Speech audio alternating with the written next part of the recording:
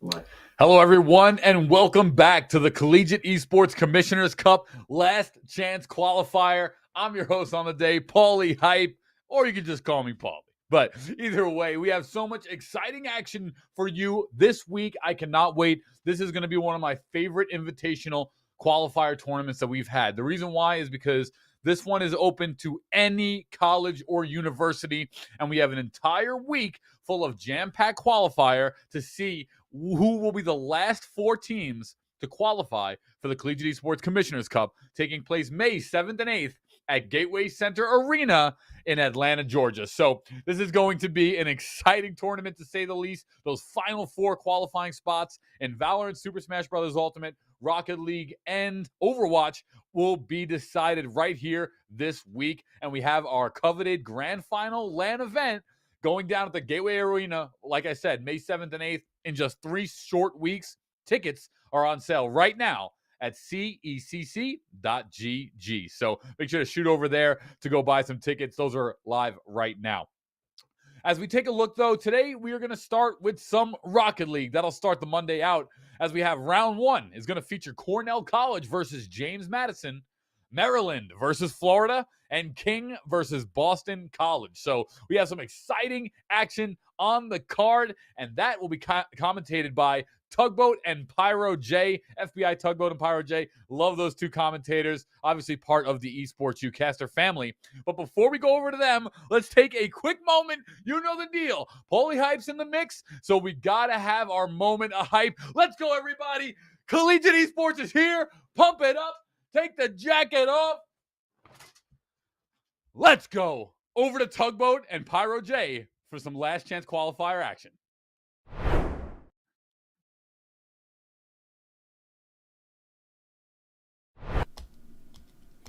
Could not ask Let's for go. a better intro. Could not ask for a better intro. FBI Tugboat here with my man Pyro J. And yes, this is it. Up here, Pyro. Today's a little Rocket League action. And then we'll go on the rest of the week with the lesser esports. That's Overwatch, Valorant, and Super Smash Brothers. I'm kidding around, of course. Got some hot and spicy action up here first. Actually, one of these teams we got to cover last week in the Mid-Atlantic qualifier, JMU, James Madison University squad. That's the Dukes. They'll be on the right up here, coming in and making a bid for themselves, but not making it all the way. Single elimination today as well, Pyro. That's one of the bigger changes from last week, the Mid-Atlantic qualifier, on into this week, right? You couldn't ask for it any other way for a last chance qualifier here. Yeah, you had the double eliminations in the regional qualifiers, but this is where the nose hits the grindstone. You either show up or you show out or you're done. Okay, and today, if you get knocked out of one of these best of fives, that's your last chance. So when your back's against the wall, Tugboat, how do these teams operate? That is exactly what we're going to find out. And you did mention James Madison. We saw them last time. I'm expecting great things out of them today. Absolutely. Absolutely. They'll be doing Battle, the virtual field, the virtual pitch of Rocket League over here against Cornell College. Now, we had to make clarifications, right? I had to make sure this is not Cornell University out of New York, but Cornell College out of Iowa out of there. That is the Rams coming on here, purple and white, and the left side coming in here in just a minute. I will go through Cornell College. This is Flux. This is Frosty, and this is not Hosh. Nicely done, though. That's JMU striking first. Don't even give me time to introduce the players. I was going to say, Loco's making my introduction very easy there for James Madison. Kicking off for the first goal right to tee it up. And, well, you've got Diora. 0 points on the scoreline, but I'm expecting more points out of him, surely, in this game. You get that just from being on the pitch sometimes. But this James Madison team, they actually do know how to operate as a unit, as a team. It is no wonder that first goal was assisted. It is no wonder a pass already hit through to the box. Watch out for those infield passes. Yeah, as you guys know, we'll try and keep up with the quickest, like the least amount of time it takes a team to make a score, as well as the fastest, the trajectory-wise of the ball, how fast that is. We'll try and keep track of that, but 4 seconds on our initial goal is going to make a great contender for the day. Once again, last chance qualifiers, single elimination, all of our regional events, Mid-Atlantic last week. We had all the other conferences and whatnot figure out their main contenders.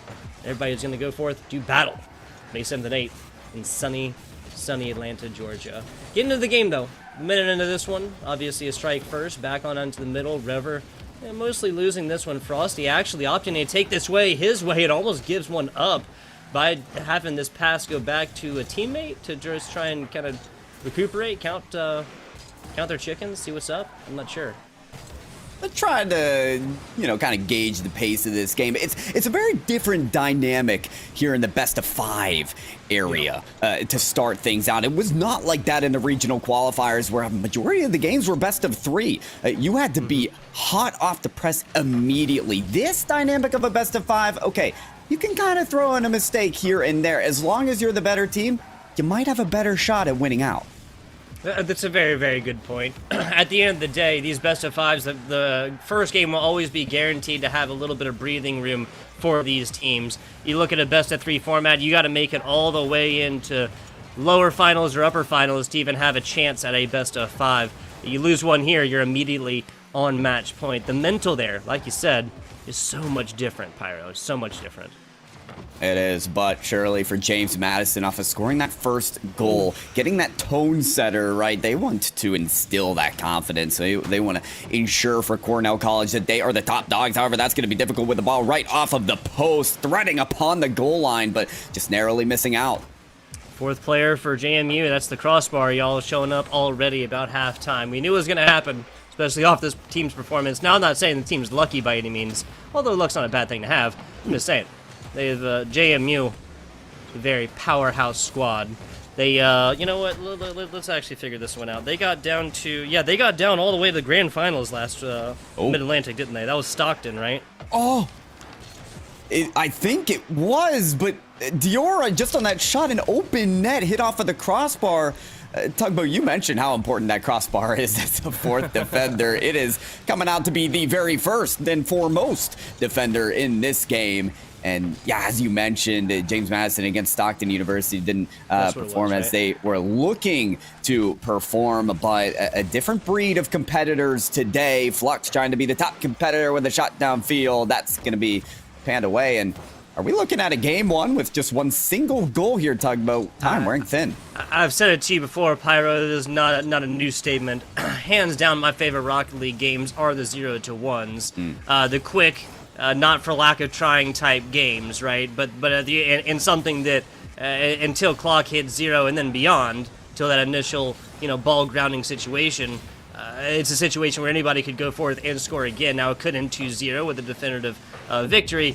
Could end at a 1-1 and go on to overtime. But that's not what we're going to see here. JMU not putting up their second. That was Rever off the back with Loco. 106 kilometers per hour as well. That's going to be about 63 miles an hour, I believe. Not 100% sure. 112. Minute and 12 seconds left in this one. Cornell still has an opportunity to come back at this one, and finding at least one would kind of be the name of the game when you're talking about pacing.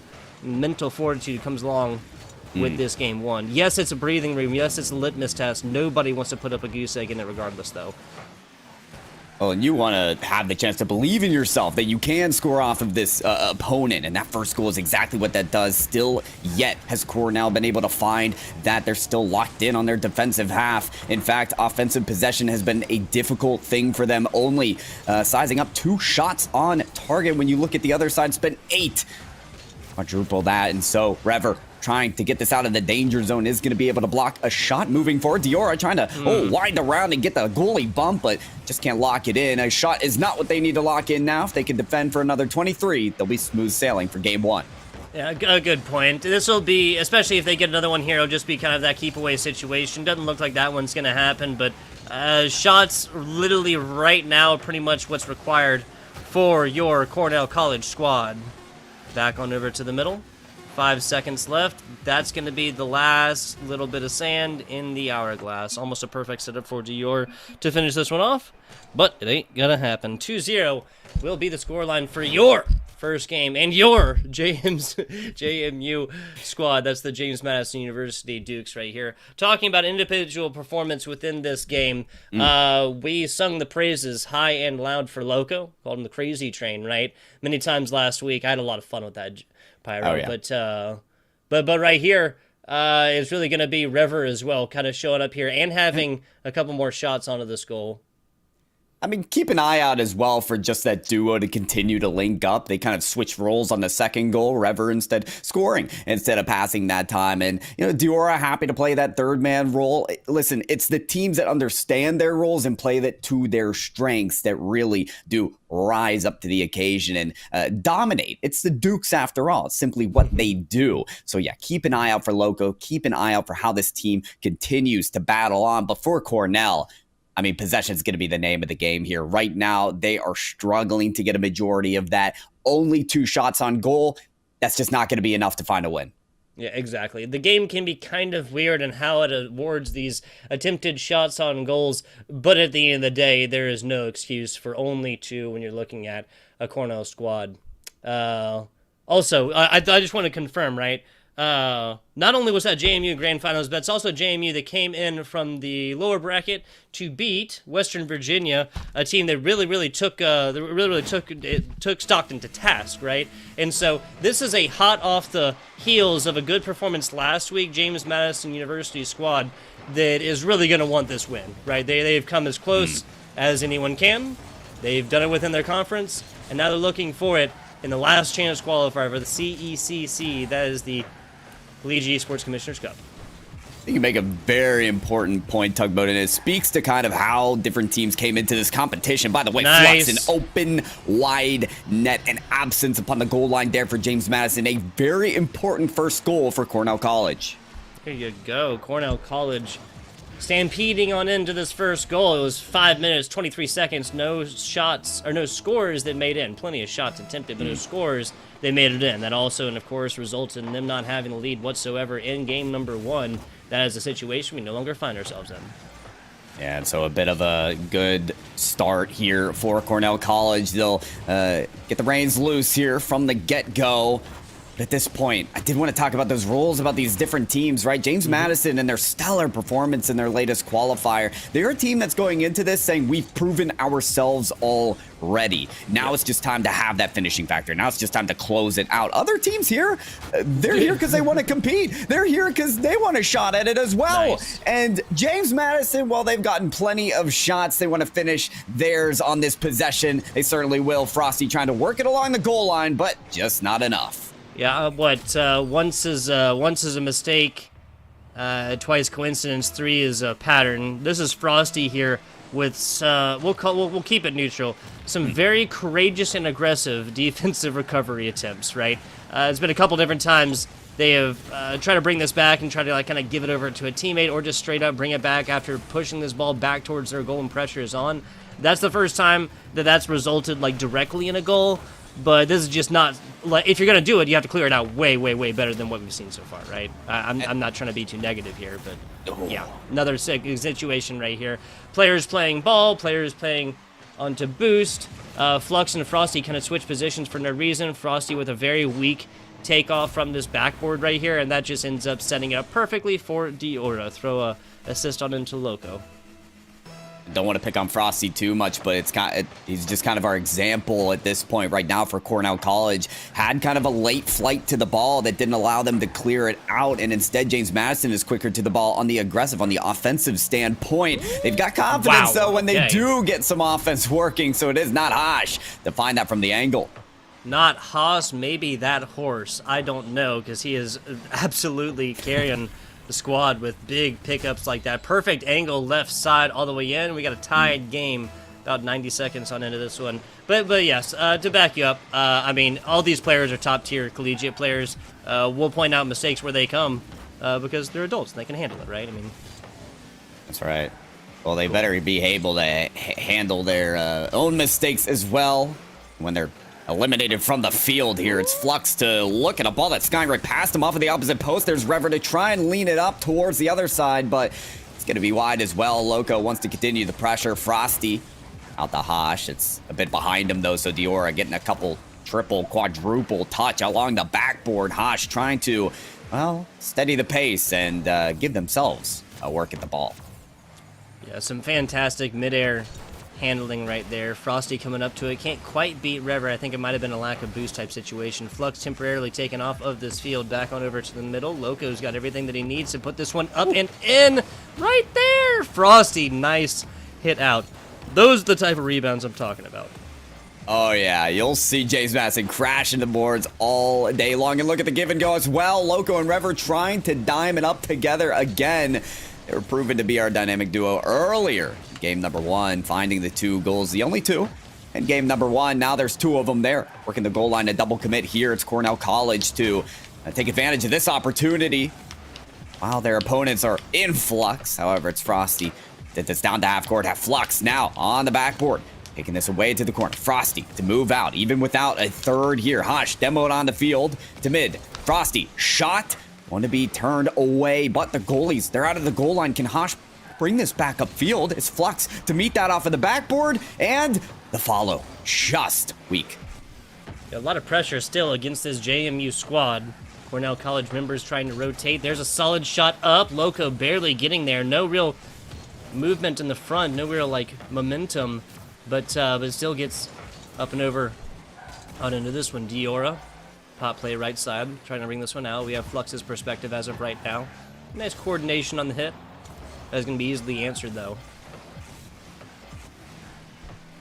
There it is. There it is. Off of the post, off of the crossbar. Wow. No. Just barely out in the way. They've worked at this resource differential for so long, and James Madison has been out-boosted again and again, but a container of boost, sometimes that's all it takes. Loco uses the exhausts to send it downfield and get that go-ahead goal. That literally is the last little bit right there. Fantastic stuff from Loco here. The crazy train continues. It's hard to stop a train. I'm going to stop with this. Actually here. Too many analogies, too many plays. Well, you know, not to beat it again, Tugboat, but we did get off the rails the last time, so we'll put the pads, we'll put the brakes on right here, but we cannot convince you that Loco will do that as well. Needs to tie it up off of the backboard here again. There is Dior to send it away. Frosty was in position to put a shot there, but had to actually stall it out to the side because the precision just wasn't there for a shot. Ooh, so speaking of precision for a shot, that one's just a little bit too fast. And Frosty now with the tie-up, 4 shots on. That's going to be the first for this player. Now, looking at this scoring differentials here, right? There's no between teams, but the big one that I'm looking at, Cornell, spreading their 3 goals across each player evenly. 3 shots Flux, 4 for Frosty, 2 for Not Hosh, but each with a goal, and 2 of these being assisted by the workhorse Flux. Fantastic stuff from Cornell College to be striking back here in game numero dos. Flux has really led the way for this comeback, but will it all go to shambles? Loco right now moving upfield. Rever hoping to tee it up as well, but Flux looking to pre-flip into the ball. He wants at least a 50-50 here. It's going to be taken out. Frosty with some time, with some space, with some boost. Can he work it all the way? No, not quite. He'll get the comeback, but only to take it to overtime. Hey, little OT action in game number 2. Not against it by any means, Pyro. Diora is beat off. Flux hits this one up to the left side as Rever tries to bring this one on up. Well, not Hosh once again.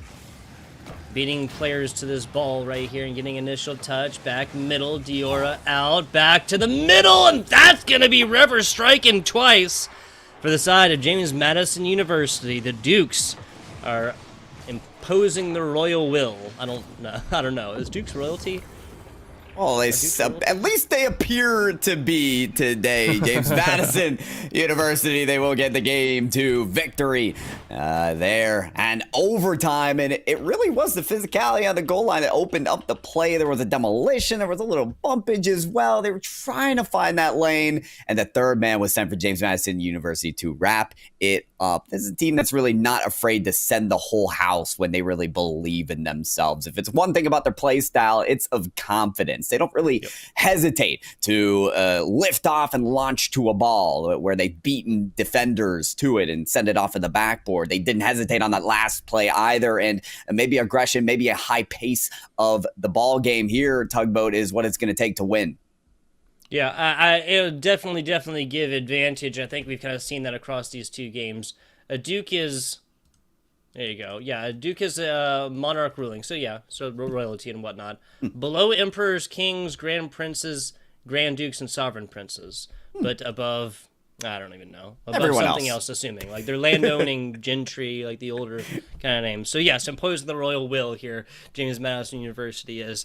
And they're only going to have to do it for about 5 more minutes here, Pyro J. That happens. We'll get a clean 3-0 for James Madison University, the squad that was fighting, twisting, tearing all the way through the Mid-Atlantic last week as well, making it all the way through. Everybody, even Stockton was predicting the West Virginia Stockton reunion, the rematch, excuse me, that's the word I was looking for, in grand finals. That was JMU that went forth, punched the ticket, and lost it in 4, right? There was a 3-1 loss, and it went down to an overtime situation, a 0-0 overtime situation. That was last week, though. Let's turn on into this week.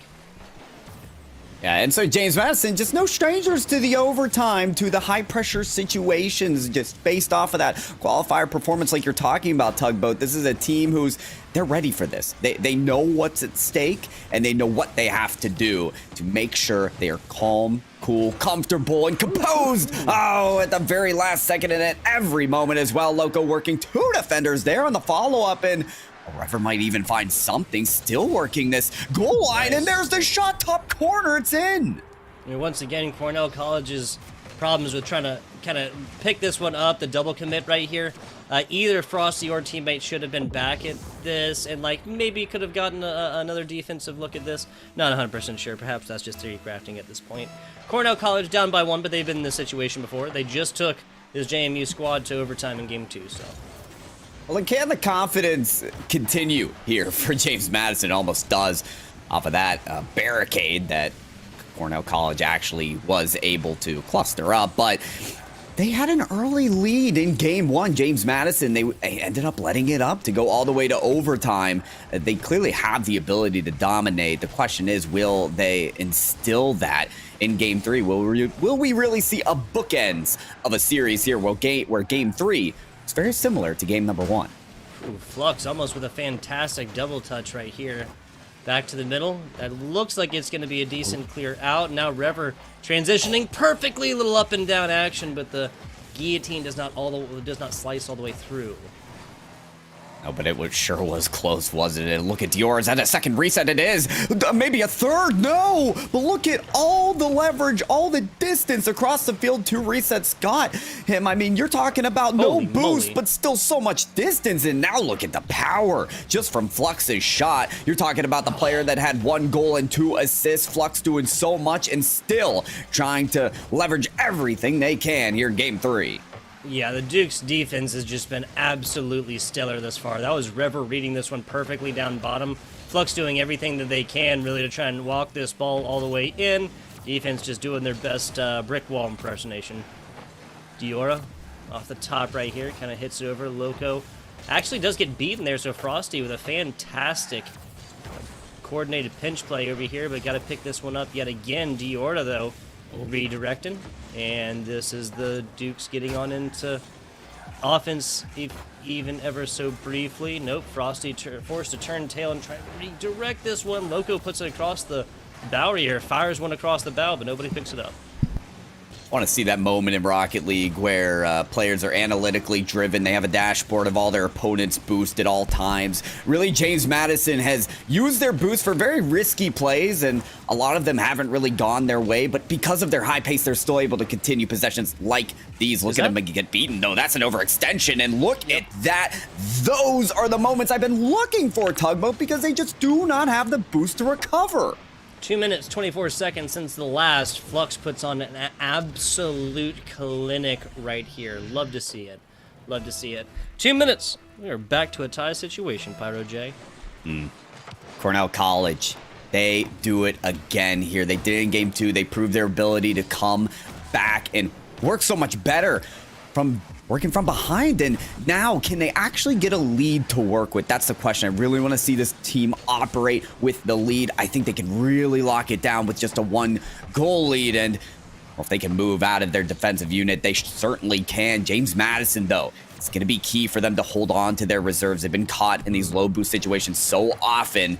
And if they get a counterattack rolling, that is Cornell College, they can easily get this next goal. Yeah, and what the counterattack is literally where both of these scores have happened so far. Not unlike the contained consistent offensive domination, but those right there, the consistent takeaways, turning defenses into offenses like alchemy, finding gold at the end. Fantastic stuff for this JMU squad.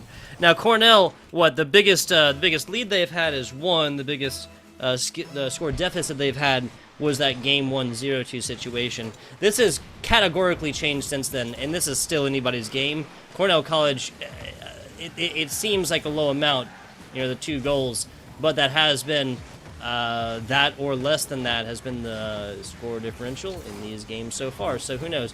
Double commit, left side. Last time this got picked up and punished. And that's going to happen again on goal number 4 for game 2. Again, not trying to be too negative, but the play right before then when Frosty and Flux push left side super hard on the double, and then neither of them really gets a good hit on this. That's just what led to this rotation, and then JMU scoring thrice. That's right, and James Madison University, there's got to be some appreciation as well. I mean, Loco so often in position for those plays where, well, they can just hammer it home, and look at this again, Diora from the ceiling?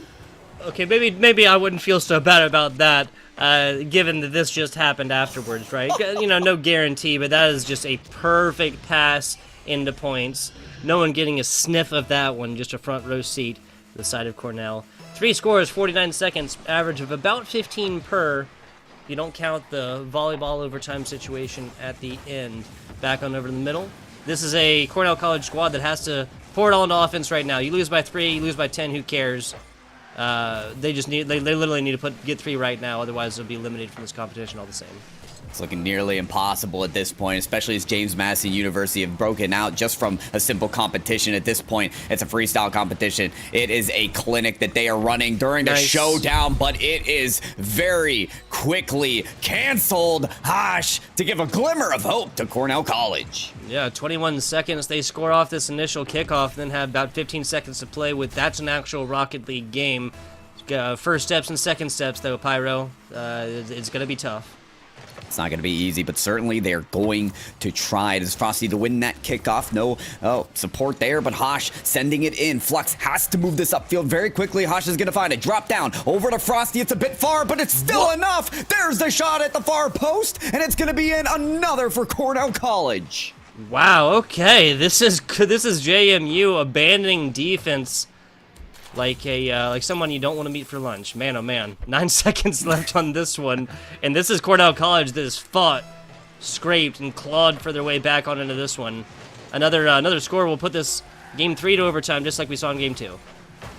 They'd have to win that overtime even if they could get it. Hosh there with a shot's on target, but look at the save from Rever. Oh. That's the saving grace that JMU needed. What a chance for Cornell College, but it all gets laid to waste here. In this last chance qualifier, folks, you only have 1 shot. There's no lower bracket. There's no second chance. This was the last chance. Cornell College meet their fate and the end of their last chance to get to that CECC in Atlanta, Georgia. But James Madison University, talk about, they not only move on, but they make a statement today to not get them riled up and moving in rhythm.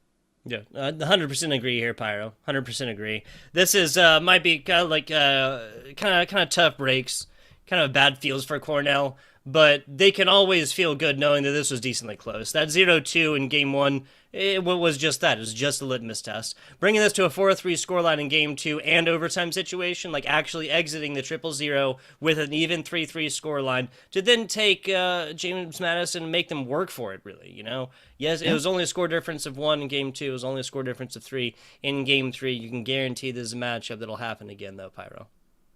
I would love to see it as well, but we certainly have more matches to witness. Folks, for James Madison University now get the chance to play Ottawa in the next round. But I think we are going to end up to move to the quarterfinals next, if I'm not mistaken. Yes, we'll be doing that. Plenty of time allotted for these games, however, and as that time continues to allot today, we'll be giving you guys a little post-game interview action. That'll be coming at you here in just a minute. Give us a short little break. We'll be back with you guys very, very quickly.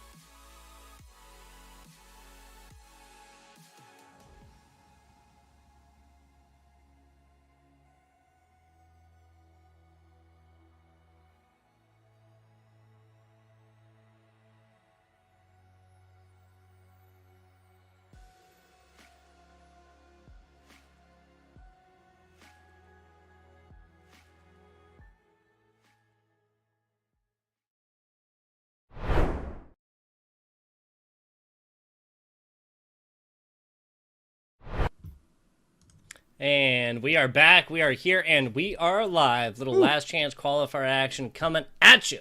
FBI Tugboat here with my man Pyro J.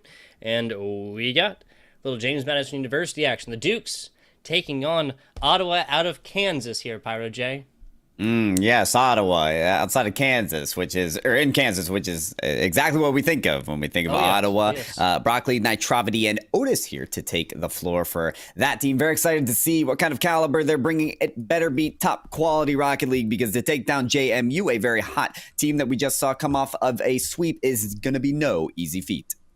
No, it will not. No, it will not. We'll be looking at JMU squad that really has all the momentum in the world behind them, right? The first round, they put 3-0 down the Cornell College squad, single elimination, so we'll unfortunately not be seeing the Cornell College squad. That's the Rams coming in here for the rest of this competition. Now, it did happen a little bit, evenly matched affairs, right? Little 3-4 action in Game 2 and 3. Game 1, obviously, is 0-2 scoreline, going a little bit more so for JMU. Will there be goose eggs in Game number 1? We will find out in just a little bit. Yeah, it was good for them to actually be tested and get taken to an overtime. You don't want to get a full sweep shut down and then not know what you're coming up against when you get a good team like Ottawa. But I think James Madison, with a game like that and their stellar performance in the last qualifier, they are well positioned for another win here in the quarterfinals of the last chance qualifier of the CECC. That big LAN event coming up in May 7th and 8th in Atlanta, Georgia at the Gateway Arena. You can still get your tickets, by the way, at cecc.gg if you so want to. But we, Tugboat, have our tickets to game number 1 of Ottawa versus JMU, and we're off. Absolutely. James Madison University, Loco, Diora, Rever, same trio we've seen pretty much throughout this. Like you said, that's Broccoli, that's Nitrovity, and Otis making up your Ottawa Braves squad.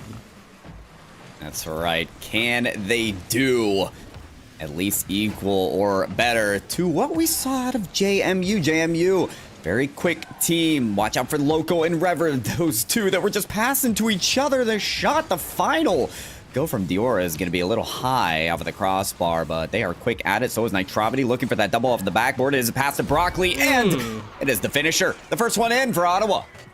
There you go. Ottawa striking first here. The Braves coming in. Fantastic stuff. Loco just can't quite chase this one up top, and that's going to be the first here. There you go. The cowboy look out of Kansas. How thematical. We gave it a yeehaw right before this broadcast, and we're going to hear many more if we see more out of that from Ottawa. And that was beautiful from Nitrovity, taking to the skies and, just mastering all the levitation and elevation that this team has to offer. Got to keep an eye out for when they ascend to those great heights. Otis here getting skied, getting dunked. Rever trying to read this ball. It's going to go by the wayside. James Madison still working on this possession, as they had a lot of that in their last match. Yeah, a minute and 10 seconds or so into this one. That's only going to be brief so far, not for lack of trying. James Madison. The momentum we've spoken of, maybe at least somewhat dissipated here after they're now on defense, boostless, without a score, maidenless even. Oh. It's rough out here. A lot of maidenless fellows here with the Elden Ring shenanigans. But, Ottawa not goalless, as they're still working at it and looking for a second one. Loco gonna combat that effort, though. Send this downfield and look for maybe an immediate shot. It's a pass down near the goal line, and had it been on target, it might have went in.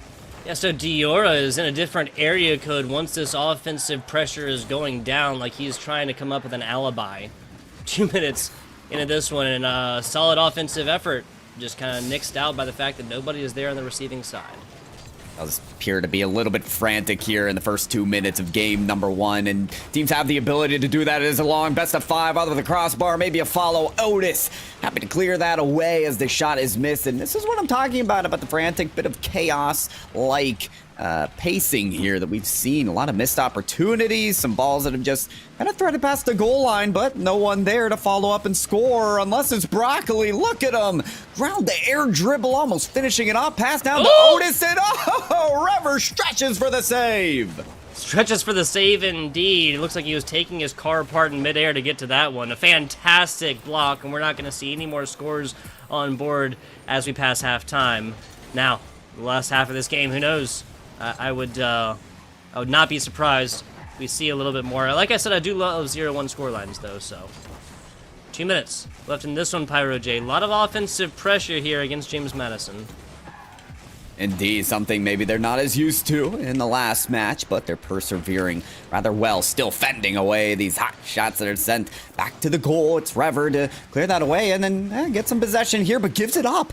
Loco there, back sending it out from Rever, not able to come off of the side wall far enough, but he's here for this shot. Rever down middle, 2 defenders send it away, and James Madison still without a point on the board.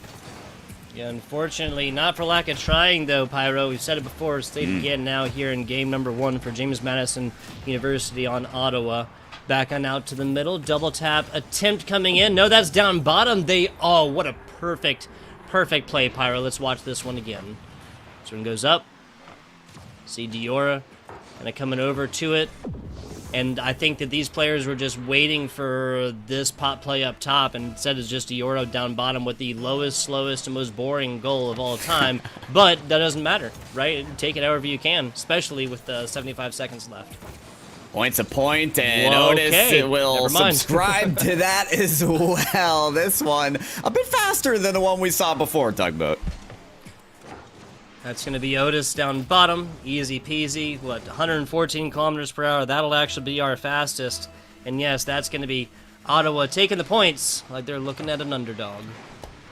They're still looking to hold on to that lead. Not long here with a minute to go. But, remember how they gave up that first goal to James Madison? They had the backboard defense presence, but it was a mistake on the backboard. Nitravity actually sent it back down to the ground right where the shot taker was. So the ability to have that foresight, the vigilance of the field, to notice the positioning of their opponents, and, get solid clears as well. It's going to be important as well to fend off a shot there from Rever. The give and go, not enough for James Madison to get the equalizer. Oh, this is going to be looking at a lot. Oh, my goodness. Nitro coming off right here. Popping off, I should say. Puts this up and over. Loco does nothing but centers this one up. Another really, really boring shot right here, like we're watching a C-list movie. Oh, I'm on fire today. It's a goal. It's a goal. It's a goal. In Ottawa, they've got 3 of them.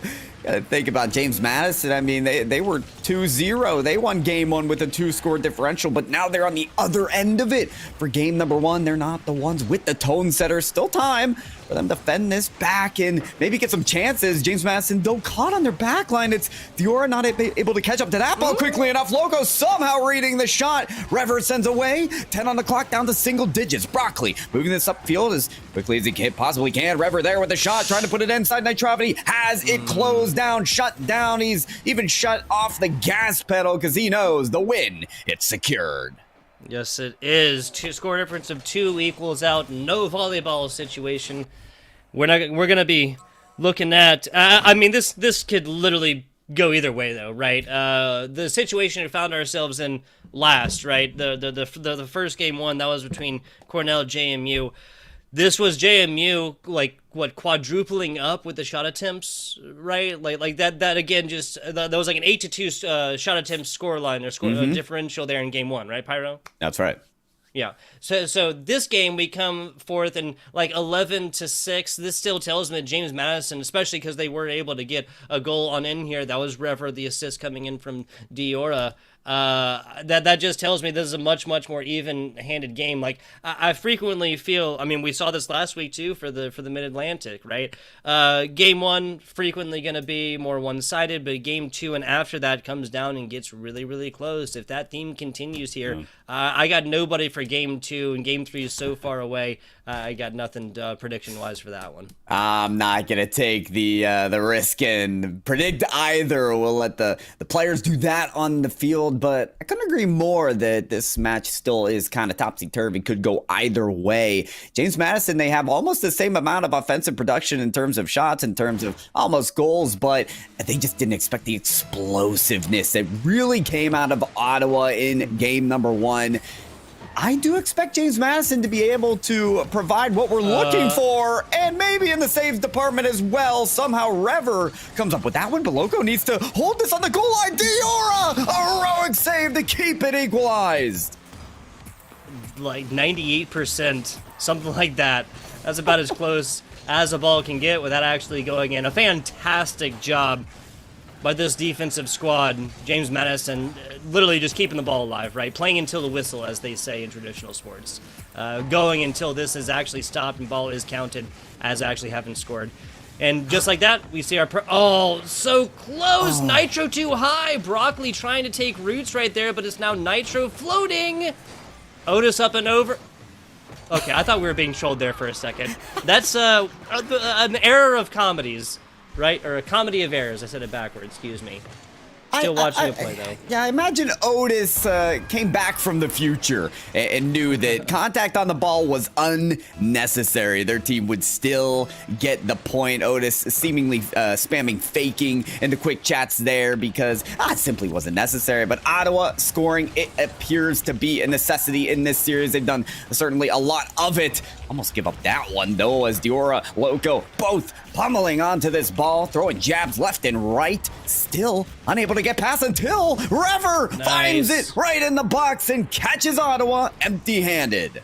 Yeah, there's a pop play. Once again, kind of weaker defensive clears. Nitro. Oh, so Nitro actually also looked at it like kind of a weird jump-off position. Platform not quite there.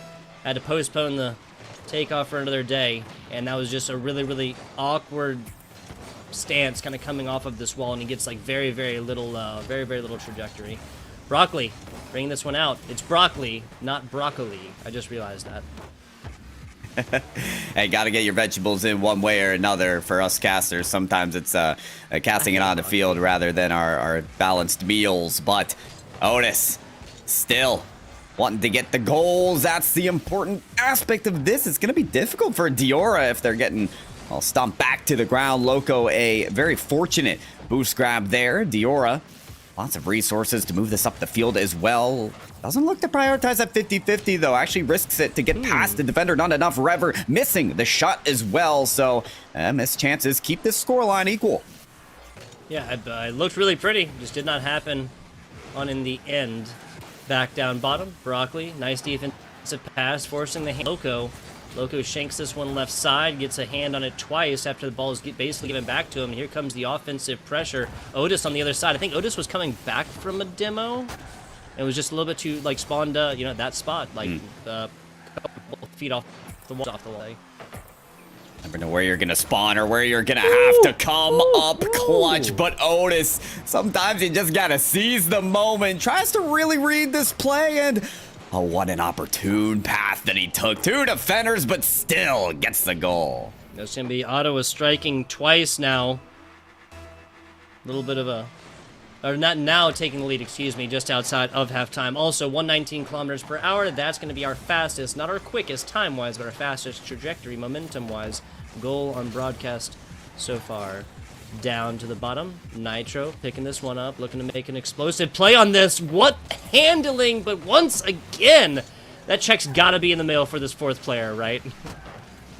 You'd almost seemingly think so, but one thing I'm not surprised about is Ottawa still just kind of flexing the handles. If that was our first play of the game, then I'd be very surprised. But they've actually been exhibiting their mechanical prowess all series long. Flip resets, double taps, and these quick launches to the ball that just launched the ball down the field. It's all so impressive. Ottawa, you can tell this is a team that came to play despite this being their first match in this competition today. They seem to have prepped up and prepared for the moment. Loco takes out the goaltender, but Nitrovity still somehow getting a piece of the ball. Oh, but Rever fakes out one, gets past two, bumped into the ball, and he scores! Wow, Rever out here pulling strings like a puppeteer. Watch that. Fakes out the first. Sorry about ya. Don't care about the feelings. Nitro coming around trying to get a handle on this one. And that was the offender there, James Madison University's offender, who just put themselves in the perfect position at that perfect time. 90-second drill coming out, a beat feet situation. Loco almost getting there, but Nitro playing defender because ball's trajectory was not true. perfect defense. Perfect defense is exactly what was necessary. Ottawa, they do need to continue that defense, but it feels like they're playing too much of it. They will get a counterattack here, but it has been JMU to really leverage these long possessions again and again to be able to come back. And while if they extend this possession, a next possession, maybe even longer, they could find that goal to be able to tie up the series at 1-1, but this is a loose ball picked up by Rever. Demolition onto his teammate, so Otis has a lane, free ball to send back downfield to Spawn there. Are they quick enough to the save? They are. Maybe expect that to be on target. Otis there, flexing their car to get a shot towards the net. It's a pass now into the mid. Diora needs to be there quick, trying to send a loco, but broken the play back up again. Otis is flipped off to every single player. Looks like we're playing pinball out here and only 30 seconds left. Yeah, till a tie situation, 30 seconds away from that one going down to the formal overtime sitch. Back on, right side, Diora gets beat by Broccoli to it. Now offending positions, Rever barely getting up, and that's going to be enough. The tip play coming through, and just like that, Diora, rest of JMU, assume the offensive for a few seconds. Rever clearing this one on the middle side. Nitro trying to get the flip onto this one, kind of bottom car and down skis, but that's going to be up, but not in. Pop play out. Loco still keeping this ball alive outside. Not going to happen. Ground ball, overtime situation achieved. Rever, you cannot get more clutch than that. JMU, stay alive, but for how much longer? Broccoli tries to find the immediate shot to kick off. There's the goalie bump off of the play, and somehow Rever comes up again, but it's all for naught. Broccoli able to rebirth an attempt at the net and score in overtime. Fantastic stuff. Broccoli, just an easy pickup after Otis and teammate Nitro doing everything to just transfix this defense. James Madison University putting up a fantastic opportunity and a fantastic performance here in game number 2, but it's all going to be for naught. Ottawa striking through all the way here, 3-2 in game number 2 after game 1 was 3-1, which again, of course, means James Madison getting a little bit better over time. Is this going to be a 3-0, Pyro J? Look into the future and tell me what you see.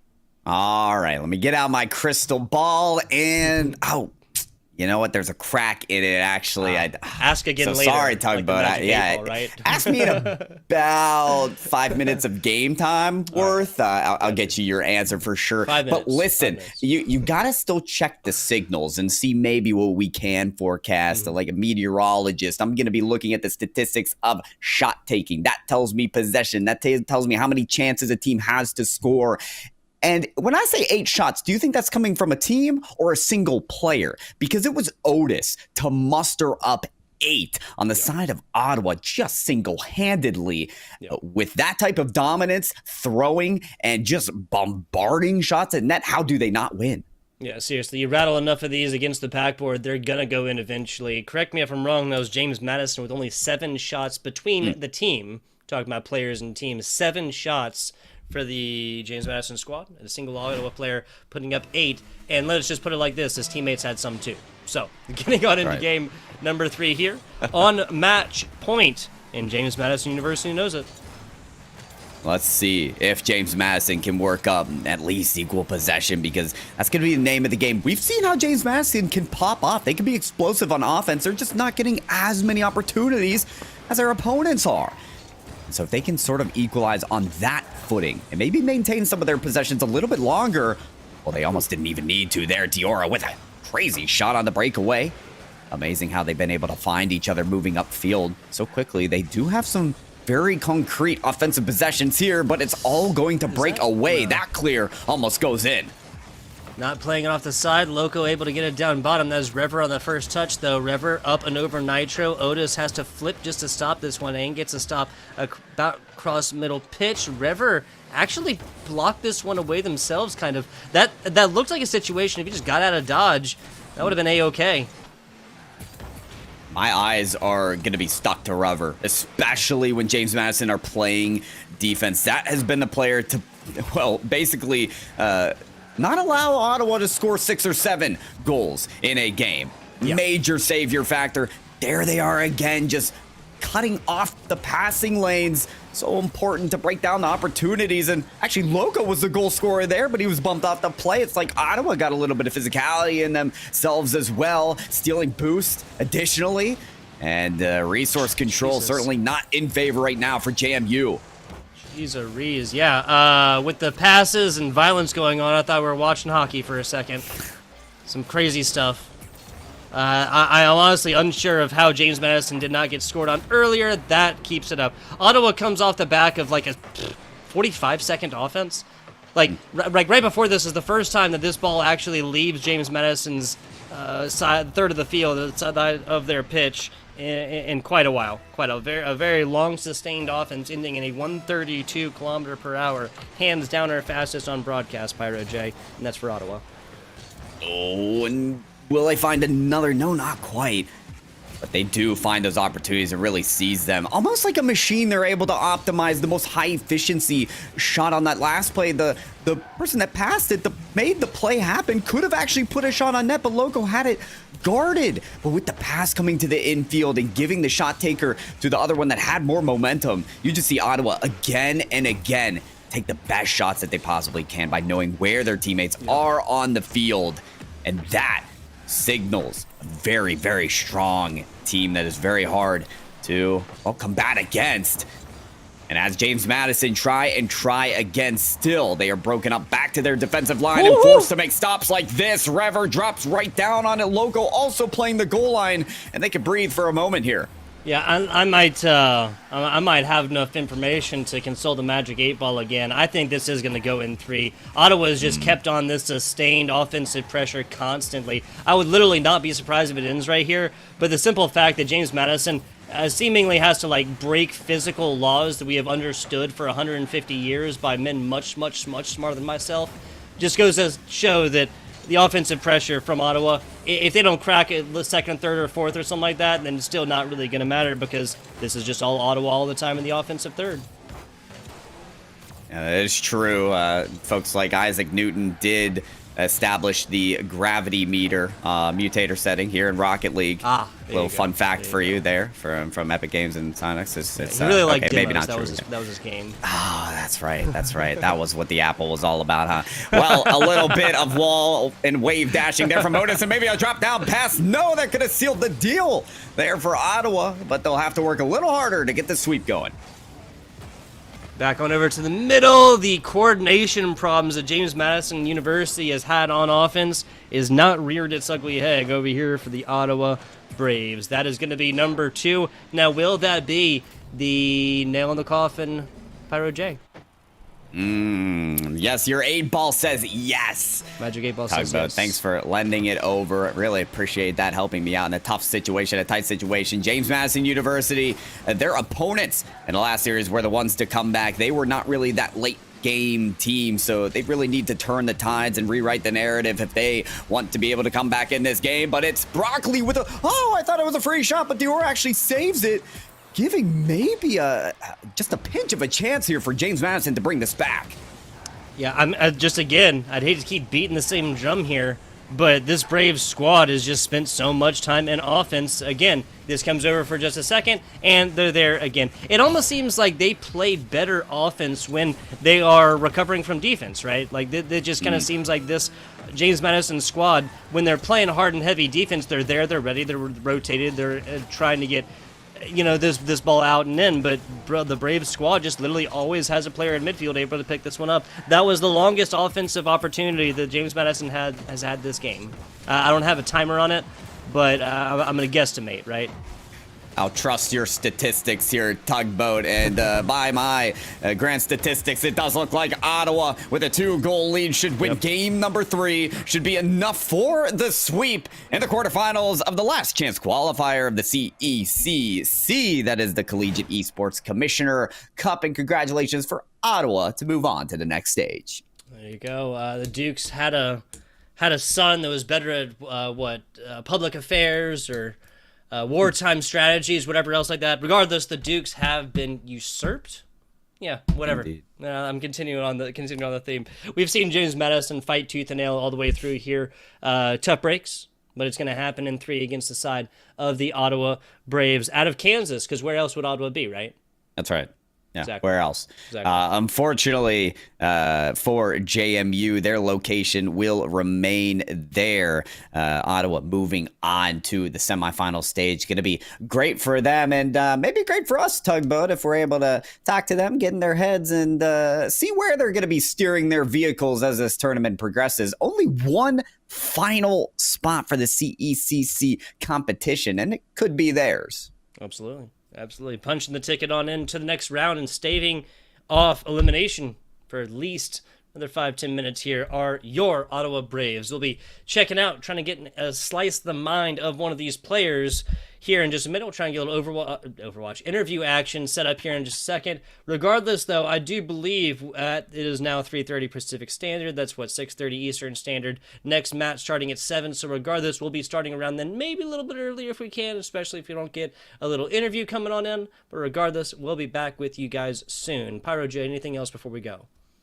No, but I sure do want to see the rest of the way that this competition unfolds, because Ottawa looking a little bit unstoppable here. But I'm ready to send it to a break to see if we got an interview. So let's do just that, folks. We'll see you soon.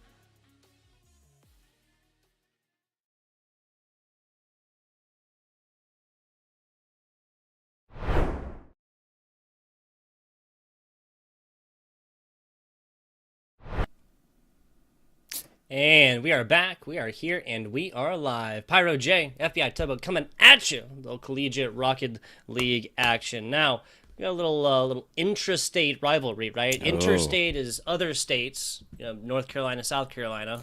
Intrastate is within that respective state. Little UCF, little University of Central Florida action coming at you against the Florida Gators here, Pyro J. The Knights versus the Gators. There's only there's only room for one here in this competition for the last chance qualifier of the CECC, going to be held in Atlanta, Georgia here in early May. And, well, here we are with a chance for these two teams to move on to the next stage. It's going to be a tough one. We've seen these teams collide in other collegiate events as well and perform very successfully. We're going to have a player out here that just recently got signed to the Pittsburgh Knights. That is Jay Russ. So we'll be looking at some top-level talent in this competition. I can't predict a winner here, Tugboat, but I can predict a really, really good match. Exactly. Florida known obviously for their Gators, but also for their fireworks. We will see that go forth here. And I mean, you take this, really look at it. This is last time this team saw each other, different collegiate conference. That was a 3-2 battle as well. So again, I'm fraught to make predictions, but what I'll say is I don't think it's going to be a 3-0. That's as far as I'm willing to go here. That's as far as I'm willing to push that line, Pyro. Not going to be a 3-0 either way. 3-1 or 3-2 as far as victors. Again, I am backing away slowly and putting my hands in the air. I don't want to touch it with a 9-foot pole like the Grinch. Fair enough. We've seen Sweep City so far today, so it's a fair prediction there from your Tugboat. This is, when you look at the bracket as well, still a long road to go for these teams, right? Yeah, I put it long road to go, but we have literally only seen sweeps. King University, Boston College came in first round of this. That did go down to 3-1. That one was not on broadcast, though. We watched Cornell, James Madison do battle earlier. That was James Madison taking that one in 3 and then dropping in 3. Ottawa coming off the forfeit from round 1. Florida also coming off of a forfeit. UCF getting a first round bye as well. So this will actually be the first time that we see these Floridian teams not just play on broadcast, obviously, but this will be the first last chance qualifier match that either of them played today. Right, so who's coming in ready? Who did their homework? Who's prepared for tonight to be able to succeed? That's also part of the question here. Of course, in the qualifiers of the regionals, we start out with kind of best of 3s, really tested the mettle of these teams. But these best of 5s, this is where typically the better team really shows out and ends up with a win. So, well, whoever is able to perform at their greatest potential, I think, will come out with the win tonight. So that's what we'll get, Tugboat. One team to make it to the semifinals in a tournament structure where, well, if you lose, you're gone. You're done. This is the last chance qualifier. We get to see who operates their best when their back is against the wall. Yes, this is the LCQ for you, my friend. That means this is the last chance. Nothing else after this. You drop a match that said you can drop a game. You can even drop 2 games. We'll give you that much. Okay, Pyro J and I will give you that much. You can drop 2 games. You just can't drop 3 of them within the same respective matches. And we haven't seen, again, a whole lot of that. You take it to the mascots, though, right? The Knights versus Gators, especially down in Florida. Like, I got plenty of them in South Carolina, right? The American alligator can technically, like, it grows as long as it's alive. And it's kind of hard to really, like, scientifically say, like, this is the age range of alligators given they are apex predators, right? That is frequently the problem, and obviously because they're reptiles, a lot of that goes down to just how much they move. They're cold-blooded, right? They're as warm as the things around them. So energy conservation is a huge thing. Are we in game? There we go. All right. Well, we are in game, but we are going to get a pause because one of the players had their games crash. And happens. You know, to move off of that point, though, Tugboat, in the sense of players, well, the mascots having a chance here, and we're talking about a knight, a swordsman coming up against an alligator. And we mentioned Elden Ring earlier. I've seen knights take on the likes of all types of animals, tyrants, beasts, what have you. I don't know if a gator really stands a chance here. We're talking environment, right? If obviously you take a gator, you put it down like the middle of an arena, aka like a knight's like actual home place, or like home base, right? Or It's a home team there. That's what I'm trying to say. Excuse me. Then yeah, obviously the Gators going to come forth and be at a huge disadvantage, not really be able to do a whole lot there. You take it to, like, say, the swampy marshes of Florida. There's a little bit of a different story. Also, are we just talking about a one-on-one? Because and the second question is, does Knights have a horse under it? Because that could actually be like out of a disadvantage, right? Gator horse, that one's easy. And I'm not sure if you've ever fallen off of a horse here, Pyro, but it's it can be a very dramatic experience. Oh my! I don't know whether to bring bring that conversation back up there, Tugboat, or that memory. I mean, it always happened as a young man to me, so I was like elastic, just bounced off the ground. It wasn't a big deal. But I mean, obviously, people have gotten injured falling off of horses many times before. You put a heavy set of armor on top. I can only imagine how much heavier that's going to be, especially once there's two impacts, right? You hitting the ground and the kind of armor hitting you, right? Almost like a car accident. Oh. Yeah, a lot of collisions in that moment. A lot of collisions that we're expecting here in this match as well that we can't see as beginning very soon now, as we do have that server up. But I'm expecting as well, just to get tactically down to it here, Tugboat, there are teams that are competing in these high-level collegiate competitions. There's players here that are getting signed to professional teams as well. Like, this is the competition that I just love to see. These are players that have grinded their way to the tippy top of the ranks, and to see it in a competition like this, to see players work for another opportunity, another chance at a LAN, which, these days have been few and far between as they're finally emerging again. It's very good to see just top-level competitors be here in this space and work for an opportunity like that. It doesn't come around often, so you can tell how badly these players are working for it. Yeah, and it's just awesome to see these kinds of things not just happen, like, now that we're getting towards the end, right, of a unprecedented global pandemic. But also, I'm not gonna harp too much. But I just think about myself going to college, right? And 6 years ago when I graduated, I spent several years in college, none of which were there. Collegiate esports was a thing in any way, shape, or form. Like, there are clubs, and that was cool, and it was really nice to be able to connect with people who did esports stuff, like with me and whatnot. But there was no support from the colleges and whatnot. There was no full-on team. There was nothing. They went around and gave me a cheaper collegiate experience. Is that how I neutrally insert the scholarships thing in there? I really wish that'd been a thing. Instead, I'm stuck here paying a lot of money for a good education. I'm not saying like that. Went to the University of South Carolina and loved it. I've used my college degree since then. I feel like I talk to people very frequently who say like, "Oh man, I went to college and I didn't learn a damn thing. I met some people, had some fun, met a wife or something like that, but not like scholastically, not said like this is the thing that I use consistently." I feel like I hear that all the time, and I just have to feel cheated for those people. I don't know.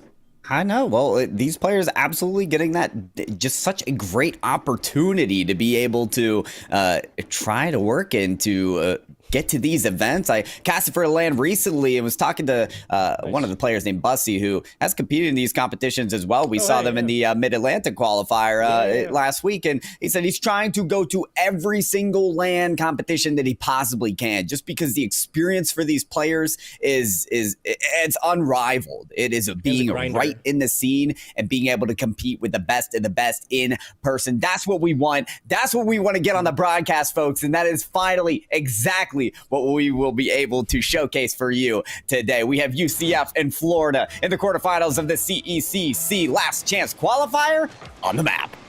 Absolutely. We got your UCF Knights squad. That is Asfura, that is Luke, and that is Bits. Would you please do me the honor and introduce this Florida squad?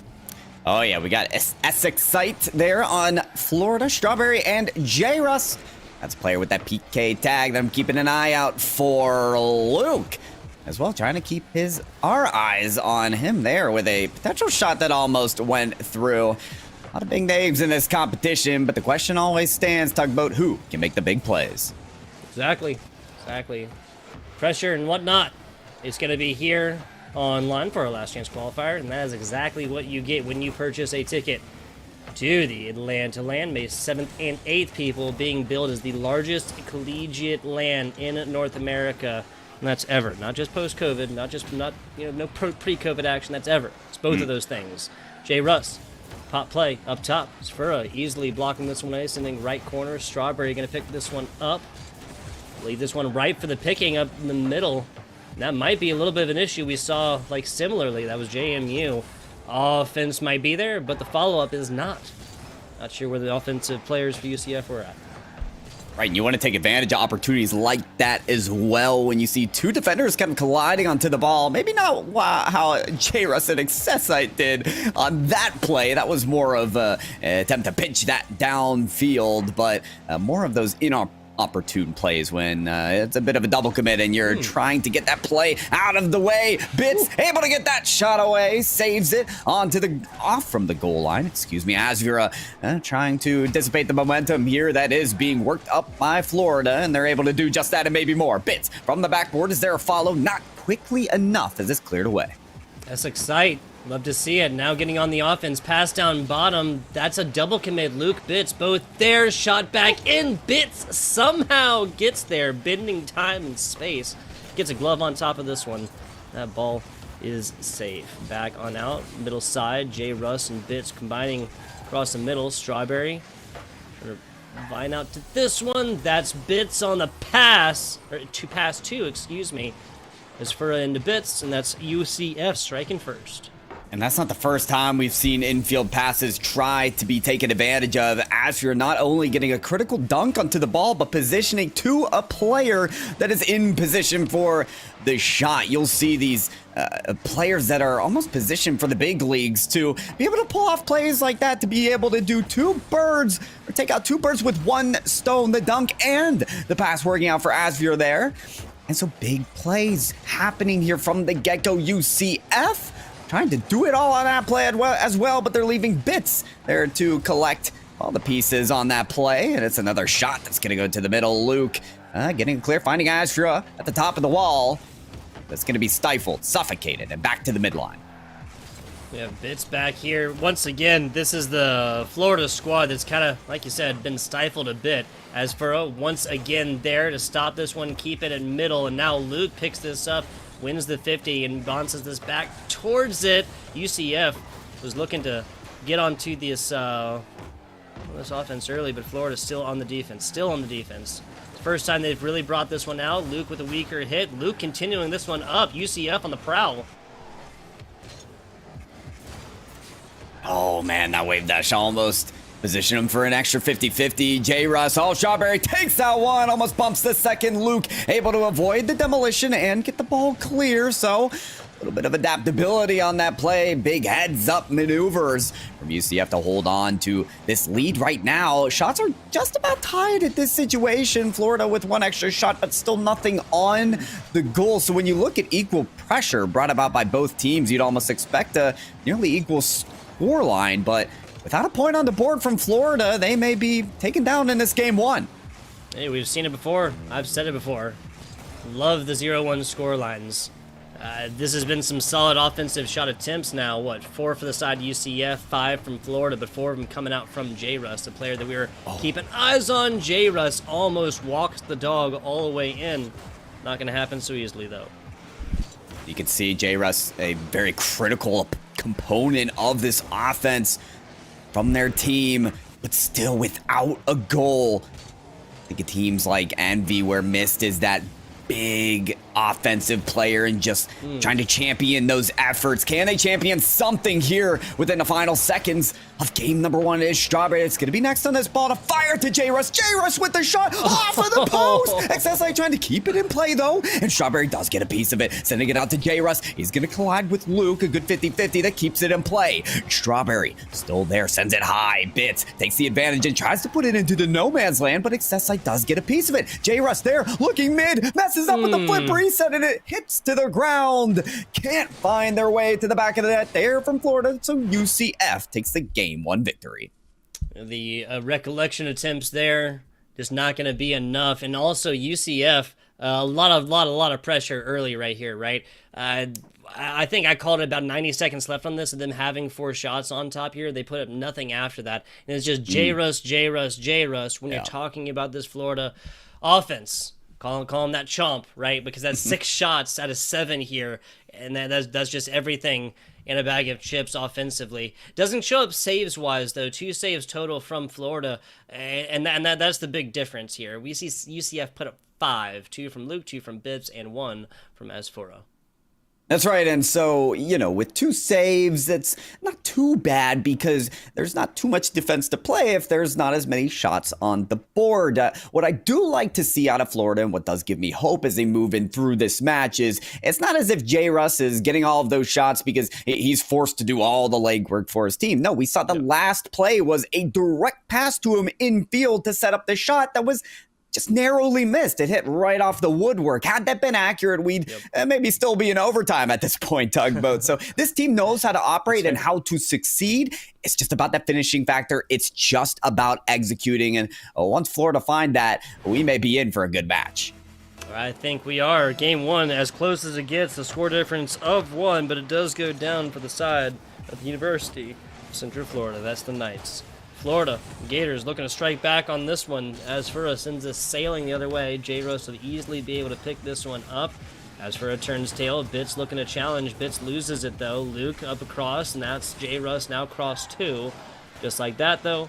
An easy bring out. Escaside tried to redirect this one, but only succeeded in keeping in their side of the pitch. J. Russ now picking this one up across the middle here. Doesn't burn a whole lot boost-wise as well. And J. Russ is going to have everything, but misses.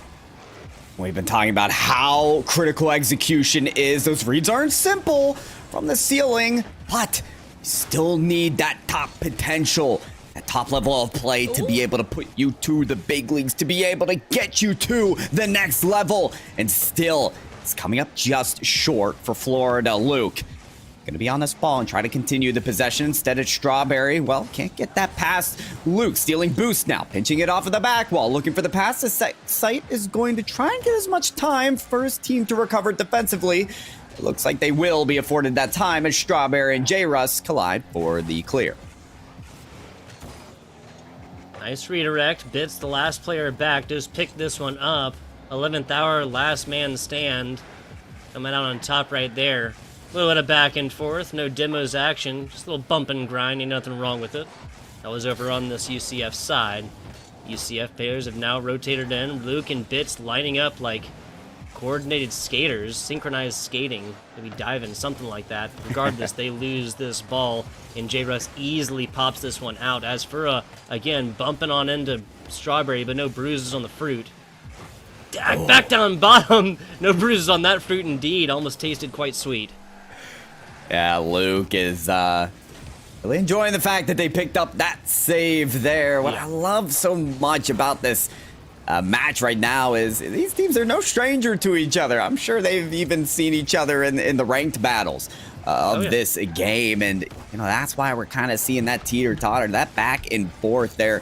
Really cementing themselves in that comfort, trying to pose up plays just like that. Bitz gets some space for the flip reset, but it doesn't get past anyone that he was truly looking for. Bitz actually kicking that up to Asfura. He's very quick up to the ball and can't get that car on the ceiling to maybe bring himself down for the shot as well. We're just past that half-point line at this game number 2. And, are we going to get that win from Florida to bring this to past game 3 setting? Maybe, as there's a pass right off the backboard. No follow, though, with the open look. Take a look at the numbers here. 6 shots for Florida. That's the Gators, not Central. 1 shot for UCF, and that's given by Bitz. Now, once again, this can be weird how it awards it, but that kind of tells the tale of the tape, I believe. At least for game number 1, no scores yet, but Bitz looking to make that one not the timeline we're living in anymore. It doesn't happen.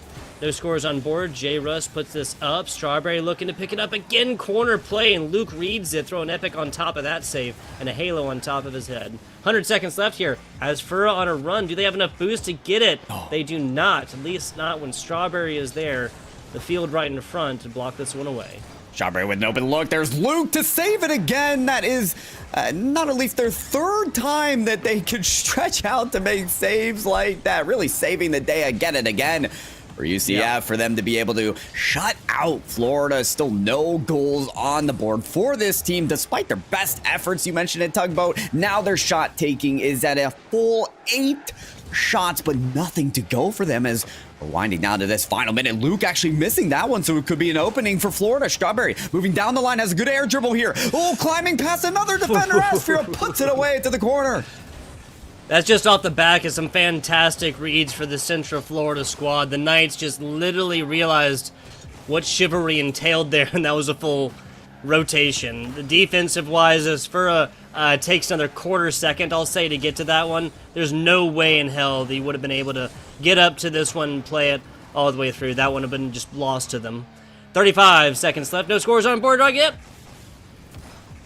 Very comfortable in this showing, though, and that's what's brought us to goose eggs on either side. Like you said, Tugboat, but 20 seconds for something to happen here in regulation time, and Strawberry is going to try and make that maneuver from coast to coast once again. Gets broken up in bits. It's going to be there. Asfira on the drop down to kick it off of the backboard. Luke next has made excellent plays on the defensive side. How can they do on offense? There's a pass off of the backboard. Where's the follow? Not quite there. The corner boost, though, taken about, and here's a lot of chances to make something happen. The flip reset not going to be executed upon. Bits looking for Luke. Maybe Asfira down the midline, but it does hit the ground. Extra time is granted for the first goal to still be found in game number 2.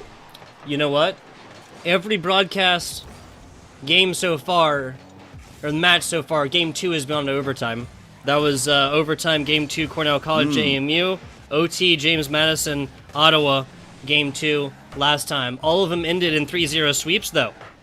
UCF takes this one in OT. They'll be punching their ticket to a match point situation against this Florida Gators squad. Back to it. Luke, just in the nick of time, learning some savior moves. 35 seconds. Bits should be able to cover this one up. No, Luke has a much better trajectory and momentum equation.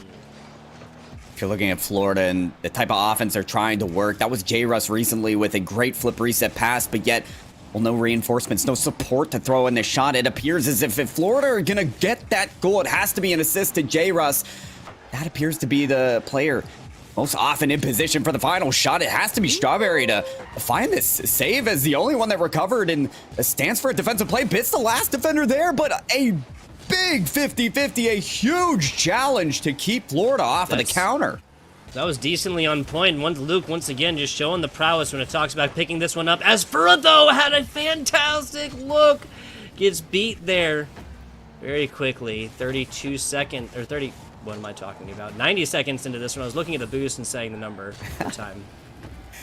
Boost, a very critical component in this ball game, though. Asfira takes all of it to kick it off of the post. Is Bits still the follower here? Lobs it up and looks for that second, but still that backboard defense does come to fruition. But when we talk about that resource control, I think Florida a little bit out of it at the moment. Luke with the most boost, maybe more than all the Florida players combined, but not at this point. As Sexite down the field, looking for a pitch off the ceiling. Is J-Russ there? No, off of the crossbar once again. How many shots from J-Russ are gonna narrowly miss?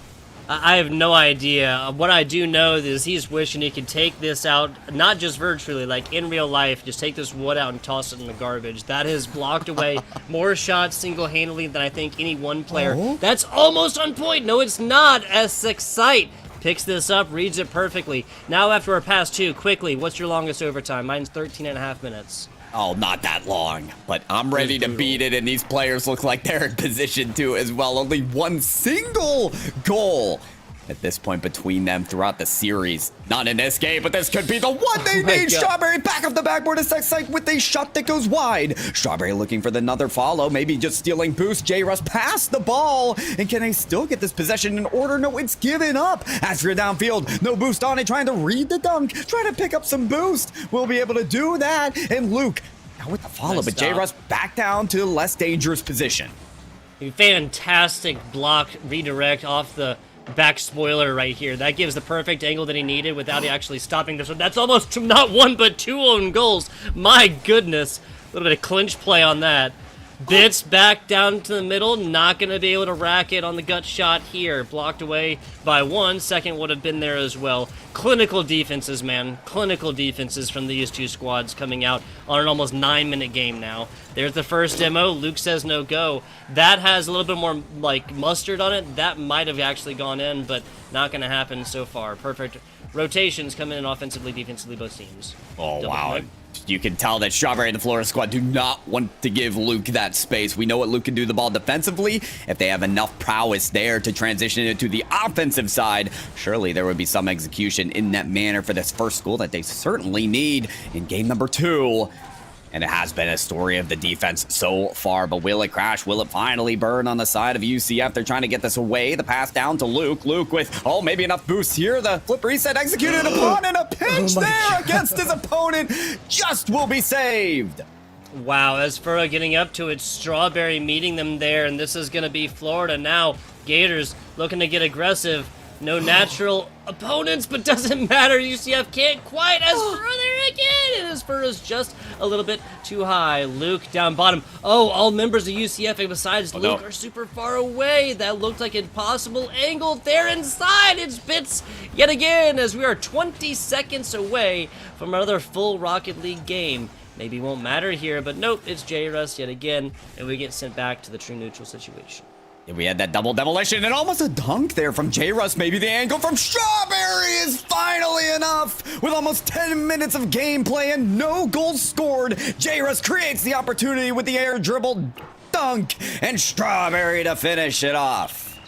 And it's going to be the continuation here. It may not be the team that won first, it strikes twice, but the team on the right, JMU, Ottawa, and Florida, winning all of those overtimes in game 2. Kind of weird how some of these themes be arising, right? I don't know. Game 3 and a game 4 now guaranteed after we see the best of 5 basically boil down to a best of 3 situation, Pyro J. Yeah, as the latest events unfold here for the qualifiers for teams to actually get that position in the CECC, Tugboat and I and our broadcasts have almost only done sweeps here. So history we thought might repeat itself here, but Florida will certainly make this a competition, and has it been. It's just been a test of a perseverance between all of these teams. So many saves on the board. I think I saw maybe Luke with upwards of more than 5, maybe even 8 on the board. This is ridiculous. They basically played 2 Rocket League games, though, right?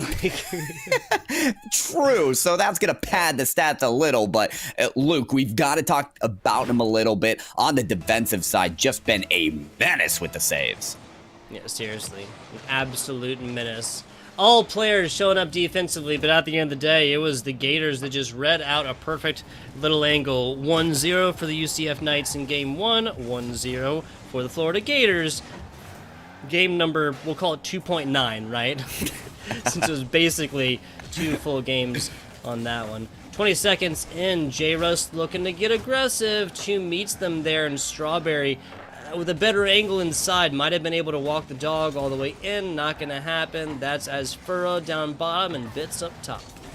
Start to wonder if game 3 here, the gameplay will start to unfold. Luke hoping to find that opportunity and start getting more goals on the board. When we saw that overtime situation, a lot of players were just a little afraid to extend the full team onto an offensive because that's going to leave them dry for maybe their opponents to score that last goal. But now with all kinds of time on the clock and a little bit of buffering room, maybe we'll get that aggressive showdown for these players to not have to play another long OT. That's exactly what we're staring on the barrel of right now, Pyro J. Another long game, another long OT. Back to it. J-Russ gets a good angle up top. That was down bottom. We would have seen the first own goal situation, which would have been the 1 of 3, which is just unlikely. Back to it, Luke just outside. J-Russ picks it up, hoists it onto the left side, and CECC sees no reason to put it anywhere else. Back pass to Bits. This gives up a lot of yardage, though. Yeah, and just like that, CECC reads a take across the middle and is going to take these when they're gifted with them every day. Just like that, whiff on the other side, and this is UCF, back on the offensive. Florida trying to bat this away, and they'll be able to do that, but a lot of their clears and transfers of possession have been more so gifted back to UCF. UCF holding a lot more control in this game, and look at Bits being provided the space. Thought he might have had more time for a flip reset, but ended up not being able to execute. There's Asher and Luke holding down the goal line again, and here they go once more. Luke, is he gonna cap up on top of this ball. No, maybe not quite. J-Russ and Strawberry double committing. Strawberry looking at this ball, thinking maybe they finally have the space that could be afforded to them to make a play, but it's Asfira instead. Off of the ceiling, the backboard. There's Luke for a shot. It's going to be lobbed up, and it's not too bad of a save there from CECC, but Asfira down to the opposite post, and finally a goal in regulation time. There you go. Finally a goal in regulation time. Indeed. What, the past 13 minutes or so, we have seen two scores. Crazy stuff. Just like that, UCF Knights find their first since that game one in that past 13 minutes or so, right? And they go back to taking the lead right here. If this follows the theme, Pyro, we will not see any more scores in 2 minutes, and we'll be pushing on to a Game 4 with a UCF advantage.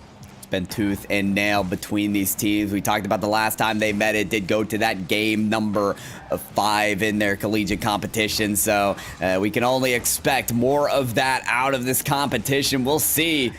Florida can flip the script and maybe get some more goals of their own. Ashra there with another touch, and oh, look at him there, but a wild pinch takes it down the field off of the post. Is Bit's gonna be able to do this? Yes, skies it right past him and back to the half-court line. Back to the half-court line right here, indeed. 100 seconds or so left on this one. A run to the inside gets blocked away by CECC. I really think that CECC has been showing up in the defensive side of this pitch many times. Now it's just really about Florida. These Gators looking to get aggressive, but hey, with their medulla oblongatas, that is not naturally biological for Gators to do, to be aggressive. So they better get aggressive right here. Asfira trying to get that shot as a defense, scrambling maybe for a save. Came right off of the crossbar, and it would have been a perfect look for this team to extend their lead. We haven't seen a 2-goal lead yet. Surely that would cement a victory, but it may be equalized here. Downfield, Luke just out of breath on the recovery, and Strawberry equalizes. Equalizes indeed, 65 seconds away. All 3 members of this Florida squad across this middle area, just kind of flying V, right? The Blue Angels? Yes, the Blue Angels, the Flying Jets in coordination. So those synchronized skating earlier. I'm going a little more aerial this time. I think the players will be well suited to take some aerial flights as well.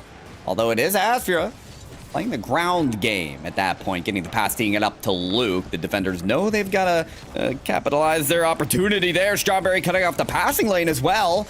CECC looking at this ball. There's J-Russ well positioned for the lob back to him. He's looking for a bump, a demo, something to take out the goalies, to create a lane for his team, to not have to go to that tumultuous overtime situation again. But we near that same fate once again. Half a minute remaining, and Strawberry with some space, some boost, something for a dunk. It will not be capitalized upon. There's J-Russ off of the crossbar. Almost an own goal. Asfira can't get to it. The pass off the backboard's going to be out of the way as well. We go from a very tight situation, and everybody kind of just, all right, ball's right here. Let's get back to it, guys. Let's play with some more Rocket League. That was incredibly close, fast and loud. Members able to get this one out, though, and kind of reset a little bit, mentally and otherwise. J-Russ, pop play. CECC should be able to pick this up. No, Luke watches this one drop down, goes back to the true neutral in a lineup yet again. 1-1 right here. One of these teams will be ending at a 2-1 scoreline. When that happens, though, Pyro J, I have no predictors. It's very difficult to do that in a situation, but if Florida come out with this win, they are the ones to have the ice to clutch factor to be able to win it in overtime. We'll see. They have the chance to do that once again. Almost. Well, aggressive push there upfield. Strawberry is going to have to do it now on the defensive side. And keep an eye out for Strawberry, the one to score quite a few goals and the only one here now. Game number 3, J-Russ trying to beat the ball away from Luke. Bitts coming in quickly on the shot. Maybe gets another touch, no faking. Asfira now with the ball, tries to take it to a low 50. Almost beats out 2 defenders, but it's taken to the side. Yeah, so taking it to the numbers briefly, that's 9 shots for UCF. Looking at 7 on the other side for Florida. So pretty even right there, but the big difference comes Luke has 5 of these for the side of UCF. Still a completely neutral situation in every single way, just a mild difference in the numbers. Looking for those infield passes again. Florida, the pass just comes right behind the shot taker, and we'll ask if you're well positioned for a shot. There is J-Russ to save it this time, and Strawberry gets the demolition on that play. That was a bit unique as Bitts Gonna find his way into the lane. The ball, Strawberry with space again. J. Russ just manhandling the defenders here. Asfria trying to hold on to this ball and stave away yet another offensive push from Florida. There's 2 demos on the bits in the past 15-20 seconds or so. Seeing a lot of that once we get aggressive on either side, and this might just come off the back of who does it at a better time. Wow. Okay, Oh, no. So another high-flying offense that goes just outside 2 minutes here ends up being just a random hit against the sidewall. Oh, that's Strawberry. Okay. I did actually touch this, but doesn't get like a good hit on it. Wow. Okay. Not what you expect in an incredible match that we've had here tonight. Yet another overtime between the squad, and Strawberry's done so much for the Florida team. It's surprising to see a wild touch there, almost a glitch away from his car, but the end result is the end result, and now Florida have to work against a 2-1 showing in this series. Just continue to have to fight tooth and nail to get ahead of UCF. Very true. Very true. The intrastate rivalry between these two Florida teams don't go down. Not in 3 at least. We didn't want to sweep. That's exactly what we're getting. Game 4 starting here in just a bit. We saw, 3 scores, 3 total goals in the past 7 minutes or so. In the 14 minutes before, then we saw 2. So at least the tempo is definitely being turned up here a little bit. I think both teams are just kind of learning a little bit more about each other and being able to execute on mistakes a lot more. We also saw offensive pushes not getting cheated up on as much earlier, and I think that's definitely what happened. That's literally why UCF was able to take this 1 goal right here. You look at a Florida squad that was all there defensively. Strawberry would not have been the only player to have gotten a defensive look at this last score. I think defensive looks are going to be a major storyline, as they already have been throughout this series, but again and again, especially when you look at players like Luke. 1 out in terms of statistics on the saving department again for their team of UCF. That's been the gridiron lockdown of defensive shows for UCF again and again. If players can continue to keep Florida at 0 goals, 1 goal, no matter what game it is, it could still be a win here for UCF. Not going to be easy for them to find the goals they need as well, though. So, Game 4 going to be on, and it's match point to make it to the semifinals of this last chance qualifier for UCF. Last chance qualifier, it is indeed. Single elimination. You get a pat on the back and a good job on a good day of Rocket League played to the loser of this game. Again, won't happen in a sweep, though, in case you're just joining us. UCF striking twice for a 2-1 lead in this best of 5. Basically down to this game. Gators playing on match point, and they're playing like they know it. Absolutely. Back to it. That's not the first strike. Oh my God. Russ comes off the back, and Florida can't get the first. That's just the result of some really, really unfortunate timing.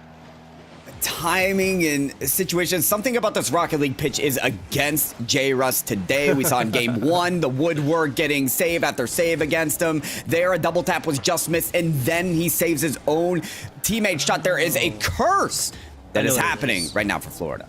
I don't know what it is. So he's Pittsburgh Knight players, right? Right. Pittsburgh Knight player, correct? He's playing against the Knights right now. He's only looking at the mascot name or whatever. Yep, that's what it is. That's what it is. Figured it out. Common mistake.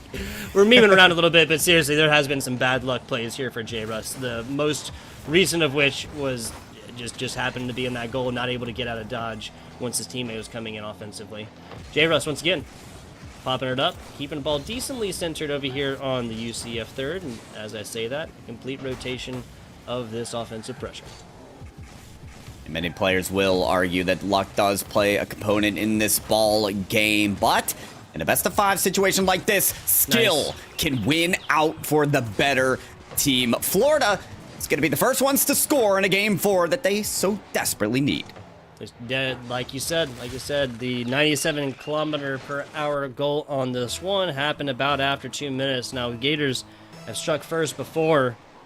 When that happens, they usually go forth and win this one. That was UCF first last time, and they were able to take it in that overtime. Back to it, though. 15 seconds outside of halftime as Fura tries to start this one. Luke pays attention to the demo a little bit more. J. Russ falling prey to that one and will join his team on offense just a few seconds. Strawberry came off the heartbreak situation. on that game one, or number 3, but that is J. Russ scoring after the Strawberry pass. Now 2. We have a 2-score lead. Would you believe it, Pyro J, if I told you that was the biggest lead of this matchup so far? You know what? If I was just hopping into this game, maybe not. Just because we have such unlimited potential out of the players on the field right now. But you're so right. It's been neck and neck. It's been very limited scoring. And well, usually with the team scoring 2 goals, they end up winning the game in this series. But talk about the curse being broken now for J. Russ, a player finally being able to score after many, many opportunities being taken away from him. Could that be the lift, the breath of fresh air that Florida need to continue their dominance, not only in this game 4 to finish it off and maybe take it to Champions Field on game number 5? J. Russ doing a great job on that air dribble to get it past the defenders and looking for yet another opportunity for his team. Bits down bottom, perfect timing, perfect positioning on this. This is a very fast rotation into offensive pressure yet again. Just like that, though, kind of missing the middle. As Furrow looking to bruise a Strawberry right there. Doesn't hit him quite hard enough to actually get the demo. That's back down. Strawberry there once again on the defensive rotation. This ball has just straight up lived in this middle pitch area for quite a while. As Furrow, just like that, trying to continue that theme. Luke, big pop play up. That's going to be too tall, but still J. Russ plays it. Wise decisions to try and maintain possession. As Furrow off the side hits it back their own way. J. Russ, that's going to be as Furrow not willing to let their eyes off the ball. I've been waiting 137.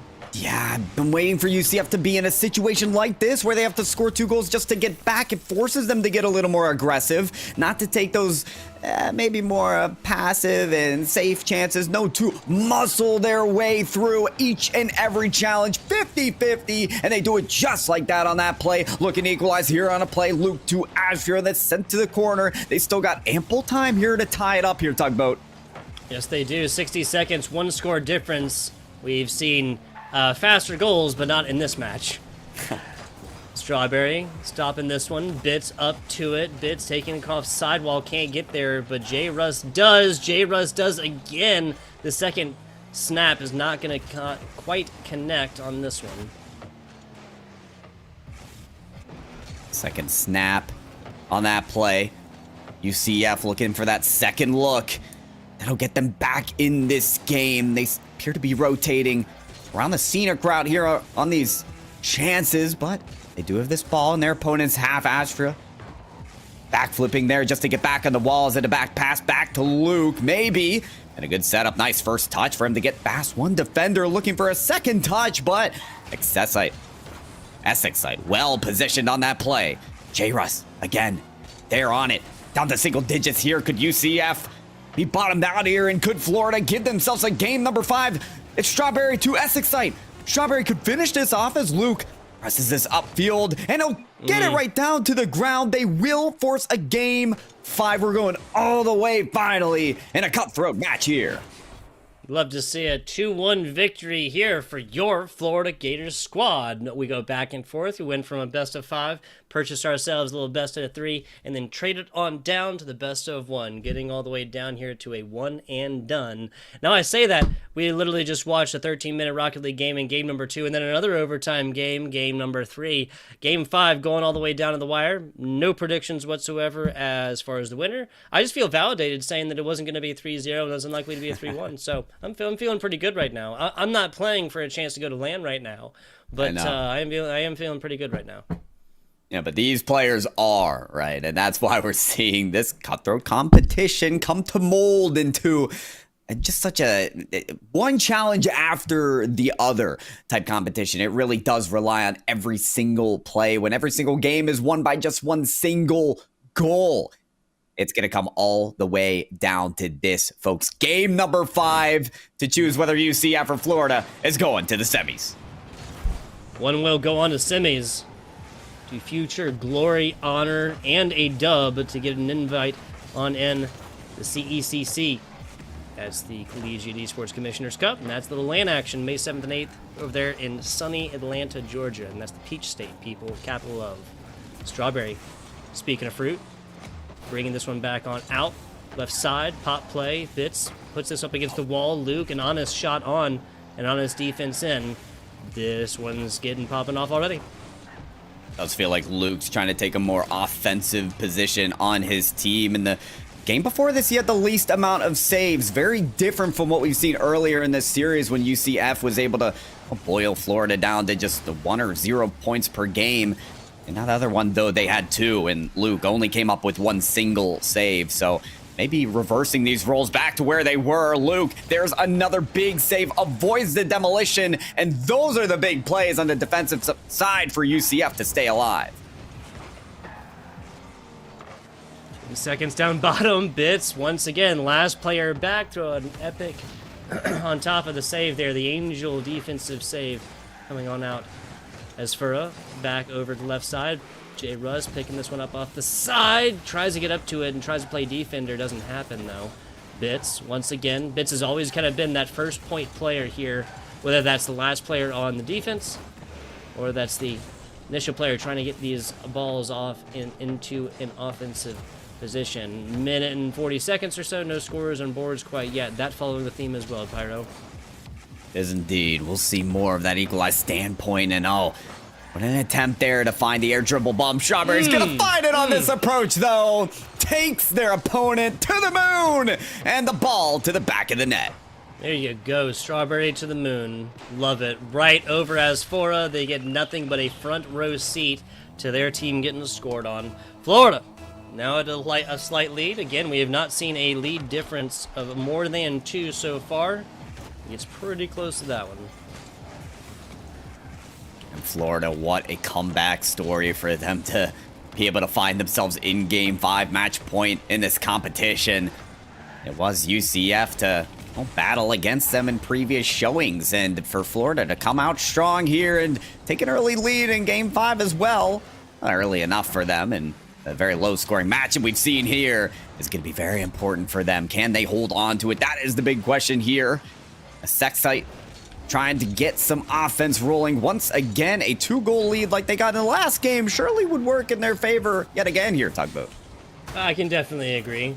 Shots on pretty close as well. Florida's obviously racked one in, but only 3 shot attempts.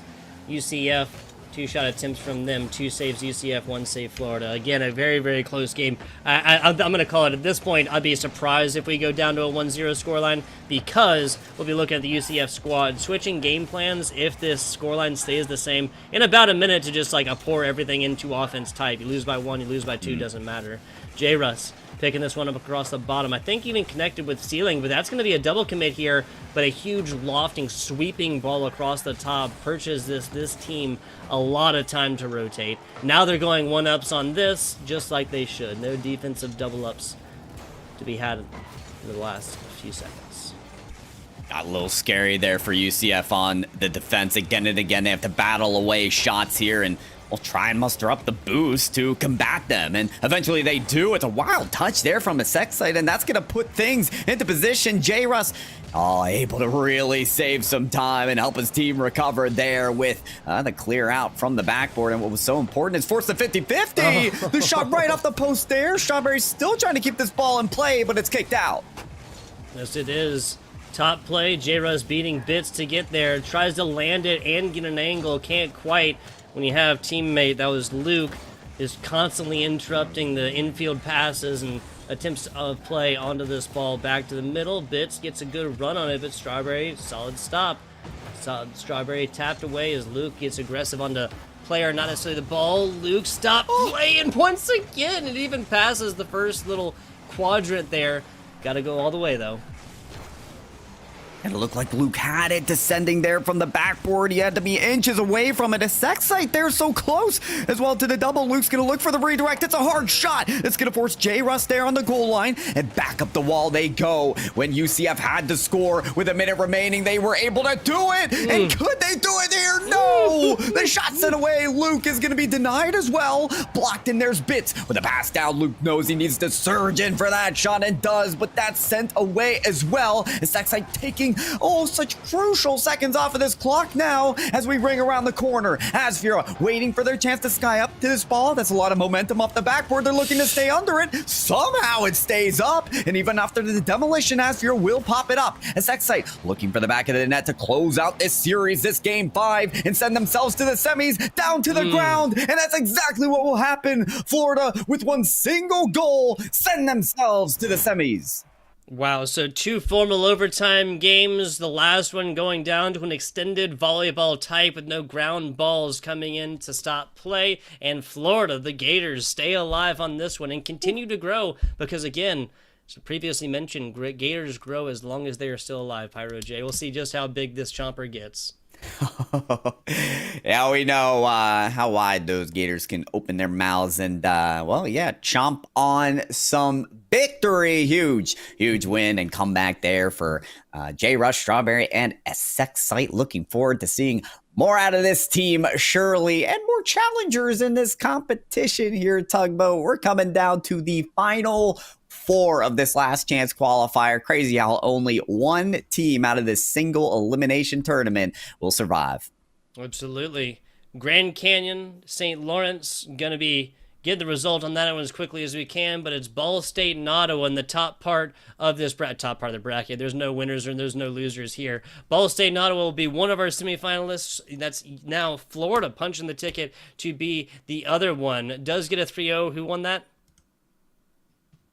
Grand Canyon University did get a 3-0 over Lawrence. I'm not just listening to voices, people. We got producers back there. Big shout out. Want to take the opportunity. Colton producing away and making our jobs as casters, Pyro, just so much easier, and we really do appreciate that. Coming up soon, hopefully a little interview action. If no interview action, then about 8 minutes we'll be seeing the start of one of these semifinals matches to determine who's punching that ticket on in the grand finals. And you better stick around as well for that, because I'll be subbing out for the man Bass from the past. So keep an eye out, for the little substitution there. We love a little Bass action here to accompany your casting, Tugboat. So very soon we'll be able to see that. But folks, we do and are able to confirm an interview. So we'll be right back with that. Don't go anywhere.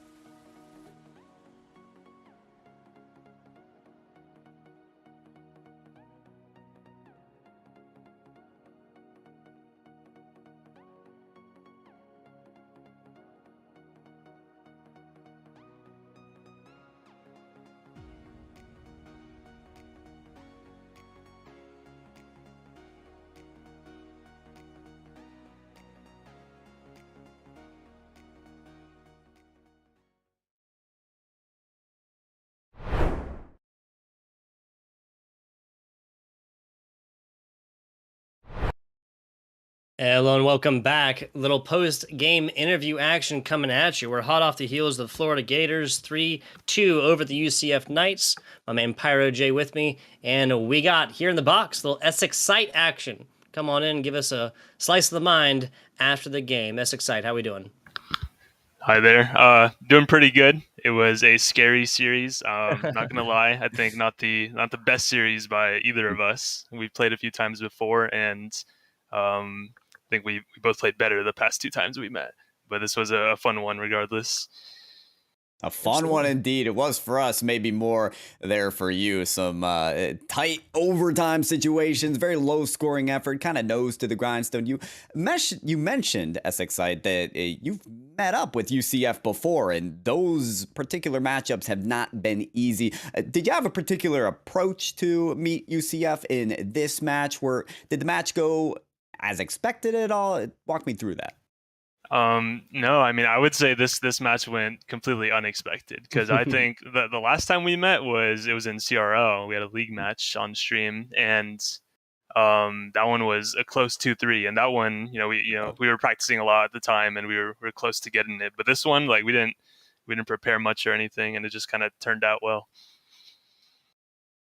Gotcha. To be clear, you say 2-3. You dropped that. It was a game 5, but unfortunately, you guys did lose that last one, right? Right. So this time we get our game 5 revenge. There you go. Redemption action, the intrastate rivalry. I love it.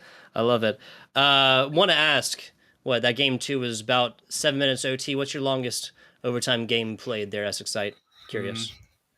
I want to say it's somewhere in that 7 to 8 range. I think we had a tournament recently where we had an 8-minute overtime, very similar. Just neither team could score, and it was just tense, low-scoring action. There you go. Setting literal personal records here today on broadcast, people. Love to see it. Last question here. You and your squad punch your ticket on into Atlanta. If that happens, what else are you looking forward to doing in the great city of Atlanta outside of playing some fantastic Rocket League and placing first, of course? That's a great question. I really like the Atlanta area. Been there recently, and would be super excited to go back and play a LAN. We've only played in one LAN before, so I mean, if we get this opportunity, we'll explore the city, go eat at some nice restaurants. Hopefully, with that beautiful prize with the number 1 if we win it, and we'll take it from there. Absolutely. One step at a time. There, one step at a time. I like it. Pyro, we got anything else for the young goat here? ESSEXcite. Oh, the GOAT. Look at that. Yeah, I couldn't agree more. ESSEXcite, we'll leave it to the GOAT. You got any shout-outs? Anyone you want to proclaim here upon your victory and your future endeavors here in this tournament? Yeah. I'm going to shout out my teammates. My teammates, obviously. And then also my roommates I want to shout out, because they're always big supporters of the UF Rocket League team. They're always putting the stream up on the TV. I hear them cheering in the living room while I'm playing. It's always a big encouragement while we're in mid-series. That's awesome. The support is there, Tugboat. Absolutely. ESSEXcite, are you a late night gamer? I sure am. There it is. Most stuff you like higher skill tier players are. So really, that's just like kind of you guys getting each other back, right? You're in there screaming at the PC late at night. They're out there screaming, watching you play on the inside. It's just back and forth, right? It's exactly. Equal. It's compromise. That's what life is about, people. Right. That is the life lesson I impart upon you, ESSEXcite. Here, thank you again for giving us a minute of your time. Remember, compromise, people. Compromise. That's right. Looking to not compromise, and the rest of this competition will be your University of Florida Gators. They punch their ticket on in to a little bit later on in this tournament. Still a little bit more Rocket League to be played to see who is getting the one and only invite on into the CECC LAN out there in Atlanta, Georgia. But we will continue to find out who that is. Pyro J, FBI Tugboat will be back with you guys in just a minute for the next match on stream.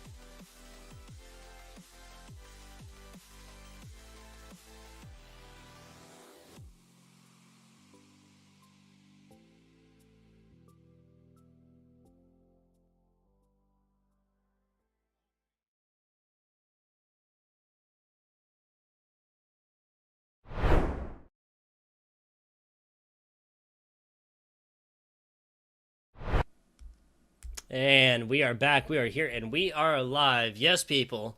That Pyro J did not just get an entire makeover. We're looking at Bass from the past here to come on in and bring this one on home. Bass, how you doing today, big dog? Doing good. I'm excited to see who's going to be making it to the CECC here as we are down to our last 3 games of the night. And the competition has been fierce thus far, but I feel like it's only going to get hotter from here on out. Considering the next 2 teams we have playing, I'm not going to say it's completely up in the air, but I will say both of these teams feeling themselves a little bit here tonight. Ball State going to get their first chance at finding the pitch. And meanwhile, for Ottawa, they're going to continue with their role here. 3-0 in their last series means that they've got a lot of momentum going into this semifinal. Tug. Oh yes. Ball State coming out, getting that first round bye, coming on in for their first match up here on broadcast. Ottawa over James Madison. It was decently close. 1-3, 2-3, 0-2. So a couple games by a score difference of 2, a couple games score difference of 1, even an overtime action there in game 2. Now that's the other thing we need to pay attention to here, Bass. There has been a lot of 3-0s, 2 3-0s up until our game 5 barn burner between the UCF and the University of Florida. But all of these game 2s so far have gone to overtime. Just something to pay attention to. Interesting stuff.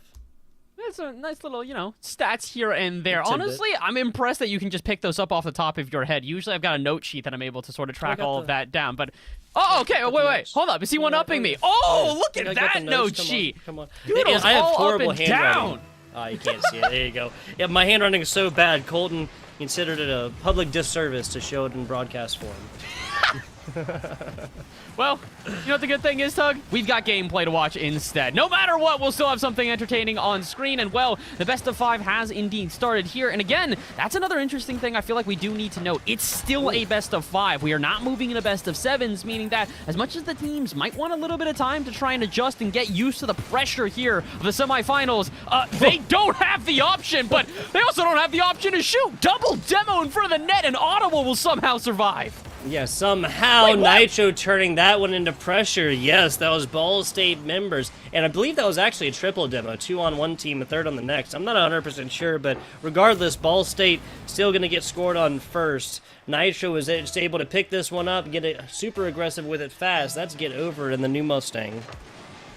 You gotta love that new Mustang. Really has come back into the meta since Joyo started using every other option from here on out. You've seen it just continually finding its different sort of, let's call it different outfits for right now. And, well, that is not necessarily an outfit we've seen before. It's an outlet we've seen before. Pass going cross court as all of a sudden Ottawa find themselves on the back heel. Getover's going to put this one to the backboard. Where's the follow-up? Zap can only get it out to the corner, but the pressure is on after an offensive push in the first minute for Ottawa. Now they're going to have to play a little bit of defense on the other end.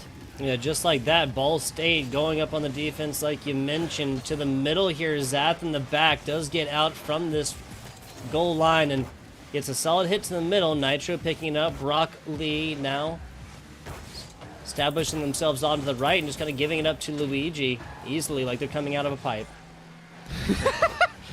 You gotta appreciate that. I wonder, I have to imagine that these kids are at least old enough to know what Mario is at a certain point. I may feel like a dinosaur at this point in comparison to a lot of these youngsters, but I still do know that they know what Mario and Luigi is, and I gotta hope that similar to Mario and Luigi, they've got a second life at this point here, because Ball State are truly going to need it, as all of a sudden, they find themselves down 2. Another play in front of the net. Ottawa, beautiful cross-court pass. 100 kilometers per hour, even 63 or something like that miles an hour. A minute and 20 since the last. Otis, I think, has assisted both of these. No, Otis has assisted one of them, both of them going on in the side of Nitro Vidi, though. 2 shots, 2 goals in, 100% completion ratio, and 2 of the 3 total shot attempts for Ottawa. There's another one, though. Nitro, the other side of this offensively. We've come to expect nothing else, Bass.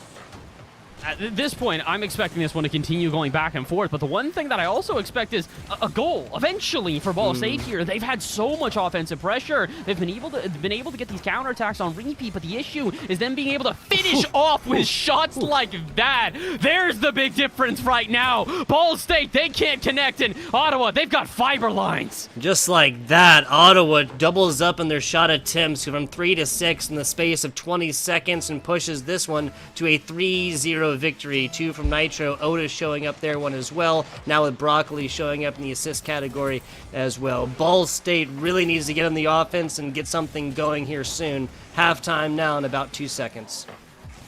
My question is are you already calling that one? Because you're saying victory is going in favor, oh my Yeah, word, of Ottawa. I mean, yeah, I can't really disagree. There's 2.5 minutes left. There is a lot of time, but at this point, you just got to slow them down. I'm going to claim the prediction even before the fourth goal came in, right? The 3-0, this is just Ottawa on a route. This is them coming off of actual tournament play here so far today. Ball State, a forfeit in round 2, a bye in round 1. They have not felt the pressure of a lights-on type situation here. Now, they're definitely farther down in this competition, a couple games away from, or a game away from punching the ticket and 2 games away from the invite, but they have not played on broadcast here today, and I have to attribute that to the difference right now, because Ball State is usually a team that comes to play. 4-0, though. Like, it's going to be hard. I don't really think there's much, again, as much as I want to argue against you, there's not really much to back it up. The unfortunate reality here is that aside from Ball State being able to, find a quick counterattack and a quick response, they haven't really found much offense at all. 3 shots total, all 3 of them coming from Zap at that. So literally, if Ball State were shooting 100% right now, they'd still be behind by a single goal. So 100 seconds to go here at this point. You got to imagine that Ottawa, like you said, are going to be not only running away with this one, but really setting the tone for the series as, they almost find themselves a 5th goal. 90 seconds to go, and maybe Ball State can at least get a goal for the road and try and instill some confidence in this team. Yeah, still a game 1, but a goose egg situation, a 0 score. That's the 5th. That's the nail in the coffin. Knock it in there and put it in the ground. I would love to see Ball State put up 1, even 2 here. I don't see 5 happening unless we watch a trio of Ottawa players just kind of put the controllers down, not play, or mouse and keyboards if they are Philistines. Well, I'm sorry. Are you the superiority to the controllers here in this game as well? Are you on the right side of the argument? The simple fact of the matter, mouse and keyboard has advantage in almost every esport there is. There's no argument here. I think it's just more of a scientific fact given the twist and turn capabilities. But in Rocket League, you need a gradient, especially when you're air rolling. These are higher skilled teams, and doing that with an AOD, that's a 0 to 100 input instantly. I'm not the first person to say this, but if this is the first time you hear it, really, I think that should be pretty much the end of the conversation. Making Rocket League, of course, pretty much the only game in current esports that is actually advantage controller, is Vantage controller instead of an Vantage for mouse and keyboard. I feel like you'd probably get a lot of Apex fanboys in your DMs after this one telling you that, no, controller's better on Apex too, controller better on Apex, and no. Yeah, I was about to say, I don't agree with that point here, but I do agree with your point about the controller being dominant here, and you know what else is dominant right now? Ottawa, 6-0 with 40 seconds to go. Maybe we can finally get a goal on the board here for Ball State, but as it is dispossessed, and Broccoli puts it out to the corner and then back into the half of Ball State yet again. At this point, Ball State have got 2 enemies. They've got their opponents and the clock. They want to try and give themselves any sort of momentum before the end of regulation, but it seems rather bleak at this point. They're getting forced back into their own half still again. Remember how before I said that they only had 3 shots? Yeah, that hasn't changed. That doesn't even get registered as a shot, as get over is denied before it can even put it on target. 10 seconds to go, Tugboat. The results are set in stone. The question is the chisel going to come out one more time and maybe make an altercation? Oh, I do think so here as this one pops out to the corner. Can we get one more goal for the road for Ottawa instead? Nitrotivity is going to put this one down off the backboard. No such shot. But like we said, results stay the same. Ottawa take a 6-0 win in game number 1. Here's another stat coming at you here, Bass.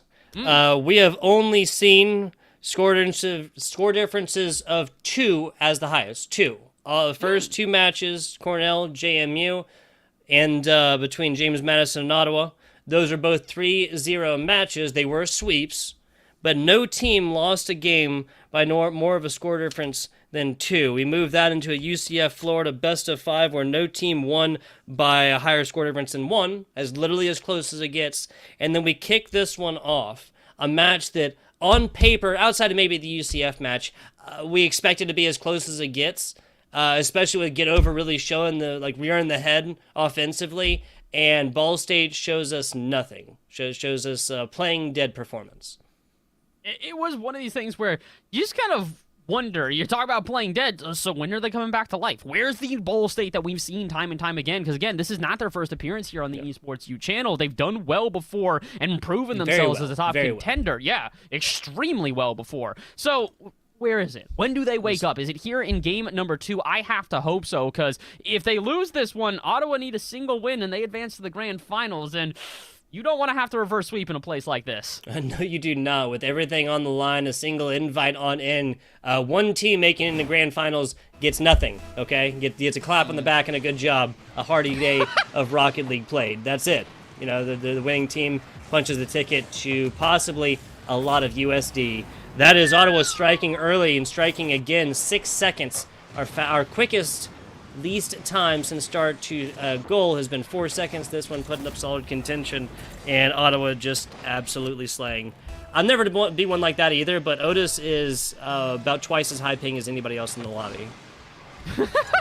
He's literally lagging right now. He's got like literal errors next to his name. He is lagging out of this lobby, and to be honest, that's kind of why this team is so deadly as well. It's not only because of the fact that they're fighting through lag, but because, I was gonna say every player on the team is usually pretty lethal. The shot goes a little bit off target from the double touch there, but aside from that, yeah, I still stand by what I say. Nitro gets their 3rd goal here in this 2nd game, so they're at 3 total. Otis is at 3 total. Broccoli, the only player that doesn't have multiple goals on the team, but guess what? They've also already got 2 assists, so it's one of these things where every single player right now for Ottawa is getting involved in this offense, and that's what's making it so difficult for Ball State to try and slow them down. Maybe Zath with a solo play can switch that up. No such luck. Otis will dispossess him and actually send it to Nitro to put it into the backboard. Where's the follow-up shot? Broccoli will not commit. Sees the boomer ball going the other way and decides to play a bit defensively instead. And honestly, I like this, Tug. They've got a 1-0 lead. They know that they've got the momentum in their favor, so don't necessarily overexert yourself and overexpose. Yeah, definitely. In a situation like this where the strike back can come and bring us back to a true neutral situation, apply this offense evenly. Don't go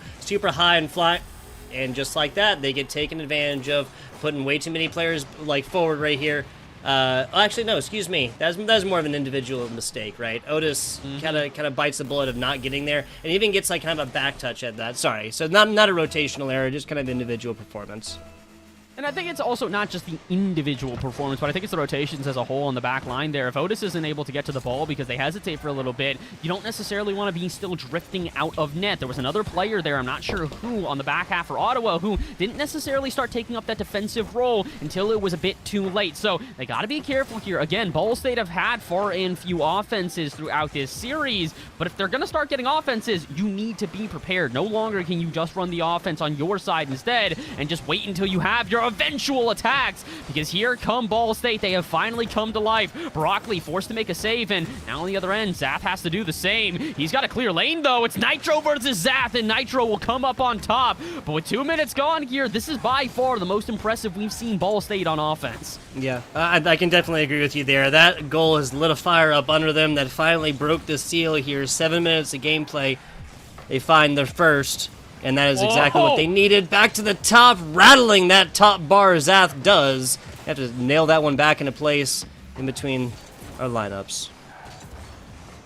And now at this point, you just got to imagine that the tension is at an all-time high. Neither team really wants to make that mistake because they're recognizing how much game number 2 is really going to swing momentum in favor of whichever team takes the win. And apparently, Otis, he wants to set this up perfectly. Dismantles the defense by himself. And Broccoli, I hate to say it, that's a free goal, my friend. Yes, it is. Fantastic stuff. The entrance right here, 1 second past halftime, puts Ottawa back into that lead. 2-1. It's not coming as easy as it did in game number 1, but it seems like it is still trickling in here for the Ottawa squad out of Kansas. At this point, you have to imagine that Ball State, they've got to be a little bit nervous because they finally get some momentum back in their favor. Their offense is starting to look electric, and then all of a sudden, shots like this become commonplace. Ottawa, they do not miss a beat. You have one bad touch out of Luigi and a double commit, and boom, that's it. Yeah, and just like that, another capitalization on a mistake, and we're going to be looking at another, not just lead, but a significant little lead. Ottawa up by 2 scores now. Zath loses this initial, or wins that initial, get over, tries to pick it back up. Zath there, that's just more, that's a fantastic block, but I gotta say, kind of a right place, right time situation. You're already flying through the air, you get a hand on this one. They're trying to assume this offensive. Now, eventually, Ball State will have to do that, being down by 2 right now, and not quite on match point, but that's not the situation they should find themselves in yet. At this point, I'm wondering if maybe they're panicking a little bit. They're recognizing that they are having so little room to breathe due to the fact that Ottawa are overwhelming them right now. That boomer ball is becoming commonplace. They're just trying to buy themselves some extra room, and as a result, their rotations are becoming a little bit lackluster because of it. So, Zath, again, another good example, just tries to read that one off the wall, but before you can blink, Otis is there to not only get the touch, but to demolish some players on the back end as well. Minute 20 left to go here, Tug. It's still technically possible for Ball State to turn this one around, but similar to before, the issue is they need to start getting shots throughout this series. The only player to take a shot on Ball State's side is Zath. 3 shots in game number 1 and 6 of them here in game number 2. Get Over and Luigi have yet to get a shot on the board. Yeah, that's really the sad line we need to pay attention to. Get Over, the player that we assumed was going to be an absolute offensive onslaught, is not just doing a whole much. Now, it does get an assist in this game, so not nothing, but again, there's not an excuse for a 6-0 for shots for Zath, only player on across 2 games now. 40 seconds left right here. This will be Ball State looking to snag 2. It's possible, but it's going to be damn hard the way Ottawa's playing. Yeah, this is going to be really difficult. They do finally get someone else to take a shot there. Luigi does find a shot from a beautiful pass cross, but again, the big issue is that they're all too prepared for it on the other side of Ottawa. They've proven they're not just an offensive team. They've got the defense to back it up, and, well, they've got 20 seconds to try and back themselves up even a little bit further, maybe take a definitive win going into potentially the last game of the series.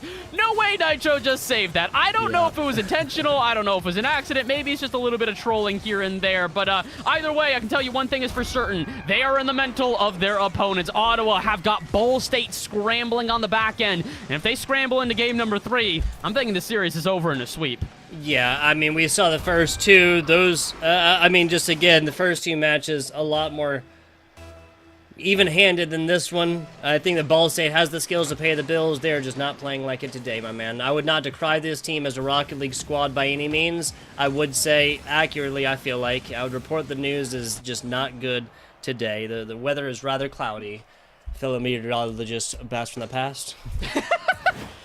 Honestly, I bet I could pull off that vibe. You give me a nice little tux and, throw me on the weather, and I'll be able to do that. Easily see. Yeah, but the issue is that I'm pretty sure I already have bad spatial awareness now when we're looking at a camera. There's no way I'd be able to point out everything on a board. That being said, you know what else I can't point out? What's going wrong for Ball State here? Obviously, it's the offense that needs to improve, but it also feels like, Tug, something's missing right now. It feels like the rotations aren't necessarily clear enough to be able to hold on to pressure, and every time the Ball State do eventually get a chance, they let it go by the wayside within the blink of an eye.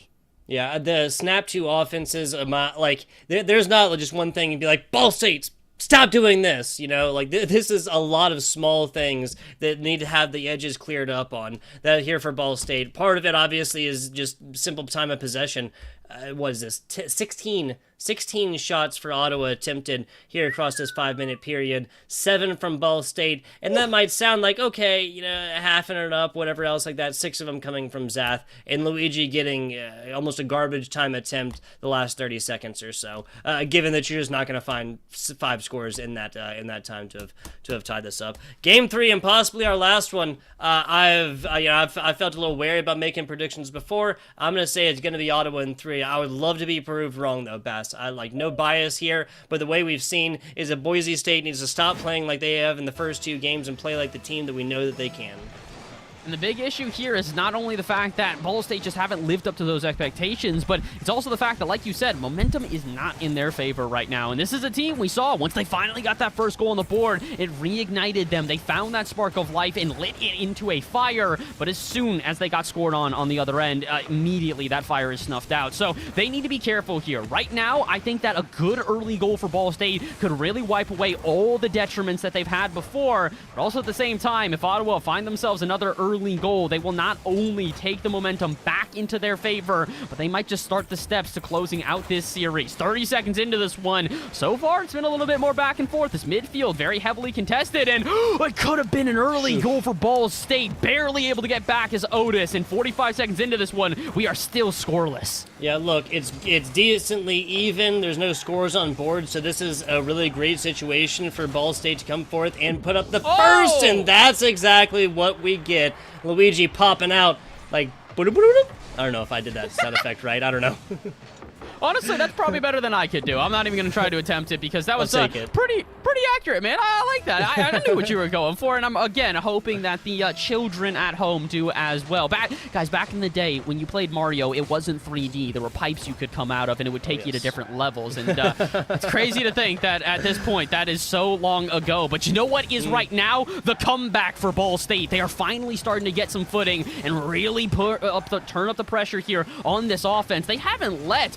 Oh, no, I was going to say Ottawa out of their half in quite some time. The one time they do let them out of their half, it could have been disastrous. The shot a bit off target, but Tug, I know you're feeling the same thing as me. Had that one been a little bit more center, that would have been all the momentum away from Ball State. Yeah, lead of 1, no lead indeed. Rocket League. Lead of 2 is the beginnings of something beautiful, and that would have been everything that Ball State needed to shut your commentators up in halftime, right? Get them to stop talking about 3-0s or whatnot. I feel you.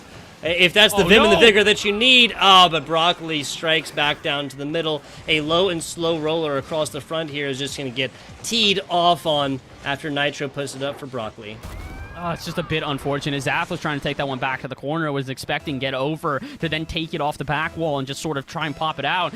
Get Over doesn't recognize that, and when the heavy touch comes to pop it around the corner, they're midway through their flip and have no touch to make. So it's an easy shot, an easy pass for Ottawa to make. And again, we've seen this before. Once Ottawa do start to get the engines going, they don't really let them stop. They are a never say die team that does not hit the brakes unless they have to. With 3 minutes to go here, Ottawa, they might just be gassing it all the way to victory. The finish line is within sight. Oh my God! But so is the shot. Zath with a screamer out of nowhere. Zath might want to put on a mask after that robbery. Jeez Louise. A shot from the left side sends Broccoli just flipping across the middle, again with nothing more than a front row seat to that one. Ball State comes striking back, screaming back on this one. Streaking back now after 2 scores in a row.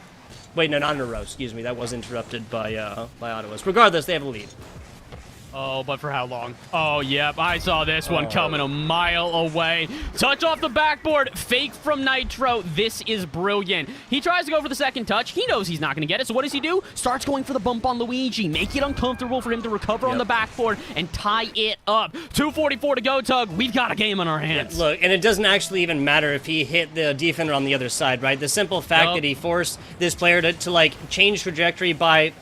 quarter of a second, like a couple of frames. Oh man, there's the onslaught from Ottawa. A couple of frames yielded a situation where they were literally like nose to nose with this ball at the very, very end. If this defender before this goal had been able to get down any farther whatsoever, we'd still be looking at a 2-2 run here for the side of Ball State and Ottawa. Back to it though, Ottawa back into the lead. A little bit there. If Get Over had a teammate, that would have been another score from Ball State.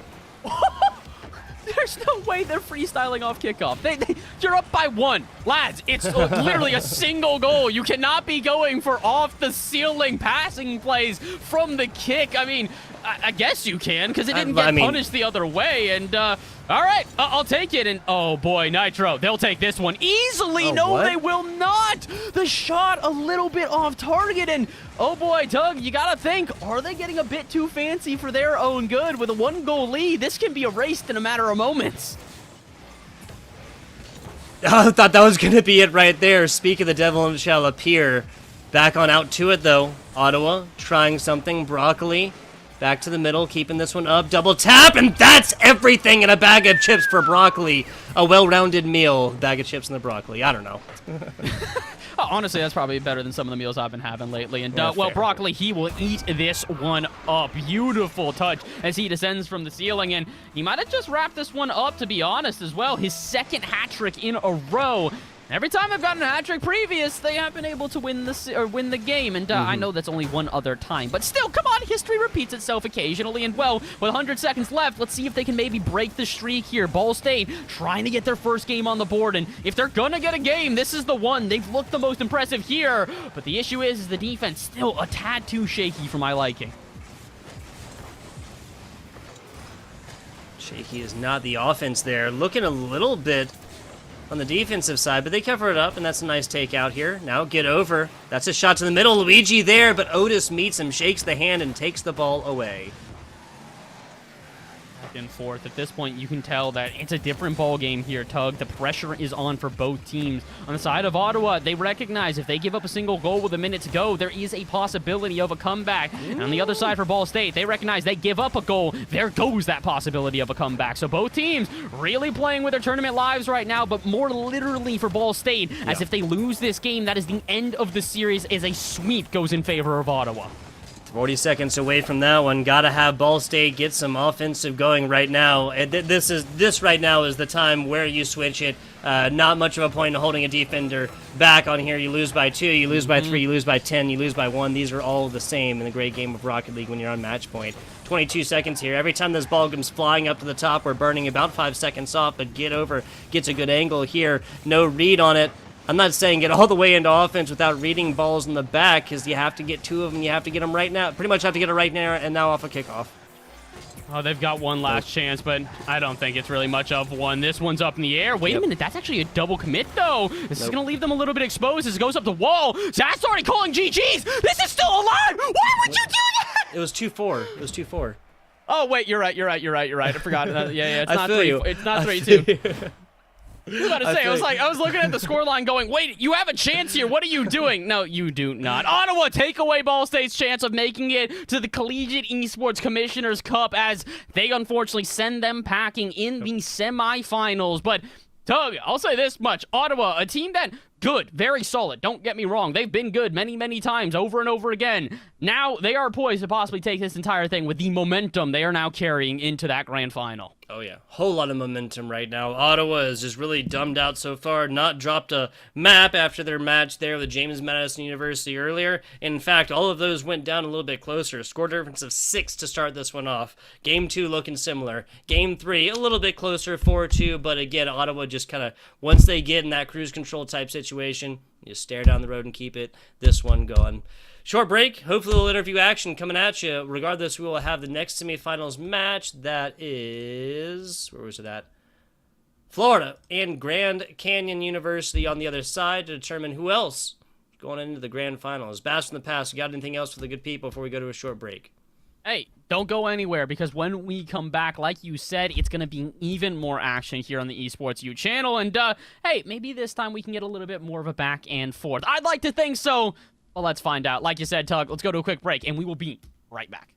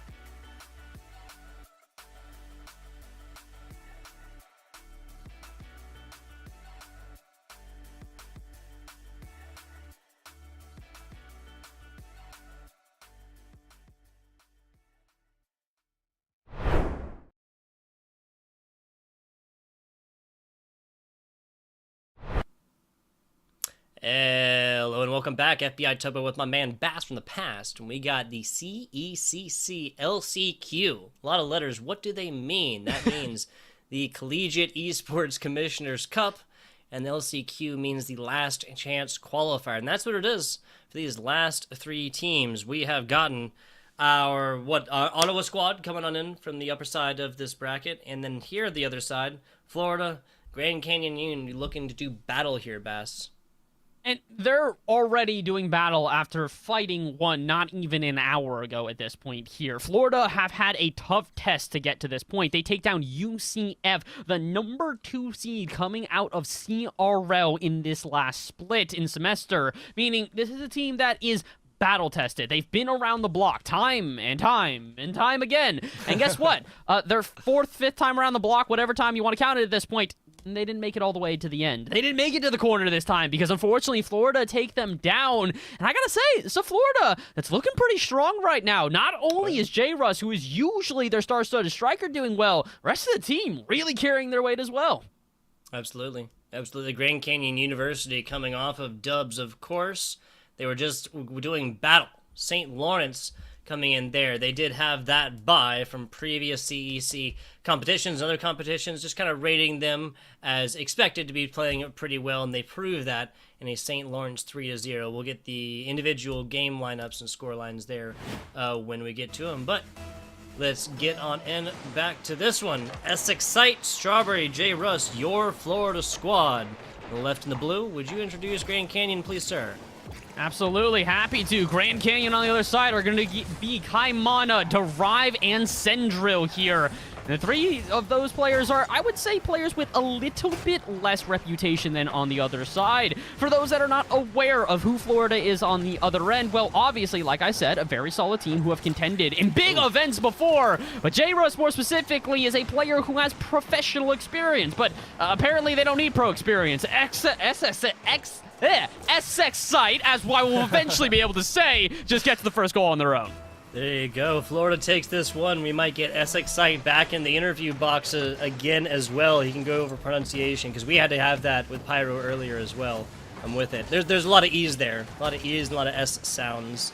35 seconds into this one, though. That's Florida striking first and almost second. Strawberry goes up for it. Strawberry actually comes out, coordinates on another hit. Essex Sight keeping this one alive. Pop play up and pop play over, but pop play a little bit too high. Not for Russ, though, on the rebound. And yeah, J. Russ finally getting himself on the board is not too unexpected. What's more unexpected is the fact that Essex Sight can get themselves such a beautiful pass towards the center.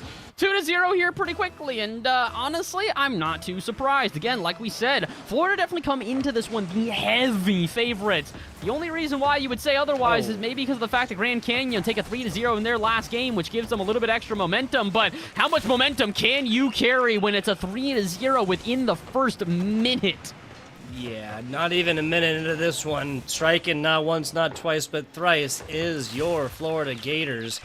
Call it a mass gator attack. I don't know. 3-0 here, 60 seconds in. That's going to be Florida. Looking pretty fine so far. Going to have to find some off-kickoff shots or something here from Grand Canyon U, the squad in from Colorado, to go forth and make another attempt at this game. I'm a little bit nervous. We're starting to see similar patterns to what we saw in the last series as well, where a team comes into this one with, I would say, not overwhelming odds, but having a little bit of extra favor in their side, and then all of a sudden, they just start running away with it here. Strawberry's going to do the exact same thing. They'll pile on another goal, and Tug, we didn't even see this dominant of a game one in the last series. Yeah, that's fair. That's fair. Yes, it was a 6-0, but it was that at 0-0-0 up top. We are not even a minute and 20 seconds into this one, and Florida is absolutely stomping right now. So, give them a second to breathe. Maybe that's what they need right now. Just a second to try and collect themselves and regather and maybe just find themselves at least a little bit of offense. Like you said, Grand Canyon without a shot so far in this game, and they still go without a shot into the next minute because here comes another offense out of Florida. Guess not. Essex Sight not going to be able to really get that great of a touch, but J. Russ will. He'll keep it center, and Sendril really able to do much with this ball. They'll flick it high, takes it around one defender, but as Essex Sight is going to be up in the air here, it's going to make it even more difficult for them to try and keep it away. Finally, Grand Canyon starting to get a little bit of offense here, Tug, but question is are they going to have enough to finally get a goal on the board? This is what we wanted to see. First honest shot attempt maybe coming in here soon. Not going to happen now. That's Florida back on the offensive looks. Back up to it. That is brutal. 5th shot up. This one just put across the hood right here and actually put in a technical own goal. Boy. Yeah. Yep. Derive, I think. Yeah, Derive, unfortunately, just trying to get into position on this. Picks it up. Pop play under. Perfect angle in. SXI winning off initial kickoff. That one bouncing dangerously back towards this orange goal, back towards Grand Canyon U's goal. That one's going to be on point. Strawberry's going to have to play a double commit down bottom.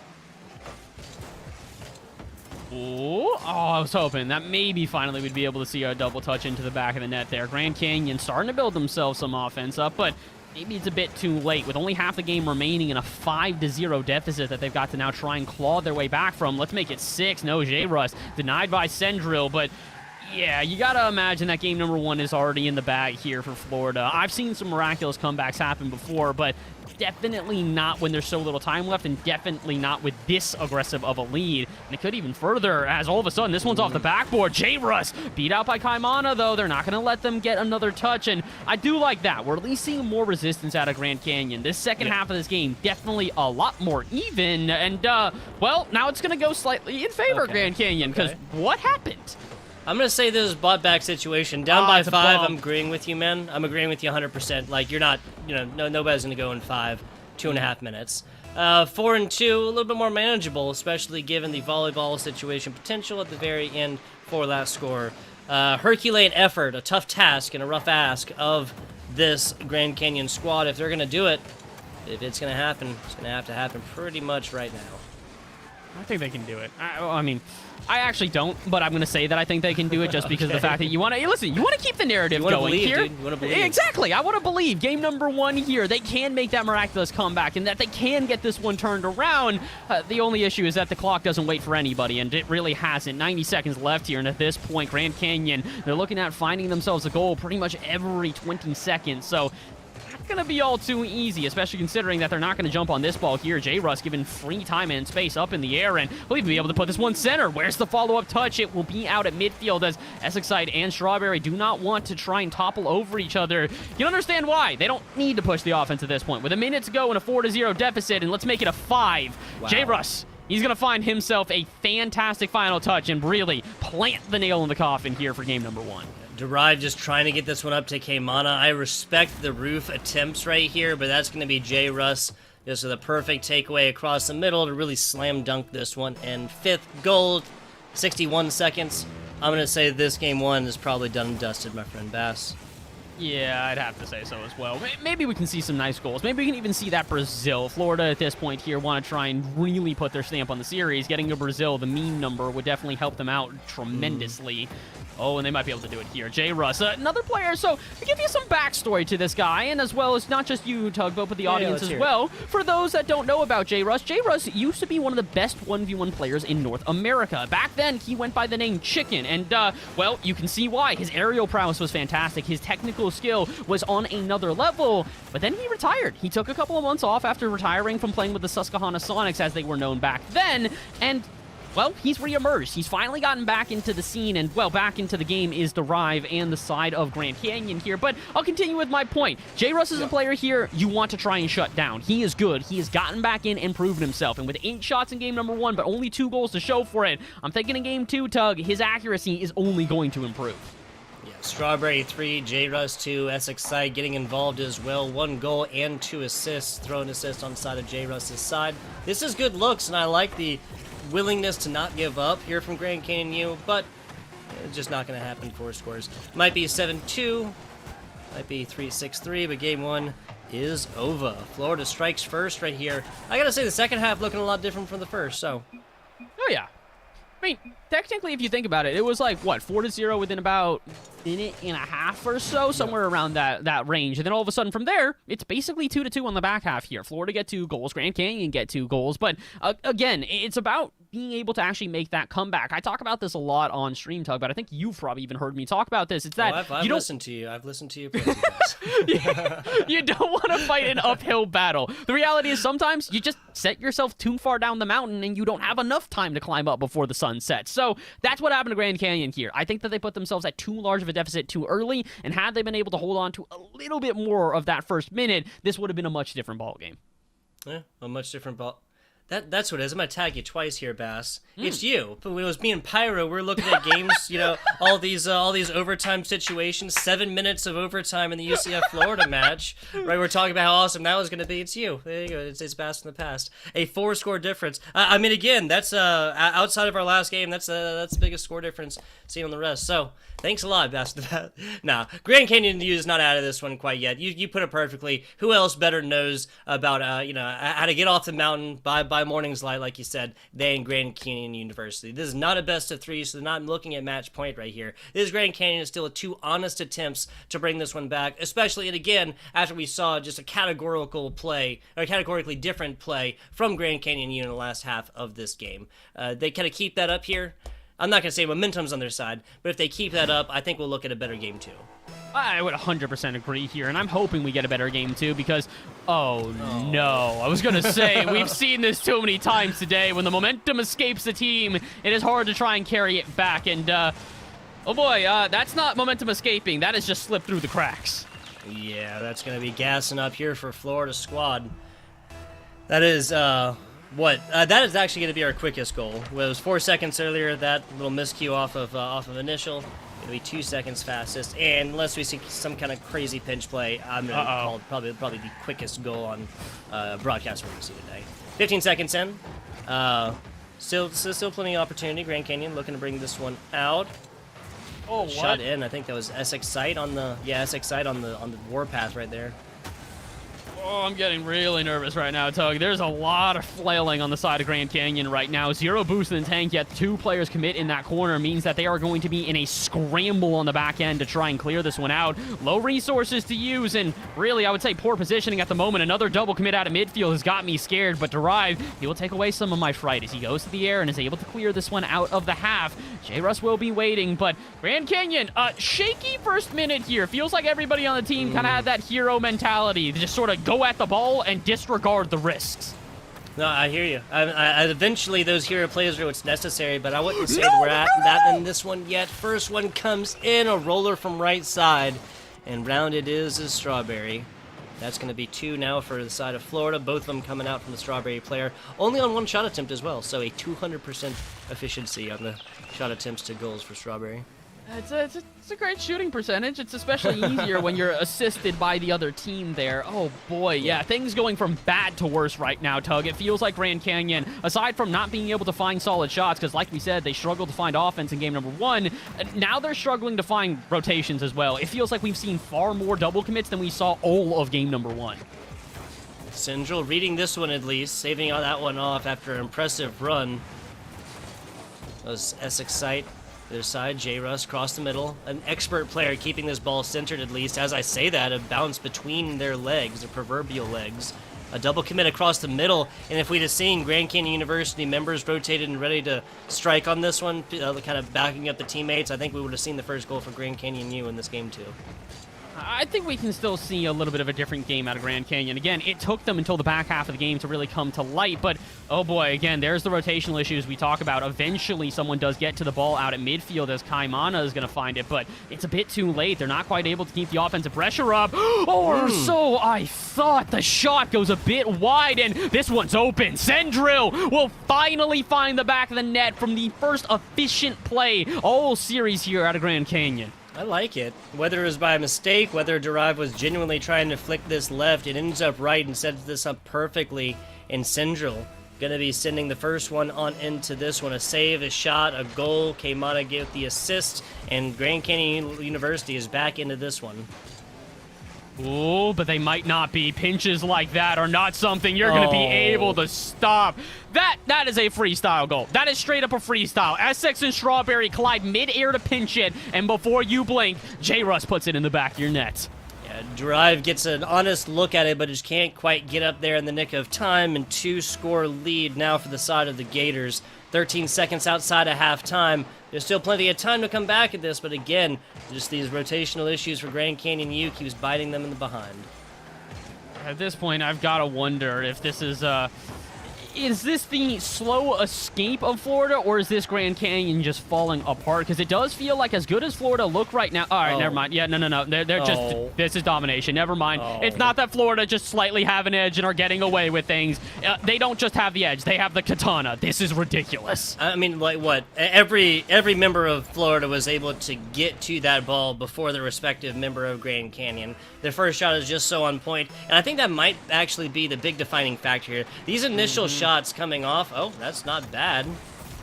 That's gonna be another Florida goal. I misread the colors there. I thought the Grand Canyon was about to take this one. It's not just another Florida goal. It's also another Grand Canyon own goal here. Derived just bangs that one. Hey, listen, it's a beautiful shot. 77 miles an hour. That is a screamer if I've ever seen one.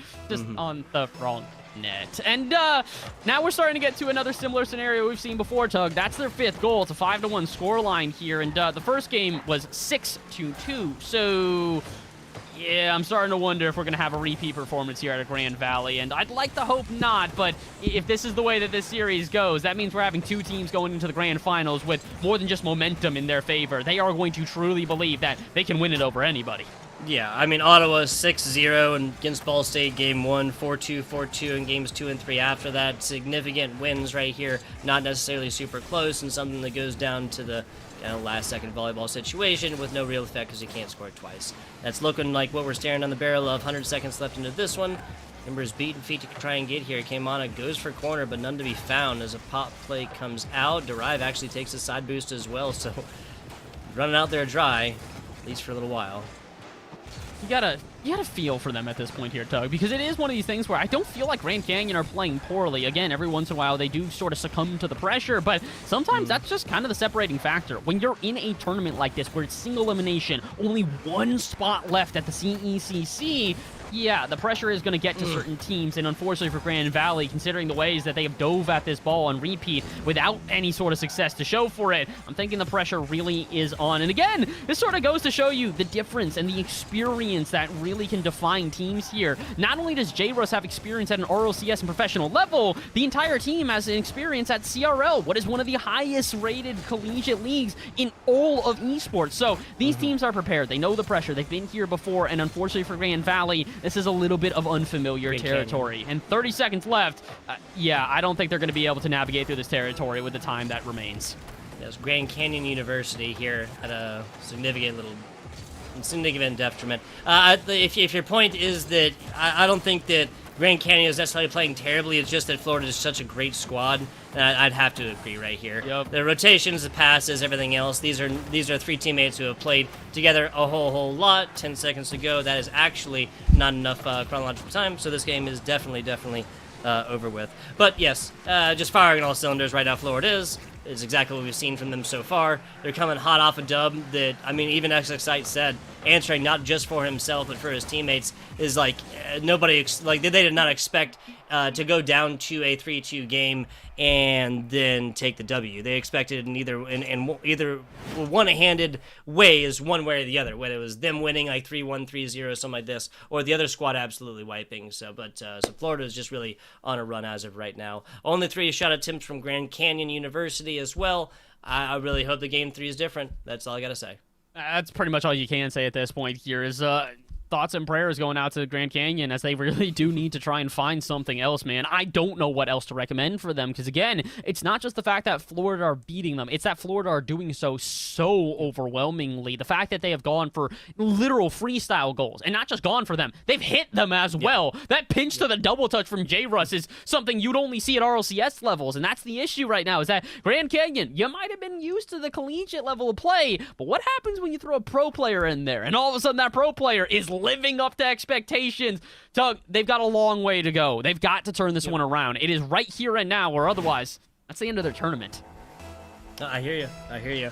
I equally don't have a whole lot, except for, I mean, not the first commentator said, if you just turn the demos on heavy, then, you know, the best block is not to be there, right? If they can't get anything done, then that's going to be not bad plays. That's exactly what we look at, though. Grand Canyon U now coming in with a very quick goal of their own after a Strawberry Excite, or SXite, excuse me, lineup right there. Remember, got a hand on it. 134 is not quite our fastest, 137 our fastest, but still impressive. Maybe this is exactly what Grand Canyon needs. I am only fearful for one reason right now, because we've seen this before. A team hit the ground running, do really well out the gates, and then all of a sudden, they just start to fall apart as soon as the pressure goes the other way. So I gotta hope right now that Grand Canyon can not only hold on to the lead, but really hold on to the momentum that they have just built for themselves.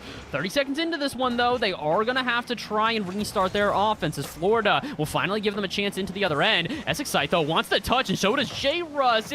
Oh no, it's Light and Strawberry. He will take full advantage. The save was there, but all it really did was tee it up for Strawberry on a silver platter.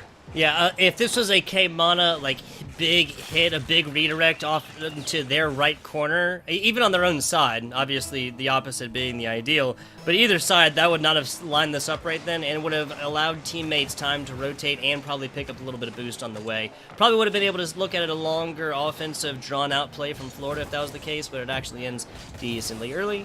About a minute into this one, and we are tied up back again. This is a much better situation than Grand Canyon U has been in at this point in the game thus far, though, right? I mean... This is one of these things where Grand Canyon do look good. Again, it's not the fact that Grand Canyon are just straight up being outplayed by their opponents. It's the issue of these little differences, the times where they do rotate poorly, where they make their mistakes, and then all of a sudden, someone there from Florida is immediately prepared to punish. And again, I think that just comes down to experience. When you've played in lobbies like this time and time again, the chaos that normally will throw a team into a tizzy is no longer that surprising to you. I think that this team of Florida is just kind of used to the pressure they're feeling right now and used to the ways that Grand Canyon are playing. 3.5 minutes to go, though, and Grand Canyon, if you want to get this done, it's here and now to do so. Make those little adjustments, get yourself back into this game, and not only get yourself back into this game, but get yourself back into the series.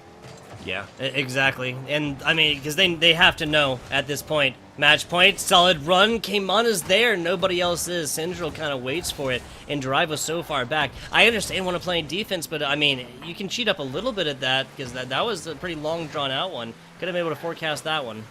As it is, ball back to the middle. Central looking to bring this one out.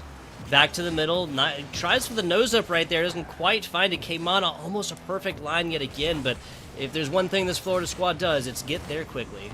Yeah, that's the one thing, is that they really are just a speedy team right now, and they're able to get in the way of almost every single shot. A good example there is K-Mana's not even allowed this shot. It's a double commit, but SXite, that's a great recovery as they keep themselves under the ball. Force K-Mana to pop this one out to the corner, and that's not really going to work out in favor of Florida, but not of Central. Dives at the ball, or not even at the ball. I think they went for the boost in the corner to try and dispossess, but instead all they do is give up what was a huge possession in favor of Grand Canyon. Now Florida, they might have a chance to just straight up close out this series, locking their opponents into their half, but not for very long. Drive to put a shot on target and get the first lead of the series for Grand Canyon. I like to see it. The first real lead after either team, goes forth at this one. Even J-Ruz kind of congratulating that one. Florida kept the 3 attempted shots. That's as many as Derive has right now. 7 total for the side of Grand Canyon University. K-Mana Central with 2 of their own. These have been assisted as well. Yeah, both of these goals have been assisted. Even Central finding up there, even though they have not taken a goal yet. So far here, we've seen a lot of team plays. I do feel like that's part of why it has been difficult for teams to score here in this game, is with all of those interruptions that we're seeing on the defense. It makes it difficult for you to just put a standard shot on target and really get them off tilt. So what is it going to be? What's going to be that separating factor? How are we going to see that response out of Florida, or are we even going to see it? With 90 seconds to go, they may not have the time, especially when Central finds a shot like that. Beautiful redirect, and 90 seconds to go, it's looking like Grand Canyon, they're not done quite yet. No, they are not. 90 seconds into this, and we have not seen either team come back from a lead of this much at this point in the game left. We have a classic 90-second drill coming in, and Grand Canyon getting right to it yet again. It does go their way, but that's only a little bit. SXite looking to walk the dog in. K-Mana giving them the business, popping this one up. Central even gets a hand on it. Strawberry was there, but very weak hit. Central, last player up. That's going to put it in the corner. K-Mana does get a hand on this and pops it up and out. SXite just a little bit too far past this one. Offense Florida still there. Well, it's a good touch out of Essex side. What can they do with it? This is open. If they can get it center. No, not quite. Good 50-50. He's going to keep this one out. But J-Russ, he'll be there for the follow-up. Sneaks in out of nowhere and finds the second goal. 128 kilometers per hour. That's a fantastic pass to the bottom. I think maybe even the beginnings of a technical own goal. Grand Canyon member could not have known it, but just like that, Florida shaves this lead to 1 down for Grand Canyon U, and it is razor sharp. Oh, but all of a sudden, this could be a breakaway play. Yeah, that boomer off the backboard, J-Russ, if he got in a little bit more power, probably could have cleared it off the half, but even the follow-up is a little bit off target there. But, oh my, that's a dunk, and Strawberry, they're trying to read it, but cannot hit the mark. The follow-up shot is on target, but the saves are there, and the follow-up to that is not on target. Essex side not quite able to get there, but that's a good pass off the backboard, and it's another own goal. Disaster strikes as Grand Valley give up the lead. They say it doesn't strike twice. Unfortunately, that's what we get again. J-Russ there, a spinning play. He's a little bit flatter. He's a little bit more horizontal there, Bass. That's a block, and we still go down at a 3-2 scoreline with clock slowly ticking down, as it is. Whereas even as we get, Essex site doing fancy stuff off the top. Kaimana is there. Strawberry on the other side will try and pick this one up and does. Essex site, nice bump. That's a good trajectory. Kaimana, weak hit. J-Russ, not sure. Yeah, they do have the boost right there, but just kind of get bumped out for a second. 10 seconds away from halftime, Bass. I think they're a little bit nervous right now. I think the big issue is that the teams are playing with understanding that this could be really the separating factor for the series as a whole. If Grand Canyon take a definitive win here in Game 3, they start the comeback of a lifetime as they go for the reverse sweep. But if Florida, they take this game, that is it. Grand Canyon do not have another chance. That is not only the end of the series, it's the end of their tournament and the end of their chances of making it to the Collegiate Esports Commissioner's Cup in Atlanta. J-Russ, he was almost able to take it away there, but he opts to go for the boost instead. Wants to set up a little bit more of a stable offense rather than just trying to get a breakaway play. And here is why, because the breakaway play happens on the other end, and J-Russ has got to be prepared. Derive, that's a bit over-aggressive. If you see a player going for the demo, glide that one in. Don't just boom it. Yeah, that was definitely more like, you don't have to go fast and loud all the time type situation. That could have been it. That could have been a game back towards this reverse sweep. As it is, still on the money line right now for Florida and Grand Canyon. Back to the middle, drive, solid hit, solid rebound back to the middle. Essex side keeping this one alive, still flying through the air. Still got a little bit of boost to get there, but Drive sends this one out and away from the source of danger. J-Russ in the back. Nice hit, but Kaimana with a better one. Drive picking it up. Essex site flipping through, I think just trying to get position on that double commit, and they're going to be happy. It was a huge rebound hit out because that is where both of these teams have scored before. Essex site, pop play back out, Florida back in the offensive looks. But can they get a shot on target here? Essex side glides it to the corners, but that's about as far as they will get. Eventually, J-Russ will send one to the backboard, but easily turned away. As Grand Valley, I got to give them credit. Their defense looking a lot stronger here in overtime and in Game 3. But how strong can it be? Essex side, he'll take it out to the corner after J-Russ misses the mark. Strawberry's up for this one, but they pre-jumped it. Yeah, they were expecting that to have a little bit more power, and when it stays low to the ground, can't quite find the redirection in the air to try and make up for it. And speaking of make up for it, despite Essex side being off the mark on the other end, he will not on defense. Keeps the game alive as we go into 2 minutes of overtime. Yes, we do. A 7-minute Rocket League game here for the last opportunity for Grand Canyon to keep their tournament dreams alive. Sets up, Syndril does for Derive. Nice hit out, tries to take it off the side, and Russ looking at a little bit of run. Gets a little bit too far away from him. That's a weak stop. Essex side looks to bite into this one and can't quite get the teeth on it. Back out to the middle. Ooh, it's a nice drop down. Oh boy, that could have gone disastrous. It does seem like everyone in Florida were aware of the little cheeky passes that Grand Canyon are going for right now. Probably getting a bit too intricate for my liking, Tugboat. Sometimes the fundamentals are fundamental for a reason. And when you're starting to go for passing plays that leave you exposed on the other end and allow for shots like that, you might need to go back to the drawing board, especially considering we're approaching our 3rd minute of overtime without either team really finding themselves an opportunity to close this one out. The best shot we've seen has rung off the bar as J-Russ found himself with an open net. And speaking of open nets, could have been one right there, but Syndril, that's not the best touch. Panic ensues here as all of Grand Canyon are floundering over one another. Yeah, a big wide open expanse ahead of them, and they just need to collapse on the offense for a while. This has been all Florida all the time. Essex Sight continuing that on. Strawberry off this left corner now, brings it out. Essex Sight down bottom. I believe that J. Russ is playing that defensive position. Yes, now across the middle, Derive and the rest of Grand Canyon bringing it out. Derive almost walks the dog all the way in, but J. Russ meets him there, takes it away, hits it, double commit. J. Russ, Strawberry, Essex Sight down bottom. Keimana, that's a bad angle. Does get the pass off, so that kind of does connect, fortunately, but Keimana pays with it. Ooh, out to the corner, though. Essex Sight is up for this one. He'll put a shot on. J-Russ for the follow. Where's the double? It's not into the back of the net, and neither is Essex Sight's touch. 2 huge attempts in a row, and at this point, Tug, I'm starting to get a little bit nervous. Florida were lethal when they finally get into that final third before. Now, all of a sudden, they find themselves on 16 shots and just can't find a way to close out this series. Slow play, and J. Russ takes an L for it. Low, slow. That is about 10 fakes in a row. Strawberry won't go for it. Syndril not willing to play it either. Okay, there we go. There's the takeaway. Essex Sight takes advantage of the slowdown in play temporarily to get into position. Strawberry here, pop play up. Everybody is just kind of slowing this one down. It was at 11, now it's at like 4. That was the weirdest play I've seen in a minute. I've seen people do that in like competitive lobbies and ranked in this game, but not when there's this much on the line. Yeah. The mind game's getting thrown in here, and honestly, can you really blame them? Because now, in my opinion, Grand Canyon got to think, they're not taking this seriously at all. Florida, they're just having fun with this one. And when your team, or excuse me, when your opponents are straight up just kind of, having another walk in the park, it can be frustrating because you're throwing everything at your opponents and nothing will stick.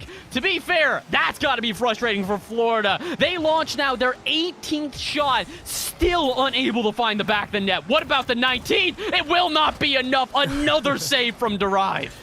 Looking at 20 almost with another full Rocket League game under our belts. We're looking at, 14 shots Grand Canyon, so that's 19-14. Not even that big of a difference, and a tied score is still 3-3, and still a lot of time into this overtime situation. Back to the middle. Strawberry puts it. J. Russ there. The slowdown play. Gonna be enough for Derive. How do they keep that out? Shot number 20 isn't going to be enough. What about 21? Can they finish this one out? That's a beautiful drop down, but no one's there. And that's the bump of the day. Derive's got an open net, and the series will go on. Nicely done. Overtime situation in Game 3, not Game 2 at this point. Grand Canyon holds on right here after this is just, turned up to 11, slowed down to 4 for a brief little bit, and then right back on up there, Bass from the past. We are looking at a game number 4. Been a lot of sweeps when I was at Pyro. A lot more action here. Last game, Grand Canyon University in Florida. Possibly last game, I should say. It's still possible for Grand Canyon to turn this one around, though. Like we said, game number 3 being that much back in their favor. Well, I guess I wouldn't say that much back in their favor, but having a win like that where you fight for an extra game and then come out on top, it can really instill confidence in a team like Grand Canyon who, like we said, really needed to find that confidence because they looked way too disorganized. They felt very chaotic when it came to their final third, and although Florida was not able to punish in this game, they've done it many times previous. So I want to see a switch up here. I want to see Grand Canyon try and keep their head on their shoulders and their feet planted rather than letting them go up to the clouds and all of a sudden start rolling on the ground. They need to make sure that they are one stable body here because if they play this one right, I can see this reverse sweep happening.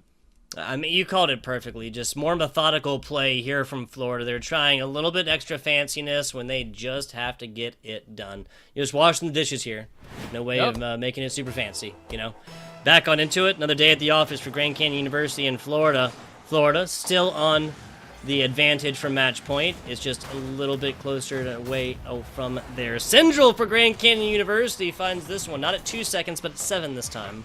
There's another big difference. We talked about it. Getting that under early goal to really set the tone is going to be massive, especially when Florida, they kind of let the tone drop away from them there. 2 whiffs in a row on the back end is going to leave them extremely exposed, and as soon as they get punished, you got to imagine that the team now is maybe getting into their own mental a little bit. We talked about how they have experience at a professional level in very, very prestigious collegiate events in the past, but is that going to be enough for them to not tilt out of this series after having what were 2 overwhelming victories in the first 2 games? So let's see, game number 4, a very different ball game, and it could be even further if J-Russ doesn't get up to that one. Florida almost find themselves with a 2-0 deficit within the first minute.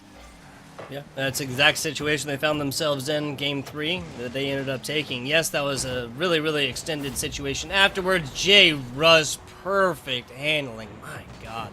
40 seconds into this one, we're back to a tied-up situation. 1-1 right here. You were talking about competition and pressure and whatnot. I can definitely agree. Florida just is not playing with the same gusto that they had earlier. And like all these competitions, the biggest one is not out here on this virtual pitch. It is between the ears. It really is. Again, mental fortitude is something that we talk about constantly on cast, and it's for a good reason. A lot of people talk about how much momentum is very prevalent in esports. I'd say Rocket League is probably one of the most prevalent ones, not only because of the fact that it is so quick-paced, but you only have 5 minutes to try and make a difference. And, well, now you've only got 4 to try and come back from a deficit here. Grand Canyon find their second and find the lead. Yeah, I mean, this was just what Florida dug themselves out of 30 seconds ago. Still plenty of time, but at the same time, Grand Canyon U, advantage. They have played it well when they've been here. Now it's just a matter of holding on.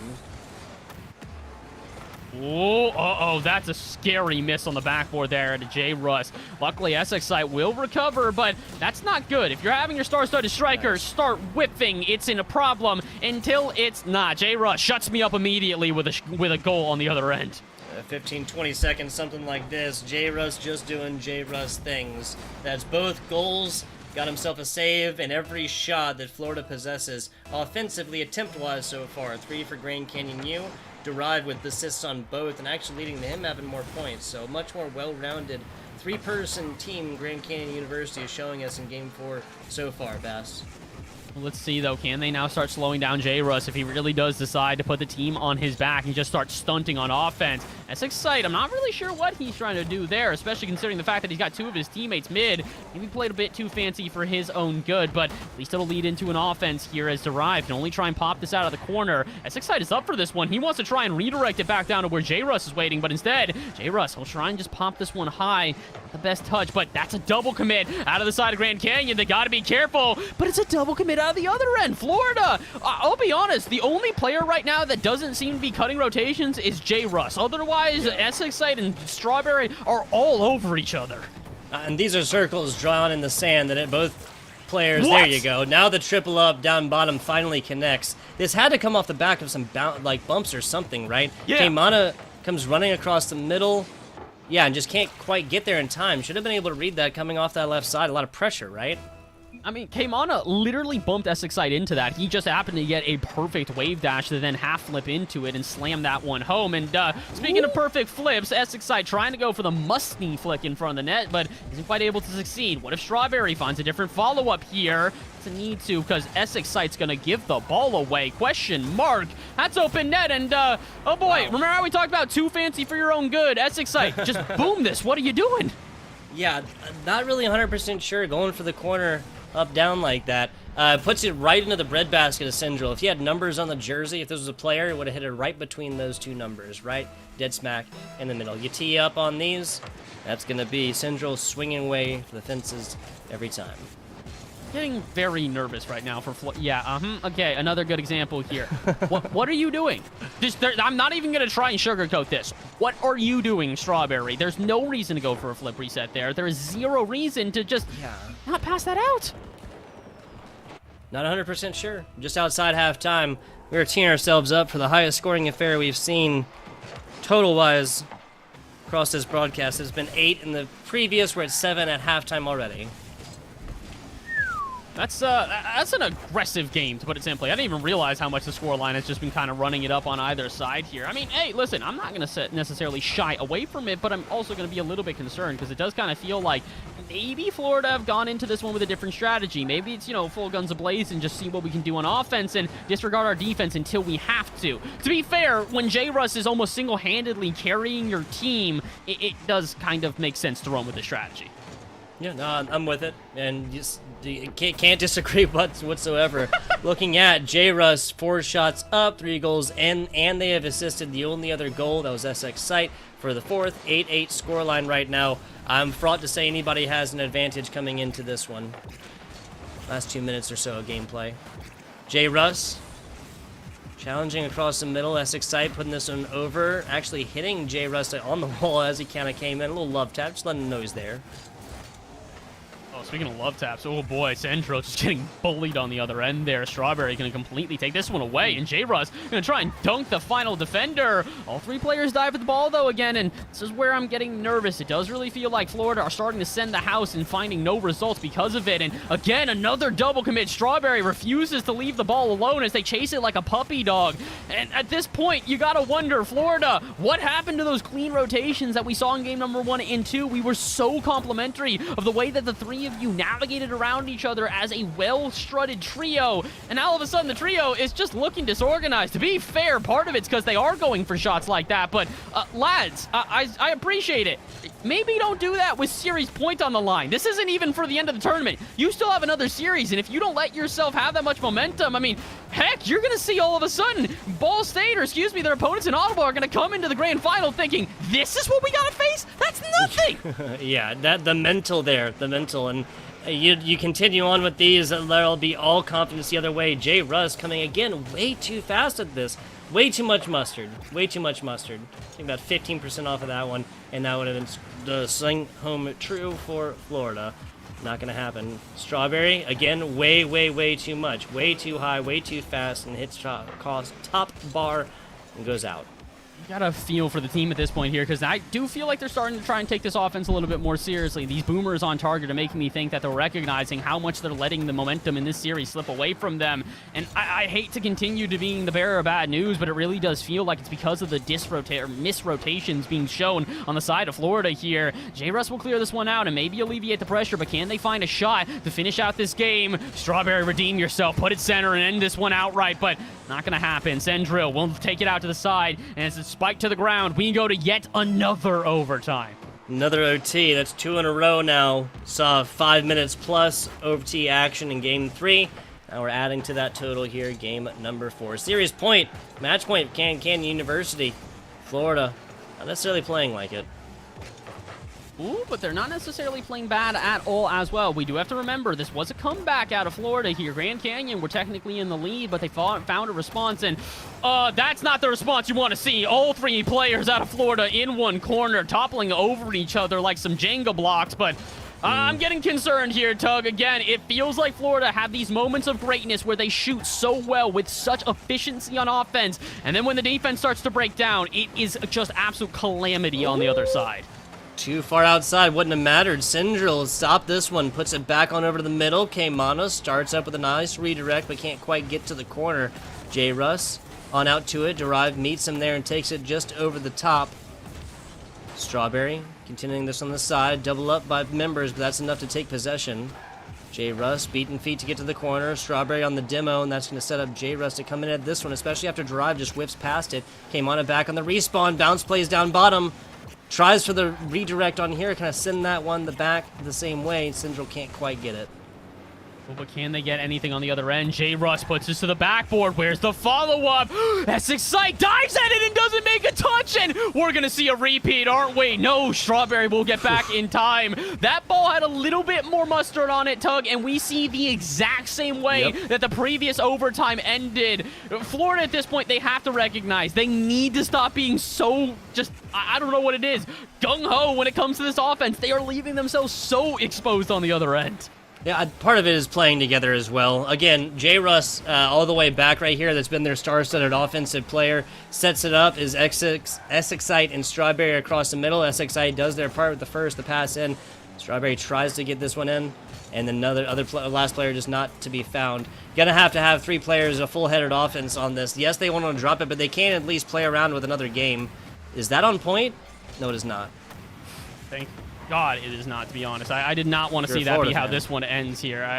Yeah, would have been definitely not the best way to end. And at that point, you really do have to all hail Florida on the other end here. 2.5 minutes to play. I'm wondering if maybe Grand Canyon are starting to recognize that not only do they have the pressure up against their opponents, but they're doing so in a multitude of ways. Again, chasing the ball down, not giving them the room to breathe, continually having a midfield presence that pops it back into the Florida half. That is not the pop back into the half, though, as Derive makes a bit of a mistouch here. Maybe now Florida can start up that offense we've seen time and time again.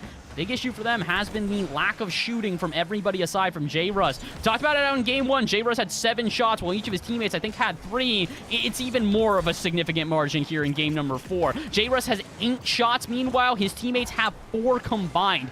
Double the shooting from the single player. And it's not necessarily always the most overwhelming statistic, but it really goes to show you the disruptions and the sort of misorganization on the other end has, oh my word, been the downfall of this Florida side. Can they finally break the streak, though? No, they cannot. A double commit is going to leave Florida without a follow-up, and they'll have to restart their offense yet again.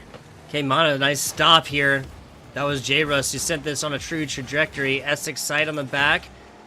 Now forced to come all the way back on this one. J-Russ and the rest of Florida playing defense. Essex side reads K-Mana and Derive coming in at this one. Smelling blood in the water, but not going to bite quite yet. A stop to the middle. Barely come out by J-Russ. A nice job by kind of just waiting, playing the hand. Cool hand Luke on it. Ooh, but they need to try and keep themselves calm, cool, and collected throughout the rest of this game, because we're 4 minutes into overtime, and a single mistake might be the thing that separates the two teams, and could be the final mistake of the entire series if it's the side of Grand Valley that committed. Ooh, Strawberry trying to make up for his lack of shooting by getting a little bit of a fancy redirect above the net. No such luck, but J-Russ, he's going to keep the offense alive. Essex side just needs to put it on target, and he cannot, but Strawberry will. Their second shot of the game, but it's enough to close us out. Yes, it is. 5-4 line. Grand Canyon getting so close on this one, but it is all going to be for naught. 9 scores will be our highest score total, and one of the most even games here as it all finally boils down. Florida finds a huge lead in games 1 and 2. And Grand Canyon comes screaming back. Very thankful we don't go by point totals on this one instead, by just by games or whatever. Because that'd have been Grand Canyon took it by 1 in game 3, came really close to it in game 4. Almost pushed this on to another game 5 here, Bass. And they almost did it, but unfortunately not quite able to do so. The good thing for the team, though, is that, hey, it's a good performance, and it's a good performance as the heavy underdogs here. Like we said, Grand Valley, a solid team who has done well in previous events, but Florida, they've just gotten an aura around them. Then you know that they're a solid team, especially considering they bring in a professional player in J-Russ to compete. This is a squad that was on paper supposed to take this one. They do what they were supposed to, but Grand Valley give them a hell of a fight throughout that series. That they do, kicking and screaming off into the night. That is unfortunately going to be the story here for Grand Canyon University. Single elimination, that's their first match. It did come at 3-1 though, so something they can kind of hold close to the vest. Short break, we'll be back, little post-game action after this, and then starting the grand finals. So don't tune away. Right now would be the worst time to do so.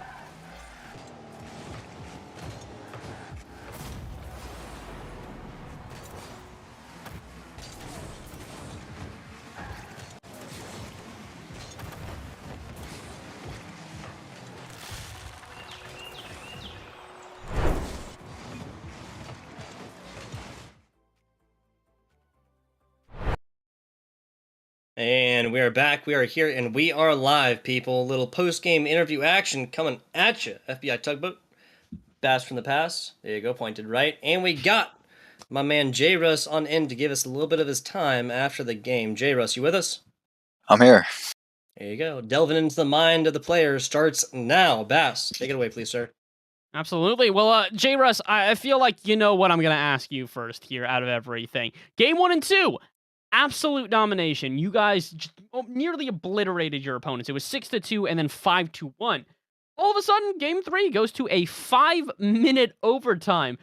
What happened? Was this one of these things where you guys started to feel your opponents warming up, or was it one of these things where you think that you guys just kind of had to take a settle down and then get yourselves prepared for what was going to now eventually be a much closer battle? They definitely played better as the series went on, but I mean, as you guys saw, we were kind of messing around a little bit, if I'm being honest. There was a moment in the corner there where we were kind of just playing around. I don't know. Yeah, we were. We had some questions about that one. I think it explains a lot. I will say that was that sort of the intentions in game number 4 as well, because I did feel like there was a moment where initially you guys were kind of memeing around, playing a little bit more lackadaisically, and then all of a sudden you saw that switch where I think you in particular were like, yeah, I'm done with this series. We're finishing this out. You had, I think, 9 shots in that final game, like just unreal offense. So was there a moment where you guys started to go, all right, big boy boots back on, we're finishing this out? Yeah, there was definitely a moment where we had to bring it back together and say, okay, we need to win this. And yeah, they definitely started to warm up into that game 4, so we just tried our best and won. There you go. Trudging forward. In the grand finals you go as well. Gotta ask, you take this one. Obviously, look forward to sunny Atlanta, Georgia, and the land play and whatnot. Is there anything else that you, the man, the player, are going to try and accomplish out there in Atlanta, Georgia while you're there, if, again, you win this grand finals? I've never been to Atlanta, so I might as well just go see what they have. That's about it. There you go. And any particular play that you're like really proud of? Any particular, or maybe even on the other side, not so proud of in this previous 4 games with 9 minutes of overtime total? There's one play where as exit, pre-dumped me and I passed it to him in midair and he hit it to the backboard and I scored it. Besides that, yeah, that's it. There you go. Besides that, just another day at the office. Yep. Love to see it. J. Russ, Team Florida, punching that ticket on into the grand finals here. Before we get you on out, I want to ask if you have any shout-outs here. Shout out Gabby. Love that guy. Okay, shout out Gabby. And that is okay, what should I ask? Is that a friend? Is that a viewer? Is that a teammate? Is it a coach? Yeah, that's my best friend. I've been with him since day 1. He's been with me. Day 1. I love it. Yeah. I love it. There you go. What else are we without our support here, J. Russ? Love to see it. With that, though, we'll be excusing Florida on in to their grand finals performance here. Bass in the Past, FBI Tugboat. We'll be back with you guys. We set that one up. This will be grand finals action coming in here in just a minute. And who gets that ticket to sunny Atlanta, Georgia? We find out when we return on the next episode of the CECC Last Chance Qualifier.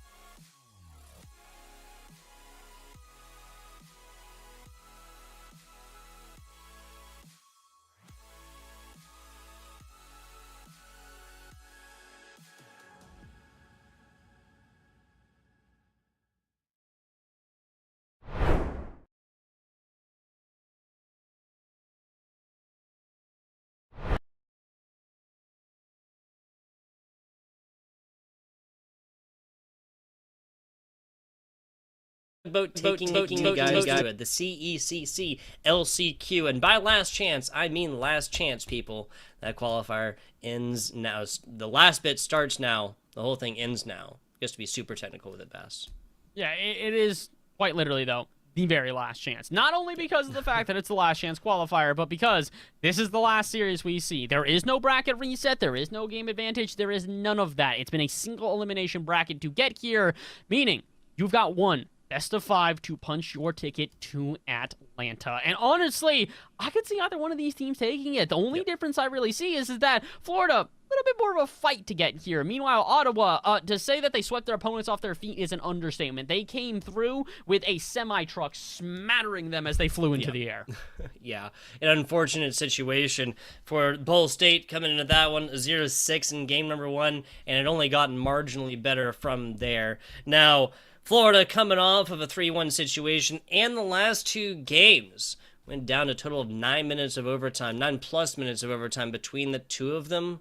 Like, average of 4.5 or something like that on in the middle. And we'll be looking at a Florida squad that may have come off like more recent actions, so they might be coming off like hot. But other side, Ottawa coming off of a lot more of a one-sided victory coming in a little while ago. They've also had a little bit of break, so it's kind of like, what goes. Actually, they did say they're going to get something to eat, so hopefully they get full tummies, well hydrated out of Ottawa coming into this one. Yeah, I gotta hope that these two teams are prepared here, because I don't think this is going to be a short series. I have a feeling this one's going to continue to go back and forth, and the unfortunate reality is they're going to do that. It's going to come down to that mental fortitude again, the ability to keep yourself in a series even when the going gets tough. So let's see. When the tough gets going, who's going to stand on top? We're about to hop into game number 1 here in this best of 5, and as we've seen with every other series, game number 1, really a chance to set the tone and really establish yourself in the series. Absolutely. See how this one goes. Broccoli, Otis, and Nitrovity, in case you're just joining us, coming in from the Ottawa, Kansas squad. In Florida, Essex Sight, Strawberry, and Jay Russ showing up. Yet again, the trio of players from Florida. We've seen them multiple times today. Otis, take across the middle. An easy takeaway from Jay Russ, as this is the Florida squad looking to get aggressive. Strawberry, right side. Kind of a play there. That one's going to have to be defended. And J. Russ does it.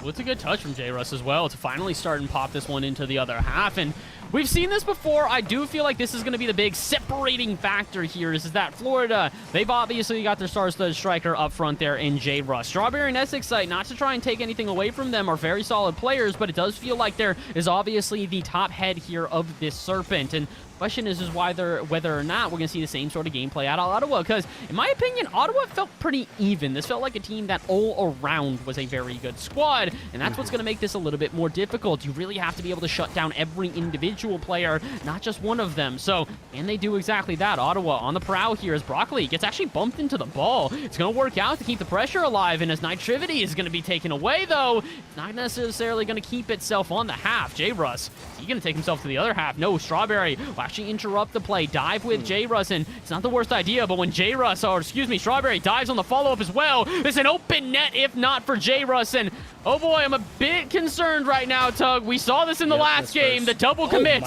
left Florida so exposed. It's Excite. Perfect place, perfect time. Pop play, flipping more right there to keep this score 0-0 pass. Some fantastic defensive plays coming out of Florida already. On the offensive, Otis there tries the pass for Broccoli, but that's not going to be enough of an angle for them to shank this one in. Big hit, kind of a combo there, maybe even a bit of a pinch on over, and this is now Ottawa on the defense.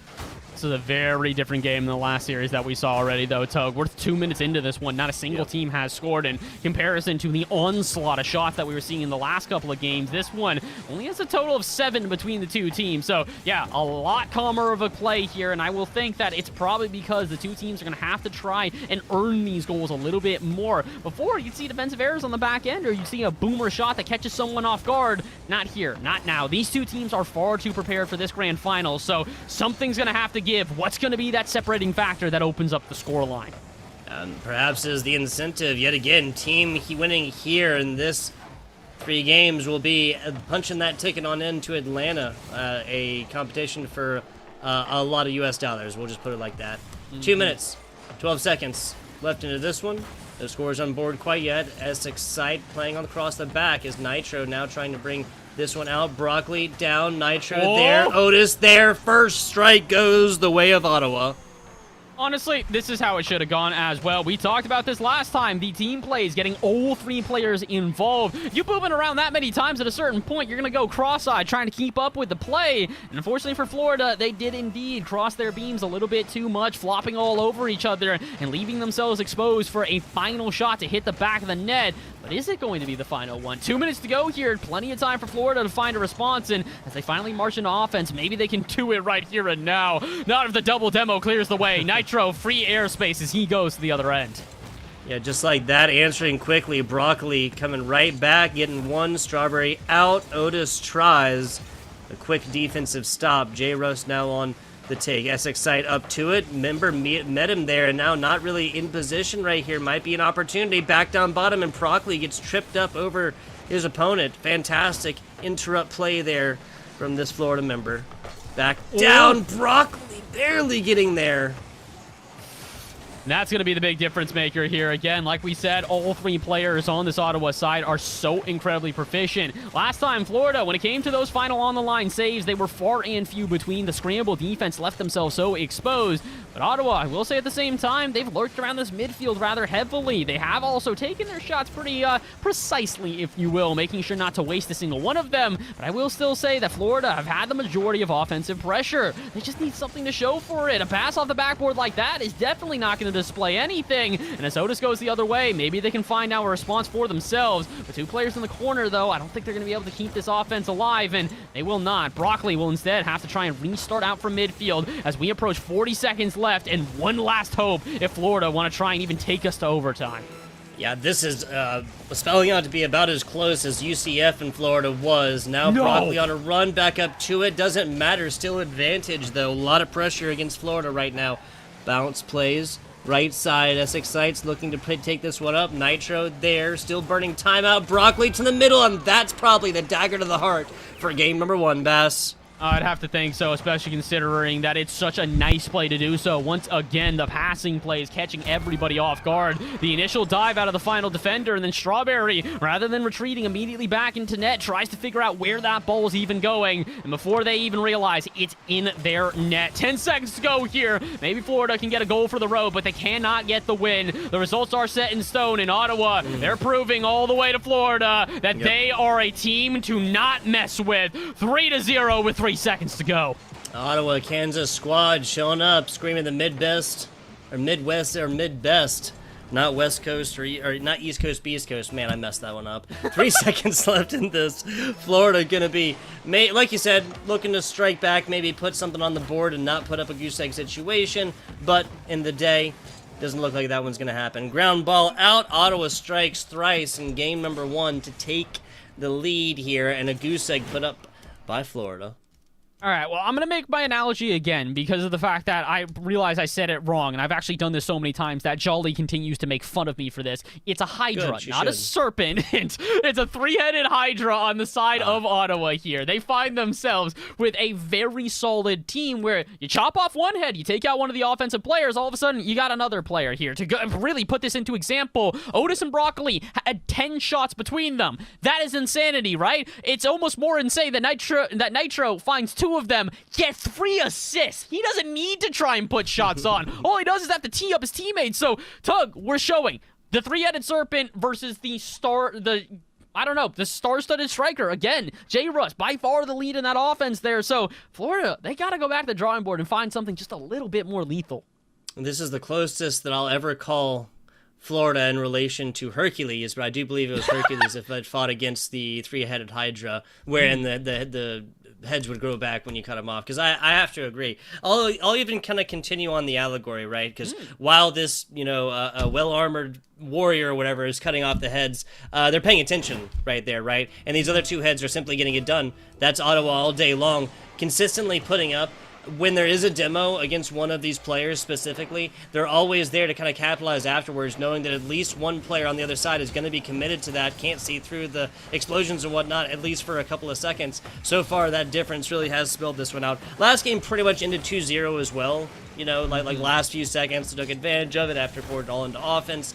It was basically 2-0. If this had kept on, and just cut off immediately after the second goal, then, that, obviously would have been 2-0. You get what I'm saying.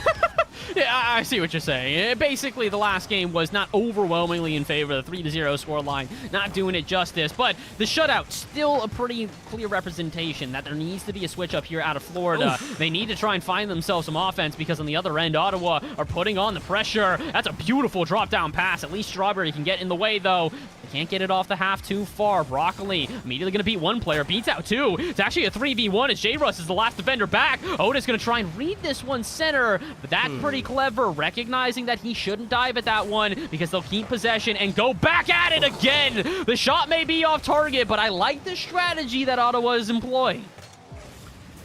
Yeah, so just kind of, again, patience. Definitely a virtue right there. Almost strikes true, but it's 1 minute and 15 seconds. No scores on board quite yet. Only 3 in the last game. That was only Ottawa as well. This is going to be Florida looking at about 6.5 minutes now with nothing thus far. Back down to it. Essex Sights now drawing this one up out of the left side. The well does run dry, though, as that's again given away, and members of Ottawa circling like serpents. I'm just kidding, like sharks. Listen, if serpents did exist, I feel like they would probably circle as well. And, well, speaking of circling, they truly are doing exactly that, continually putting on the pressure and just running this one from one corner to the next. It's very clear, Ottawa have their racetrack that they're going to be running. The question is, can they finish in first? I'm going to try their best here, but Strawberry, he's going to get a beautiful bump, but put the shot off target. You can't even fault him for that. It's just unfortunate. Yeah, 20 seconds outside of halftime. No scores quite yet. Back to it. Strawberry does get it out to J-Russ right there on the other side. Essex Sight with a big boost, able to pick this one up. But now a big hit right here. Attempted redirect, meeting him there, or meeting Broccoli there is Strawberry and blocking this one out for the time being. Flip plays. Fancy looks. Broccoli just reads it, stops it right across the middle. Ooh, Essex Sight, though. He's not quite finished yet here. Yeah, unfortunately he is. Strawberry, the bounce was a little bit too heavy, so he couldn't quite read that one into the back of the net. But maybe they can find this one. No, another misplay as Essex Sight is just barely off the mark. And uh-oh, this could come back to bite them as they go the other way. No, wait, how did Nitro hold on to this ball? He'll get a follow-up touch, and he won't put it into the back of the net, but there's the issue right now, is that they've been able to hold on to this so close. It feels like Ottawa, when they do start to get an offense together, it is deadly beyond compare. Meanwhile, on the other end for Florida, they are just trying to get an offense together here. 2 shots total throughout 3 minutes of play. Meanwhile, Ottawa on the other end, they've got 6, but what about the third? It's not going to be enough. Finally, a target really does fluster the defense, but not enough to change it up. Otis in the back. Nope. Otis shoots it and misses, gets demoed, and Strawberry strikes first. That's for the side of Florida. That's for the first time in 8.5 minutes of gameplay here, Bass. First one, first strike. I mean, we only have 1 game to go off of, but that was Ottawa who took the lead after shutting out Florida game 1. Will we see a reverse situation? I'd like to hope so here, considering the fact that this has been such a closer game. Florida feels like they're making so many fewer mistakes, and that's part of why we see that goal. It feels like that hero mentality that we talked about so many times is now starting to creep into the Ottawa mind. All right, we haven't been able to get a goal, so I'm going to be the one to change this up. I'm going to dive a little bit more aggressively, and even if it does go at the detriment of my team, it might be worth the risk. And honestly, it's not the worst idea, but I also don't think that it's the best one either, because you had such an efficient strategy. The minute you let your defense break down in Florida, they will strike. 5 shots attempted for Florida, 4 of them out from Strawberry, 2 of them connecting versus Ottawa's 6 thus far. Game 1, maybe tied up. I don't know. Or game 2, excuse me, maybe tied up. 68 seconds to determine that one. 2 scores separate. Ottawa's shown they can do it, but it would be so interesting to see a goose egg put out from either team across games 1 and 2. Oh, we're not going to see that, though. Broccoli going to snipe this one out of the air and finally get Ottawa on the board. Not the worst touch from J-Russ, but the unfortunate thing is that I don't think that Essex Sight was expecting them to follow it up. Double commit leaves us open, and again, Florida running into the same issues as the previous games. Definitely agree. 60 seconds into this one, J-Russ sitting us off the left side. Nitro trying to pick this one up. We just got to look at passes and the points here for Florida if they want to put up another one and retain that 2-point lead. J-Russ wouldn't have said it was open, but that was way too high regardless. Members able to play this one. Back on over. Dangerous looks. That's another one. Nitro getting this one perfectly angled. Nervous, though. We're seeing a lot of double commits out of the side of Ottawa right now. They're really sending the house on every single one of these plays, but eventually you will have no house to send at that point, so you really do need to be careful. 20 seconds to go. They still can try and take us to an overtime, but not if they're pressed into their own half. Strawberry on the ceiling wants to drop this one low to Essex site, but instead, he actually gets a pinch with Broccoli that's going the other way. J-Russ needs to make the save, and he will do so, but now he's going to lead to an offense for the side of Ottawa. A pinch out, though, is going to make this difficult as there's one last hope. 4 seconds on the clock. They need to restart the offense, but oh, wait a minute. This will stay up, actually. Otis going to pop this one high. Nitro's there. He'll keep this one alive. And again, there's this glue that we've seen before. Broccoli wants a double touch. J-Russ will send this to the ceiling, but where's the follow-up? It's spiked nice. down, and Florida, in narrow fashion, will take game number 2. There you go. One score difference separates. We're tied back up. The best of 5 once again turned into a best of 3 here pass. Let's take it to the numbers here briefly. Strawberry once again coming out heavy contender for that offensive opportunist really for the side of Florida here. 4 shots on, 2 goals made in, and both of those assisted from J-Russ. So J-Russ still is showing up here. Ottawa, a little bit more of a spread play across all their members. I would say that's kind of the way we've seen it for Ottawa, though, just in general. To kind of look at the stats out of their last series, there was not a single game where just one player was on the scoreboard when it came to the offense there. Every single time, there was a multitude of players getting at least a hat trick, getting themselves some assists, doing something to really involve the entire squad. And I think that's what Ottawa need to stick to going throughout the rest of this game. Do not succumb to the pressure that Florida is putting you under here and start trying to go for those hero solo plays. Work on your team plays. Continue to pass back and forth, and that will be how you penetrate that Florida defense. That being said, though, Tug, I think we're in for a pretty good series here. This one's looking like it might just continue to go back and forth. Will we go to the entirety down to the wire to a game 5? We got gifted that earlier between UCF and Florida. Will Florida find themselves in a second situation of that here in the grand finals with a ticket to Atlanta on the line? We will find out in just a minute. I can't agree with you more. Going back to your point, though, Ottawa just have been looking at hero plays. I think this is something they got them a lot of benefit in previous matchups, but the skill difference here is just so more evenly matched that it's just so infrequent that one player is going to go forth and have that perfect angle, like that perfect positioning right there. Perfect utilization and capitalization on a mistake is just not going to happen at these levels as much. And I think that Ottawa hopefully is kind of taking this time to kind of realize that here, right? Like, most important time, again, not necessarily being the time on the clock, but being that time in between these players can shut down. Okay, back to a true neutral situation. We're about to go to another kickoff, another 5-minute game. What do at this point? And I really do hope that they recognize that, like you said, because, again, this is one of these things where you look at the solo plays and it doesn't work out. The one player in this lobby that you would expect to just be soloing is going to be J-Russ. He's a solos player. He was on the top of the leaderboard for so long, but even he is starting to relegate his role as that star-studded striker. The last game, only getting assists, allowing Strawberry to really start to feel themselves, and I think that's also very important. Sometimes, as the leader of a team, you do need to recognize when it's time to really lift up the other players. After Strawberry having, I would say, not the best result in the final game of that last series, giving him some confidence and reinstilling him into a good position is going to do wonders for the series. That being said, Strawberry needs to be careful. They're diving at a lot of these balls right now, Tug, and it's making me very nervous. Yeah, the hero plays worked in game 2, but that was also, I mean, just a full setup, right? J-Russ like assisting everything. Again, gonna have to come off the back.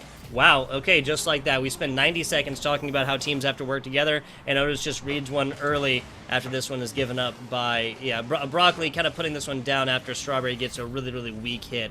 Really, really weak redirect attempt to this left corner. First strike here for Ottawa.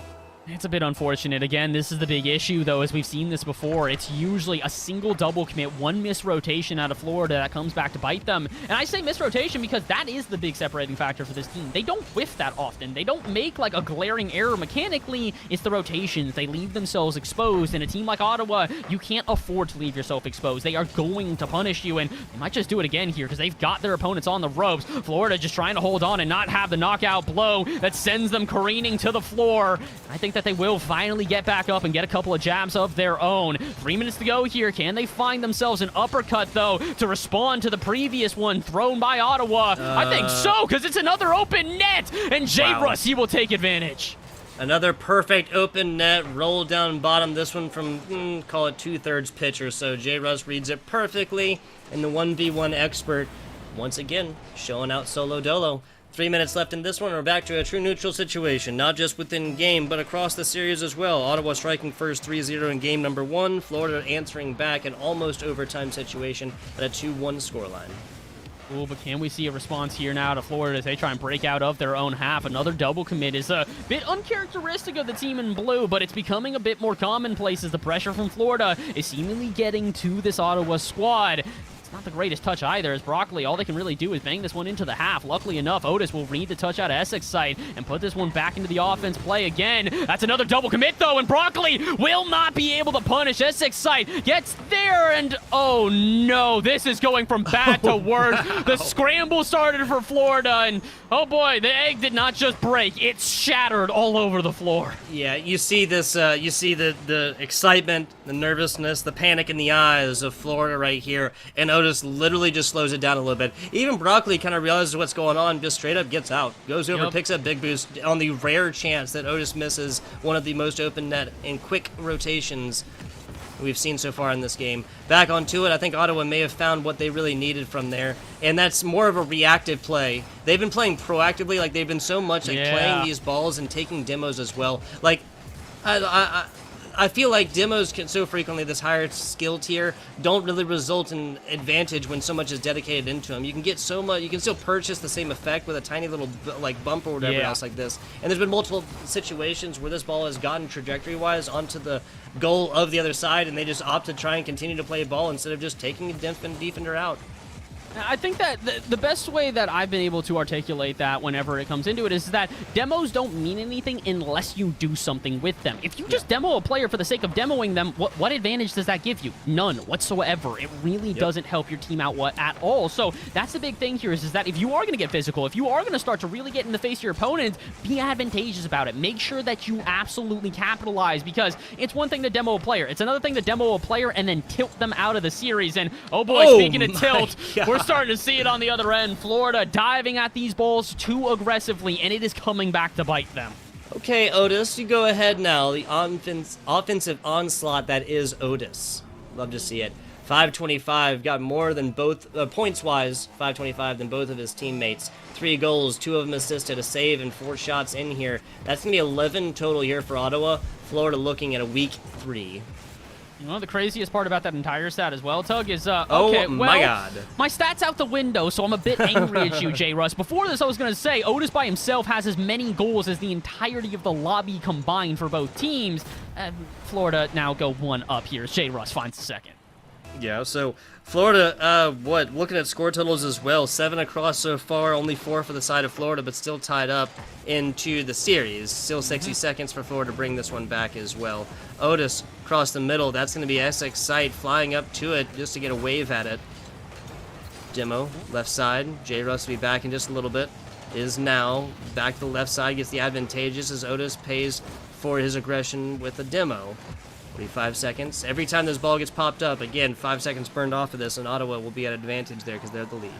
At this point, I'm starting to recognize also what you were talking about, you know, being proactive, not necessarily, or excuse me, being reactive, not necessarily proactive, because that's what we're seeing here is that Ottawa see these moments of vulnerability in the side of Florida, and where normally they would probably rip a shot on target and try and take advantage, no, keep on burning that oil, continue to make the team uncomfortable until eventually you not only have a golden path through, but you have an uncontested one. And speaking of uncontested, J. Russ almost unable to get to that, but he will keep the dreams alive here for Florida. As we get down to 10 seconds left, they'll need to march the entirety of the pitch, and oh boy, that's looking pretty unlikely as Essex side, it is in the most awkward of positions. Strawberry, can they read this? They'll pop it into their own half. It's not a bad idea because it at least keeps the ball alive. But Ottawa, they will not allow it to continue here, and they move on to series point. And Doug, this ain't just series point. This is land point at this point. Series point, match point, land point, a point of honor, whatever you want to call it, for the past year. It is on right now. Ottawa and Florida, after a 3-2 barn burner in game number 3, push on to an Ottawa advantage. I want to kind of like just set this one up a little bit more. Actually, oh my God, 4 shots from Florida. The simple fact that they got 2 goals in and 4 shots versus, what is this, 13? I think that's Yeah. yes, 13. Yes. Yeah, so just kind of harking back to point, reactive versus proactive. The big problem here for both squads, but more so for Ottawa, is they were more focused on having like a game plan, and as opposed to like, and when I say that, they're always like, can keep in mind like, what do I want to do? Like, this is what I'm constantly going after. This is the call. This is where I need to line up. This is where I need to react to. And so whenever Florida, who is again very, very close in skill level, comes through here and throws a monkey wrench into those plans and then kind of take a ball away, now it's a shift from like, oh, what am I trying to do versus what I have to react to them doing. They've been playing this reactive play and just literally reading, like you said, not necessarily saying like, I want to do this, I'm just going to watch and play the best Rocket League game throughout, right? And that's the issue right now, is it does feel like one team is adapting once they recognize those issues. The other one is kind of just putting their head down and trying to, make the change themselves here. Ottawa recognize that they need to get a little bit more creative, need to get a little bit more advantageous with the pressure that they're putting on. So what do? They do that. They make the adaptations, they change up the way that they are playing, and you can tell that it gets to the side of Florida. Meanwhile, for Florida, it kind of just feels like trying to put a square peg through a round hole. They're doing it on repeat, hoping that they'll get a different result, and running into the same issues over and over again, tripping up over each other, as these double commits have not just become commonplace, they've become expected. At this point, Ottawa are waiting until a misrotation leaves Florida exposed, but you know what else is going to leave you exposed? Missing the ball! Yeah, this is just so characteristic of our previous games. When Ottawa makes a mistake, then Florida can read it just like that, like a perfect pop play up, and just their kind of like rebound angles are better. But when Ottawa, like, again, reads what it is that Florida is trying to do and just reacts to it, pushing players out of the way, taking balls away, and then creating opportunities as opposed to waiting for them to happen. As opposed to waiting for mistakes, they're literally creating these opportunities for themselves by simply applying pressure and just waiting. Just like that. Literally just like that. They're not constantly trying to, like, put this ball in a certain place, right? They just rack this around, and Broccoli is generally in the right place, and that sets it up perfectly. Every single member of this Ottawa squad just got a hand in this ball. If you take out one of those, if you take the big shank play to the right side, if you take the centering play back from that right corner, or you take away Nitro in the middle, racking this one in, then that just doesn't happen. Unfortunately, though, there's not much to try and prevent that. When you have a player that reads that bounce off the backboard perfectly and pre-jumps it before you can blink, it's going to be a bit difficult to try and slow them down. And, well, Ottawa, you do need to try and slow them down at this point here. You need to make sure that they are ice cold, because they've been red hot throughout this series, and it might just be enough to propel them to victory. 3.5 minutes to play, and although it's a tied ball game, it feels like Ottawa have found the wind in their sails again. Now, can they sail on to victory and into the sunset that is in Atlanta in May? They've only got themselves one game left if they want to try and punch their ticket, and you also have an offense building here. Nitrivity not quite able to stay on this one, and yep, that is clever out of J-Russ. Recognizes that Nitro has no boost, so what does he do? Just put it on target. Just put it on target. That's J-Ruz doing this one again. All right, so react, but also maybe leave another player back a little bit farther. Yes, like, I mean, the offense has been paying off for Ottawa, and when they have players there, they're able to make plays. But, I mean, just take it to their last goal right there, when they all rack and they all get a hand onto this goal. That's also something that didn't happen just instantaneously. This wasn't just some ping-pong play that hit immediately left, immediately right, immediately in. This was calculated, this was coordinated. Teams would have had time to rotate and a player back. Nitro was decently. They need to simply play with that back a little bit farther, because that's two but just big, huge lancing plays that takes advantage of an open Ottawa goal. And that's kind of what we're starting to see, though, is unfortunately it is these little bit of errors on the back end that end up leaving a bit of exposure, and the teams, they're just capitalizing upon them. Another good example here as Florida send the house into offense, but do not leave an extra condo for them to lay back in, because Broccoli, this is about as free as they come. Yeah, I mean, this takeaway before it comes about a second earlier, and again, I think Florida might have been looking to cheat up on the offensive side a little bit too much. Yes, you put faith in your teammate Strawberry to try and block this one away, but also you gotta play like it's possible it doesn't happen. Doesn't matter, Strawberry takes this one away. Maybe a weaker defensive play. Redemption status here as J-Ruz puts this right side, and Broccoli can't quite get to it. That's just such a beautiful touch out of Strawberry as well, recognizing that the challenge is going to be immediate. It's a kickoff gone awry, so you know someone's going to try and rush you. So what do? Flick it as quickly as you can. Get it at least relatively on target, and they get favorable bounce off the post there. And oh my word, speaking of favorable bounce, Otis able to keep this one in front of the net. Now what can the rest of Ottawa do with it? Here's the follow-up. J-Russ to spike it out to the side and keep it away from danger for now. We go past halftime, and I will say this, Florida starting to look a lot stronger stronger on defense here, and not just their star-studded player that we've talked about before. Previously, it had been J-Russ to try and fill in the gaps. Now, we're seeing all of the team fill in the gaps. This is much more cohesive out of Florida than any other time we've seen them play today. I can completely agree with you, and perhaps this is just a Gators squad plays from behind. I mean, that is, I feel like that would almost be the best explanation for it at this point. Bit of a runaround here, Nitro, putting it left side. Nice block from SX side. No reason to get this one all the way out, and that leads to another open net situation for Florida. They may have just punched their ticket to a Game 5, my friend. I think that they have, and not only have they punched their ticket to a Game 5, they've finally put gas in the tank of J-Russ here, and that is not a good thing if you are an Ottawa fan. Remember how we said that, you know, when J-Russ is unlocked, he's damn near unstoppable. Yeah, let me give you some stats on him at this point here. Game 1, nothing. Not a goal, not an assist. He doesn't get anything on the board. Game number 2, all right, starts to get to life. Gets the first win there for Florida as he gets 2 assists. Game 3 and 4, 5 goals between the two of them and an assist. He has come to life. He has arisen, and, well, I don't think he's quite done yet. More shots going on target, and Ottawa at this point, you have got to find a way to put some water on the flame. That is J-Russ. There you go, 80 seconds into this one. Can't agree with you more. 5 shots on 3 just in this game, and it's not even over quite yet. Florida, J-Russ, Strawberry, even XXI, anybody can put more goals on here, but 2 scores puts Ottawa in a dangerous situation. Nice looking offensive. J-Russ sets it up. Strawberry continues on the right side. Now Nitro trying to bring this one out. Easy takeaway from Essex side as now Florida looking to get back in the offensive. They're in their environment like a gator in a swamp. J-Russ, nope, not going to happen.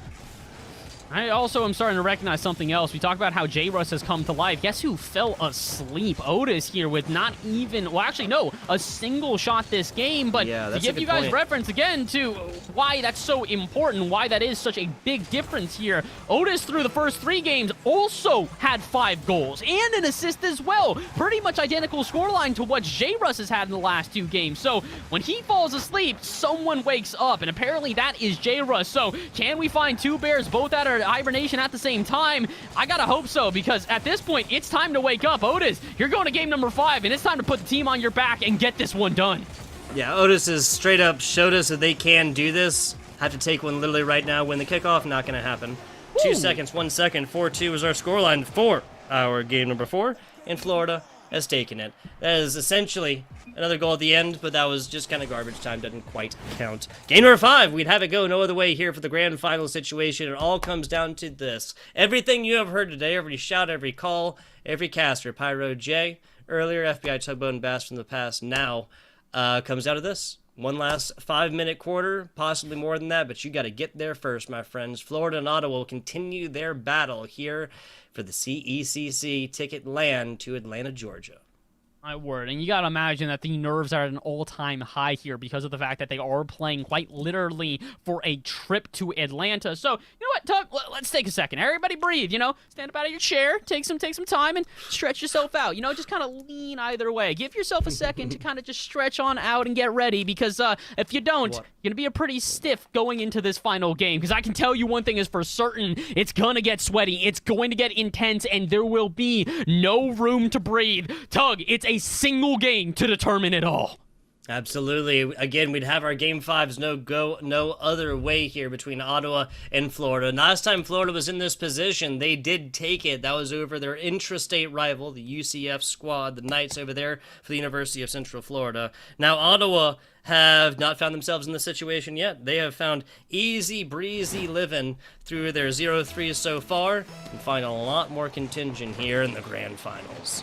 Let's see, can they survive it, though? Again, Ottawa were the first ones to move on a series point here. They take games 1 and 2, and they do so in not convincing fashion, but in a way that did not look uncomfortable. But then all of a sudden, Game 4 comes around, and that's by far the most the team has felt under pressure. But can they find themselves a diamond in the rough?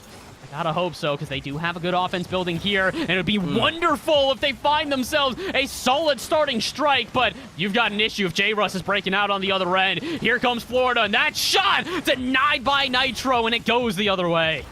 Now, here we have Florida on the defense. First real time they've seen it so far. Otis hit to the side. We've talked about how this player needs to start showing up. They're perfectly capable of it. Now we need to see it. On the backside, Broccoli flick outside to the right. Otis picking it up, down bottom. Over to it. Strawberry gives him the business and blocks this one away for right now. Possession going for Florida outside of their defensive third now, Bass. Well, it's a good touch, though, out of J-Russ. He's going to make sure that it stays on the half here, and the pressure continues for Florida. And try and keep it on that half, though, as XXI can't really get themselves a solid touch. And, oh, J-Russ, though, it's a really good touch that cleared off the half again. He's been doing this on repeat this game here, Tug, just gliding it off the half, relieving pressure, and not allowing Florida to feel too much of it. They're not necessarily going to escape quite yet. Otis is going to put this one to the corner. That's a 50-50 and a double commit out of Florida. We've seen this before. When the panic sets in, it is hard to dissipate. But again, a booming clear out of J-Russ will relieve the pressure for now. A perfect top hit right here.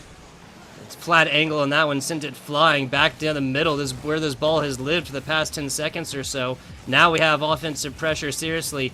Florida against now. Broccoli running the lines right next to him, picks it up, sends it out. Broccoli, pop play up. Broccoli running in. Broccoli barely stopped right here. Otis and no other member of Ottawa here. A misplay for Ottawa. Broccoli trying to get everything done. That's way too much to ask for of any of these 6 players. I think that he's trying to play this one patiently. Unfortunately, I don't know if this is necessarily the play here in game number 5. As much as before we said, get creative with your plays. If you're not able to penetrate the defense, just try and, make a passing play. Do something to throw them off tilt. Not now. Not in game number 5. You need to start putting shots on target before you get too creative, because the unfortunate reality is, oh my word, Florida, they have succumbed to the pressure here in this game. You can see the defense is back to its shakiness, but their offense is electric. For what they have lost on their back line, they have gained in their front third. Yes, in spades here at Bass. Their offense is firing on all cylinders right now, while the defense, hey, you spend all your time on offense, what is a defense? Who needs you? Back on over to it, Otis. Nice pickup right here, but again, these pickups from Ottawa just not really showing up within the same kind of gusto, the same vim and vigor that we have seen a Florida offense come flying out at so far. Unfortunately, though, we've also seen this scenario many times before, Tug, where it's back and forth, and what usually separates it is a single misplay. This could be the one. J-Russ, though, he luckily reads that touch off the wall. If he had not been there, that would have been an easy breakaway play for Ottawa and could have been the opening scoreline. Nice. But we will still find the scoreline open instead. Intricate try here out of the defense, and it will not be enough. 101 seconds into this, or what left in this, excuse me. J-Russ draws blood first. That's Florida on top, Ottawa down by 1. We have seen 3 score differences, we've seen 2 score differences, we have seen 1 score differences. We have not seen an overtime here between the side of Ottawa and Florida. Demo over here, and that blocks away any opportunity towards the end. Ottawa getting mega aggressive right here, trying to take this one out. Even for their demos, they have done nothing but put 34 boosts back in the tank of 2 different players. At this point, you got to wonder, is the nerves also getting to the opponents here in Ottawa? It does feel like they're now diving at the ball, similar to how we saw Florida do it in the last game. A good example there is Nitro. He gets a 1v1. What does he do? Just dives at the ball, hoping that flick is going to be enough to penetrate the defense, and it was not. Nitro with a follow-up. That's not going to be enough either. Essex said he's going to get this one up, though. How are they going to be able to now restart the offense with a minute to go? Ottawa have basically one last chance at this one, Tug, and that last chance is ticking away quickly. Otis has got to know this one. We saw this player do everything offensively, but 40 seconds left, and this might be too much, especially when J-Russ strikes twice. That's gold that they just found. That is J-Russ. Both goals here in game number 5. Strawberry coming in with a little assist action. And 9 shots total attempted for Florida. That's 2. 1-2. Count them for Ottawa. And this is kind of crazy. Remember we were talking about J-Russ coming to life? Yeah, he is beyond come to life at this point here. He has 7 goals in 3 games. The rest of the lobby combined, I believe, has 4. So, yeah, this is, J-Russ came to life. There's no 2 ways about it. 30 seconds to go, unfortunately, for Ottawa. I don't know if they have enough time to wake up here. It feels like they fell asleep in the most inopportune of times. That was almost third as well. Strawberry back on over to it. Quick rotation hit from J-Russ. Down bottom, almost the double tap. And that is still not going to be enough. Even with 3, Looking at a situation, Ottawa cannot come back at this one. Hate to see it. Hate to see it. Last goal, doesn't matter. 2-0 lead for Ottawa coming on into this last. And J. Russ just kind of proving that it's his world and we are just really renting space in it temporarily. Honestly, that's the only way you can really look at it here. But you know what else you can look at? Sunny Atlanta at the beginning of May. Congratulations to Florida. You go from the Sunshine State to a place that potentially could be even hotter. But you know what's even hotter than that? J. Russ in his final game. This man was not just red hot. He was electric throughout that. 2 goals on 7 shots, as well as 7 goals in 3 games. Tug, to say this man had an MVP performance, that is an understatement. Yeah, we need to add some extra letters to that MVP title to really do it justice there for J. Russ. We'll see how that goes. Hey, just coming off the interview hotness, right? Coming off all the gusto and the prestige set upon him by getting interviewed by us casters. Hey, speaking of, great job to Florida. Gonna be going to their way. 3-2 victory from them. Again, they did it to Central Florida just a little bit earlier. And we are gonna be looking at a little bit of interview action. We got J. Russ earlier. Maybe we'll get them again. Maybe it'll be Strawberry or Essex Site. You gotta stay tuned to find that one out.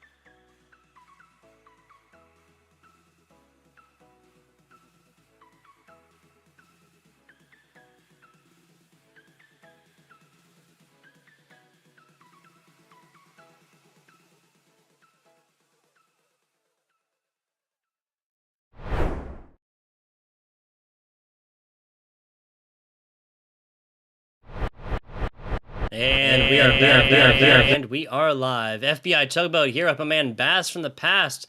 Little post-game interview action coming at you guys. Bass and I decided one serving was not enough. We needed a double bite of old J-Russ. J-Russ, you with us?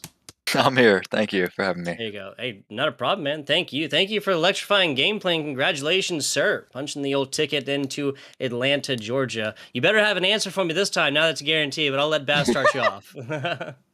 Honestly, at this point, I'm going to start you off by just giving you an idea of what you have to expect in Atlanta here. So, the teams that have been confirmed giving invites here because they've won the invitationals thus far: Northwood, USF, UT Arlington, University of Hartford, Stockton University, University of Colorado Boulder, and now yourselves in University of Florida. Of that list I just mentioned, I gotta ask, is there any team that you're either looking forward to playing to or sort of, got your eyes on because they could be a real threat? I could definitely say Stockton is a real threat for us. We have taken a few L's to them recently. Mm-hmm. But yeah, I recognize a few of those names on that list, but Stockton is one that I'll be thinking about the most. It does feel like people are starting to talk about Stockton a lot more often. They're a team that did well in previous collegiate events, but now that they're starting to really give a run for their money against a plethora of different teams, it becomes a little bit more of an intense showcase, which is why I've got to ask you, are you guys, do you think, prepared for Atlanta? If you are able to go and you bring your entire squad, do you guys think you're going to be able to really put up a solid number? Because after the performance you put here today, I wouldn't be surprised to see you guys go deep. Yeah, I mean, we were talking about it earlier. Classes get done in 2 days, and my teammates were saying how they're going to put so much time in.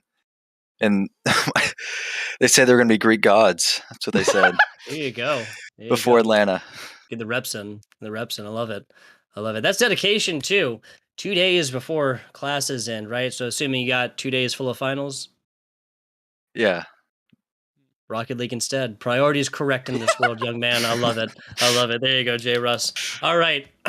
I want to ask personally about your LAN experience and whatnot. Will this be your first 10,000th LAN?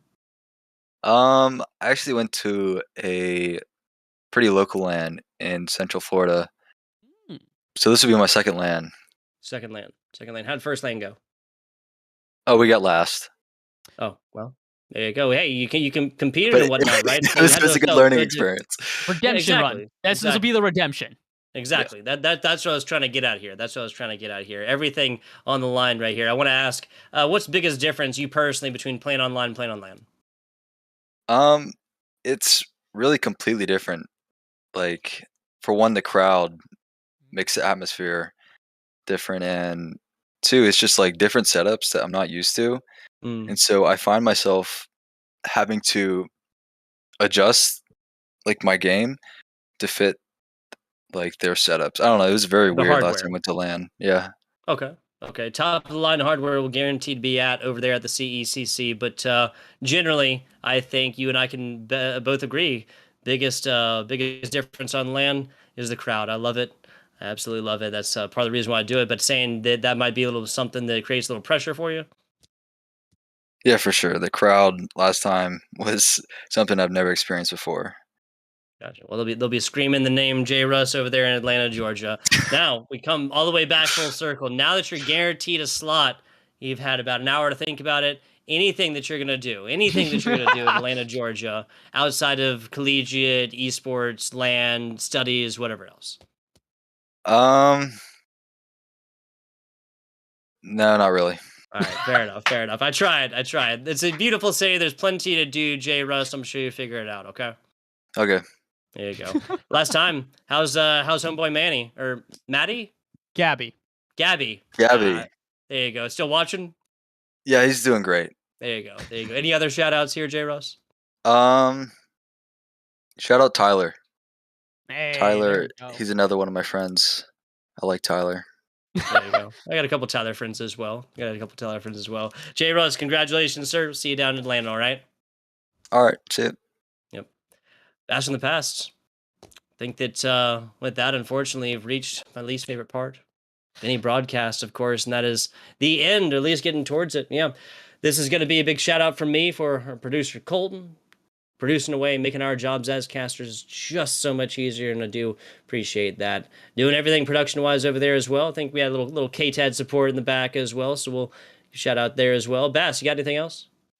Honestly, don't go anywhere. Honestly, at this point, we've got so much more in store for the rest of this week here on Esports U. I believe tomorrow we get into Overwatch and then Valorant, and then we've got Smash. We've got all sorts of stuff going on this week here. So if you guys want to keep up with all of that, crazy thing you can do, you can follow us. Go and follow down below. Turn on notifications, and also go and check out the Twitter. We're doing stuff on socials elsewhere as well, and you can keep up with not only what is happening here on the Esports U channel, but you can also keep up to date with everything going on with the CECC. The Collegiate Esports Commissioners Cup, like we said, is going to be on May 7th and 8th in Atlanta, Georgia at the Gateway Center Arena. And if you guys want to go and check that out, like we said, follow, keep up to date, and keep informed, because we've got plenty more esports action on the channel for the rest of the week here, Tug, and I can't wait to see it. Oh, yeah. Oh, yeah.